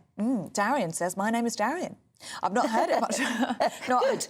Yes, I've not heard it much before. I understood it was French. The dictionary says it's Greek. I love your programme. Thank you. Stuart says our son is named... Now, I'm not sure how you would say this. It's either Caius or Keys. It's the Roman name meaning to rejoice. So it's spelt C-A-I-U-S. And I guess it's up to you how you say it. But I think in sort of classical terms, you'd call it Keys. Yeah, oh, that's nice. I like But that's unusual. The only trouble with that is you're going to spend your life spelling it to people, aren't you? That's true, and explaining how you say your name, which I'm sure one is of Giles very Brandreth, you know Giles Brandreth, one of his children is called Scythred. Right, Scythred Brandreth. And I said, how could you do that? No. She's going to spend the entire of her life spelling it to people. That's difficult, isn't it? Sandra Skinner. But it's beautiful. It is beautiful. Yes, it is beautiful. Sandra Skinner says she has a granddaughter called Ellie. Very good name. Very good name. And, of course, my great-granddaughter is called Ophelia. There you go. Oh, and fun fact about the name Ellie is that Anne Diamond has her very own Ellie, her dog. A little dog is called Ellie. So when you look at me, do you see your little... No, but it shows that I like the name because I chose it for her. Because she was a rescue, so she came with another name. And so I looked at her and I thought, well, I wonder, you know, and Ellie, she is now Ellie. She's been Ellie for a long time. Yes. Stephen says... Anne has 2 Ellies in her life. I do. Stephen says Cordelia. I like Cordelia. That's a beautiful name too. I like all the C names. Cecily as well, I like. Yeah. But we're talking about this because the... what is it called? The names list. It's the Office for National Statistics top 10 names. That's it. For Noah 2022. is number 1 for a boy this year, and Olivia is number 1 for a girl, which it has been for a long time, actually. We were talking about Ottilie, which is up and coming. It's not in the top 10 for girls' names. Apparently, I think it's girls' names. Richard has got in touch. Hi, Richard. Say, Ottilie Patterson, very well-known Northern Irish blues singer, best known with the Chris Barber Jazz Band. Otterly. There you go. I like naming. It's interesting how names do the rounds, isn't it? It is. And then there's the American actress named Evangeline Lilly. That's a beautiful name. But my favourite girl's name of all time, says Graham, has to be Rhiannon. Oh, I like that because you have to put on a Welsh accent to say Rhiannon. Rhiannon. It's nice, isn't it? It's nice, isn't it? Well, do keep your views coming in on that story, or indeed any story that we're talking about today, gbnews.com/you'll say. Yeah. Do you fancy some fish and chips? Yes, always. Well, you have to go to the northeast for the best, apparently. Let's head over to Whitby for their Fish and Chips Festival, which is celebrating the town's rich fishing heritage. Try saying that with your teeth in. Well, there's going to be lots going on there today. And the girl with the best job in the biz today is our Yorkshire and Humber reporter, Anna Riley, who is there for us this morning. Has the sun come out for you yet, Anna? No, you're indoors. Good morning to you, Anna. Good morning. Good morning. No, the sun hasn't quite come out. I've heard this afternoon that it's going to, so we've still got that atmospheric mist going on, but we've come out of the weather at the moment. We're in the fish craft tent at the moment, where there's going to be a lot of exciting goings on this morning, displaying the best of fish and shellfish here in Whitby. I'm delighted to be joined by Louise Bucock. She is the owner of L&W Shellfish. Just tell us a little bit about this fantastic display that we've got here and what you'll be doing this weekend. Right. Here we've got a small local display. Each item on here has been landed by some boats that have gratefully donated, and for the weekend we've got whelks, crab, Whitby crab, which is really popular, and the lobsters and winkles. We're going to be doing lots of live demonstrations.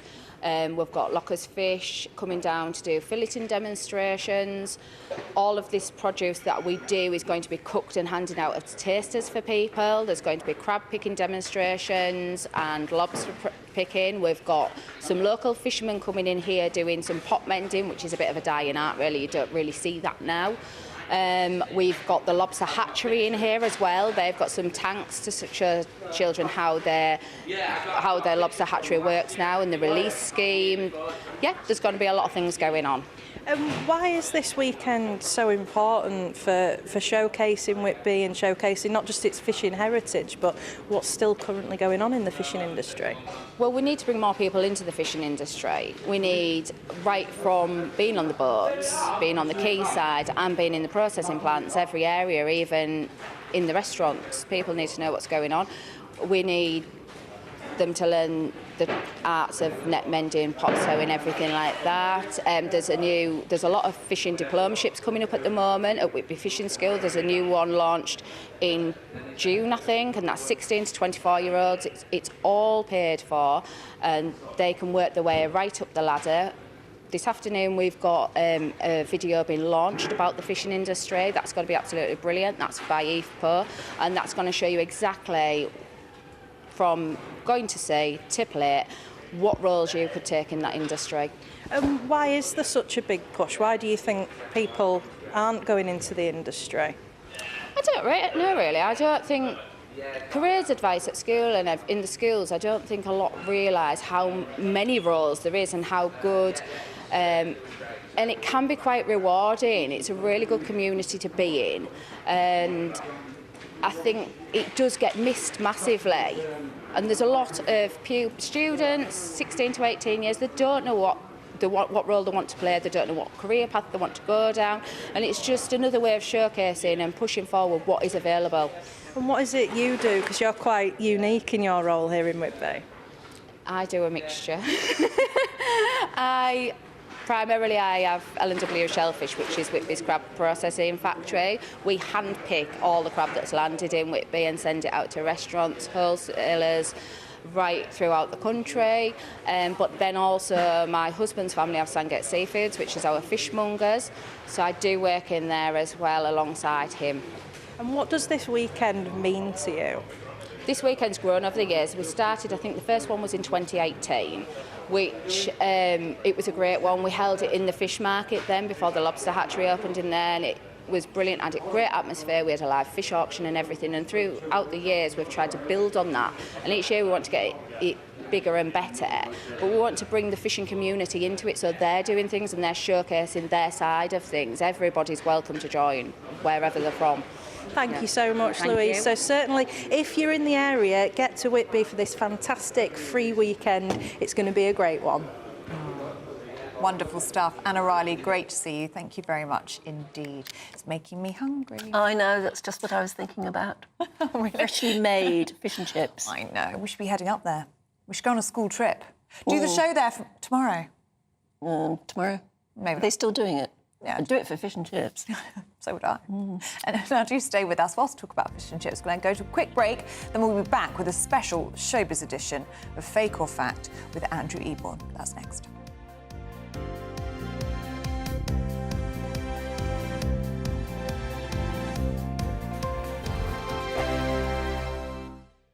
Sir Jacob Rees-Mogg's State of the Nation, Monday to Thursday from 8 p.m. This is not the time for Panglossian spin. Last week's election results were a thumping defeat for the Tories and a warning of what is likely to follow at a general election. Although Labour under Keir Starmer is not as popular as New Labour under Blair, the electorate is wary of a Conservative Party that has no vision.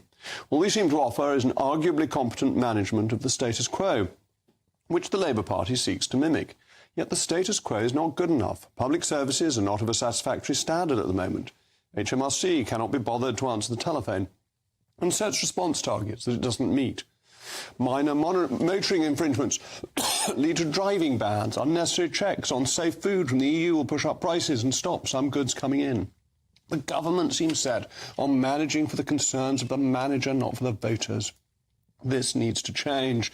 The little inconveniences of life must be removed, and officialdom must work for the citizen, not the other way round. Legal migration needs to be reduced further as it harms the standard of living of the poorest the most. It can be brought down by ministerial action and does not need primary legislation. Illegal migration must be dealt with more promptly, and flights to Rwanda need to become a reality. The war on the motorist must stop. 20 mph speed limits removed as even the Welsh Government has realised they are useless and annoying. And the power of councils to fine for trivial infringements must go. These little routes just make people's lives a little bit more difficult. Green policies that make us cold and poor need to be suspended. Surcharges on electricity ought to fall on the state, not on the consumer or business, making us less competitive. And the ambition for net zero should be delayed until there's affordable technology or other countries begin to catch up. Trust the people is a better slogan than coalition of chaos. GB News is Britain's election channel. And when the big stories break, we're tackling them on Britain's newsroom. When we disagree, and we disagree a lot, it's even livelier than normal. We don't disagree that much. We do. His comedy, though, is revolting. I knew her, unlike you. That explains Beverly Turner's temperament. It's a bit frothy in here, isn't it? He'll have one of me one day. For dartball practice. Britain's newsroom on GB News, weekdays, 9:30 a.m. GB News, the People's Channel, Britain's news channel. Join me, Camilla Tominey, every Sunday at 9:30 when I'll be interviewing the key players in British politics and taking them to task. This report basically says that he's not fit to stand trial. With an upcoming election looming over Westminster, now is the time for clear, honest answers. I agree. And that's precisely what I'll get. Is he indecisive? Incompetent? That's the Camilla Tominey Show at 9:30 every Sunday on GB News, the People's Channel, Britain's election channel.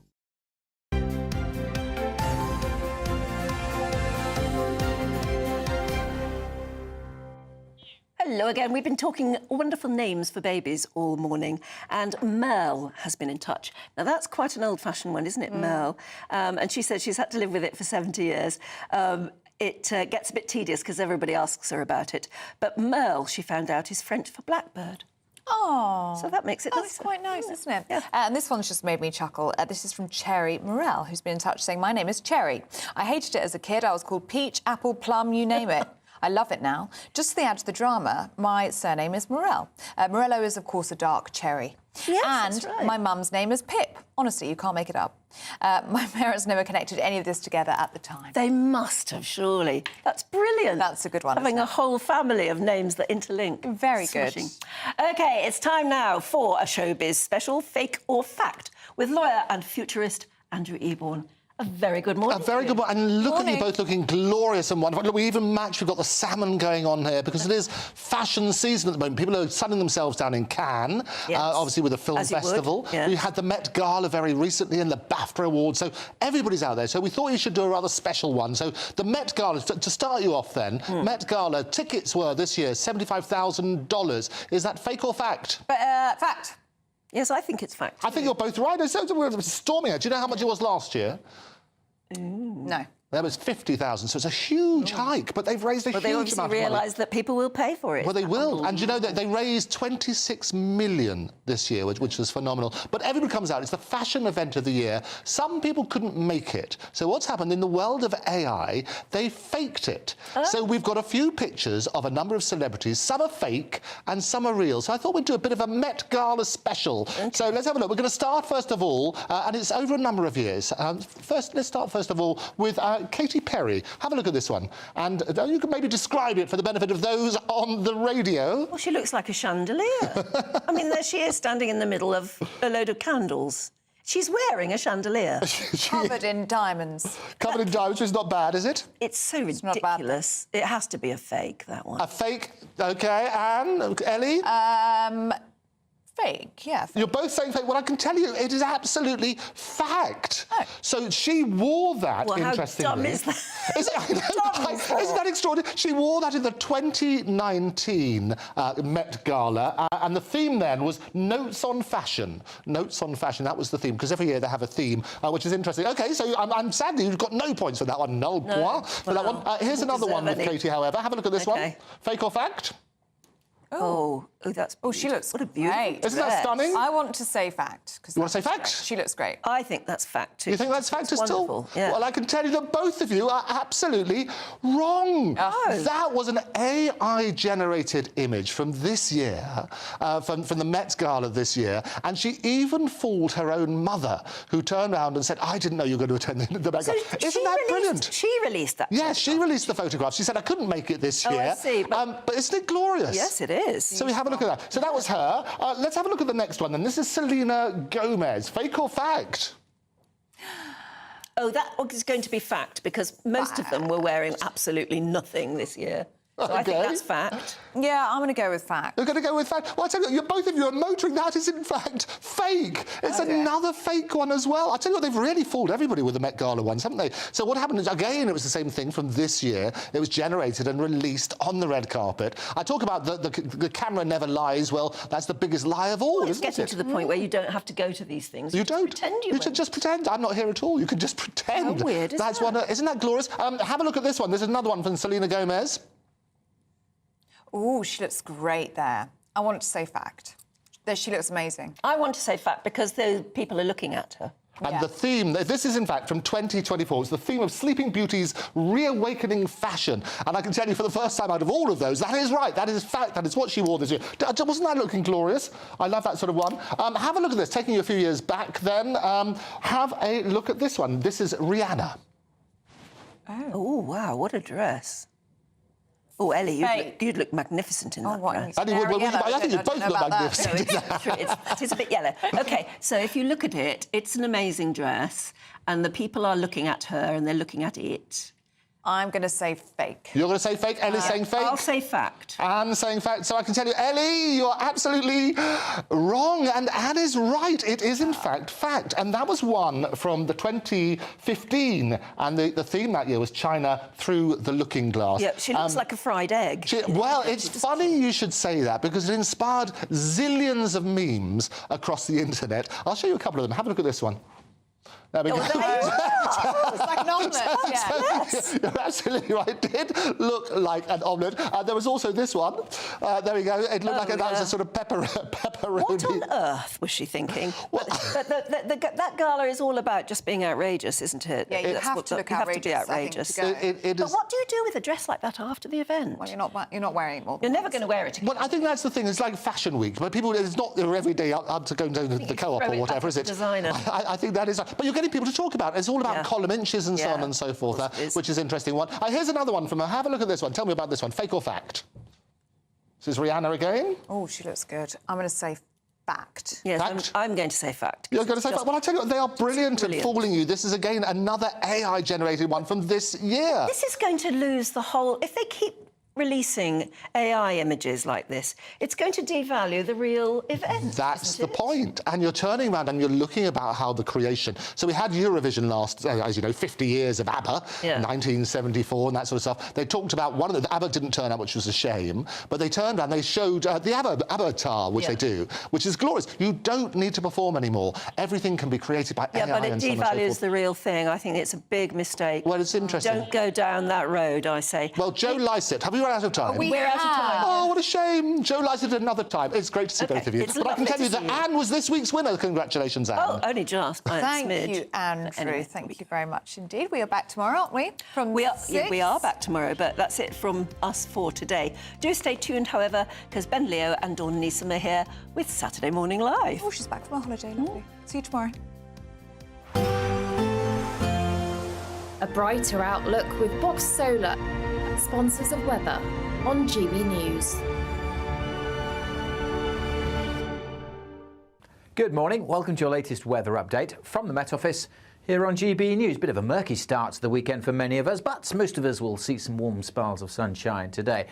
There are going to be a few heavy showers around later on. A bit damp and drizzly in parts of the south coast, and as I say, some mist and fog around in places too. Parts of the coast of the northeast sticking with that har throughout, but most areas brightening up, good spells of sunshine, and then later on the likelihood of some scattered but quite heavy showers over parts of South Wales and southwest England. In the sunny spells, 20 degrees, 21, 22, maybe 23 in a few spots. It will be cooler on some North Sea coast, particularly in the far northeast, where that mist and low cloud sticks around. And there's the threat of these showers turning quite heavy across Devon, Cornwall, Somerset, parts of South Wales as well. Not everywhere seeing them, but where they do develop, could drop quite a lot of rain in a short space of time. The showers much more scattered further east. A few breaking out too over the hills.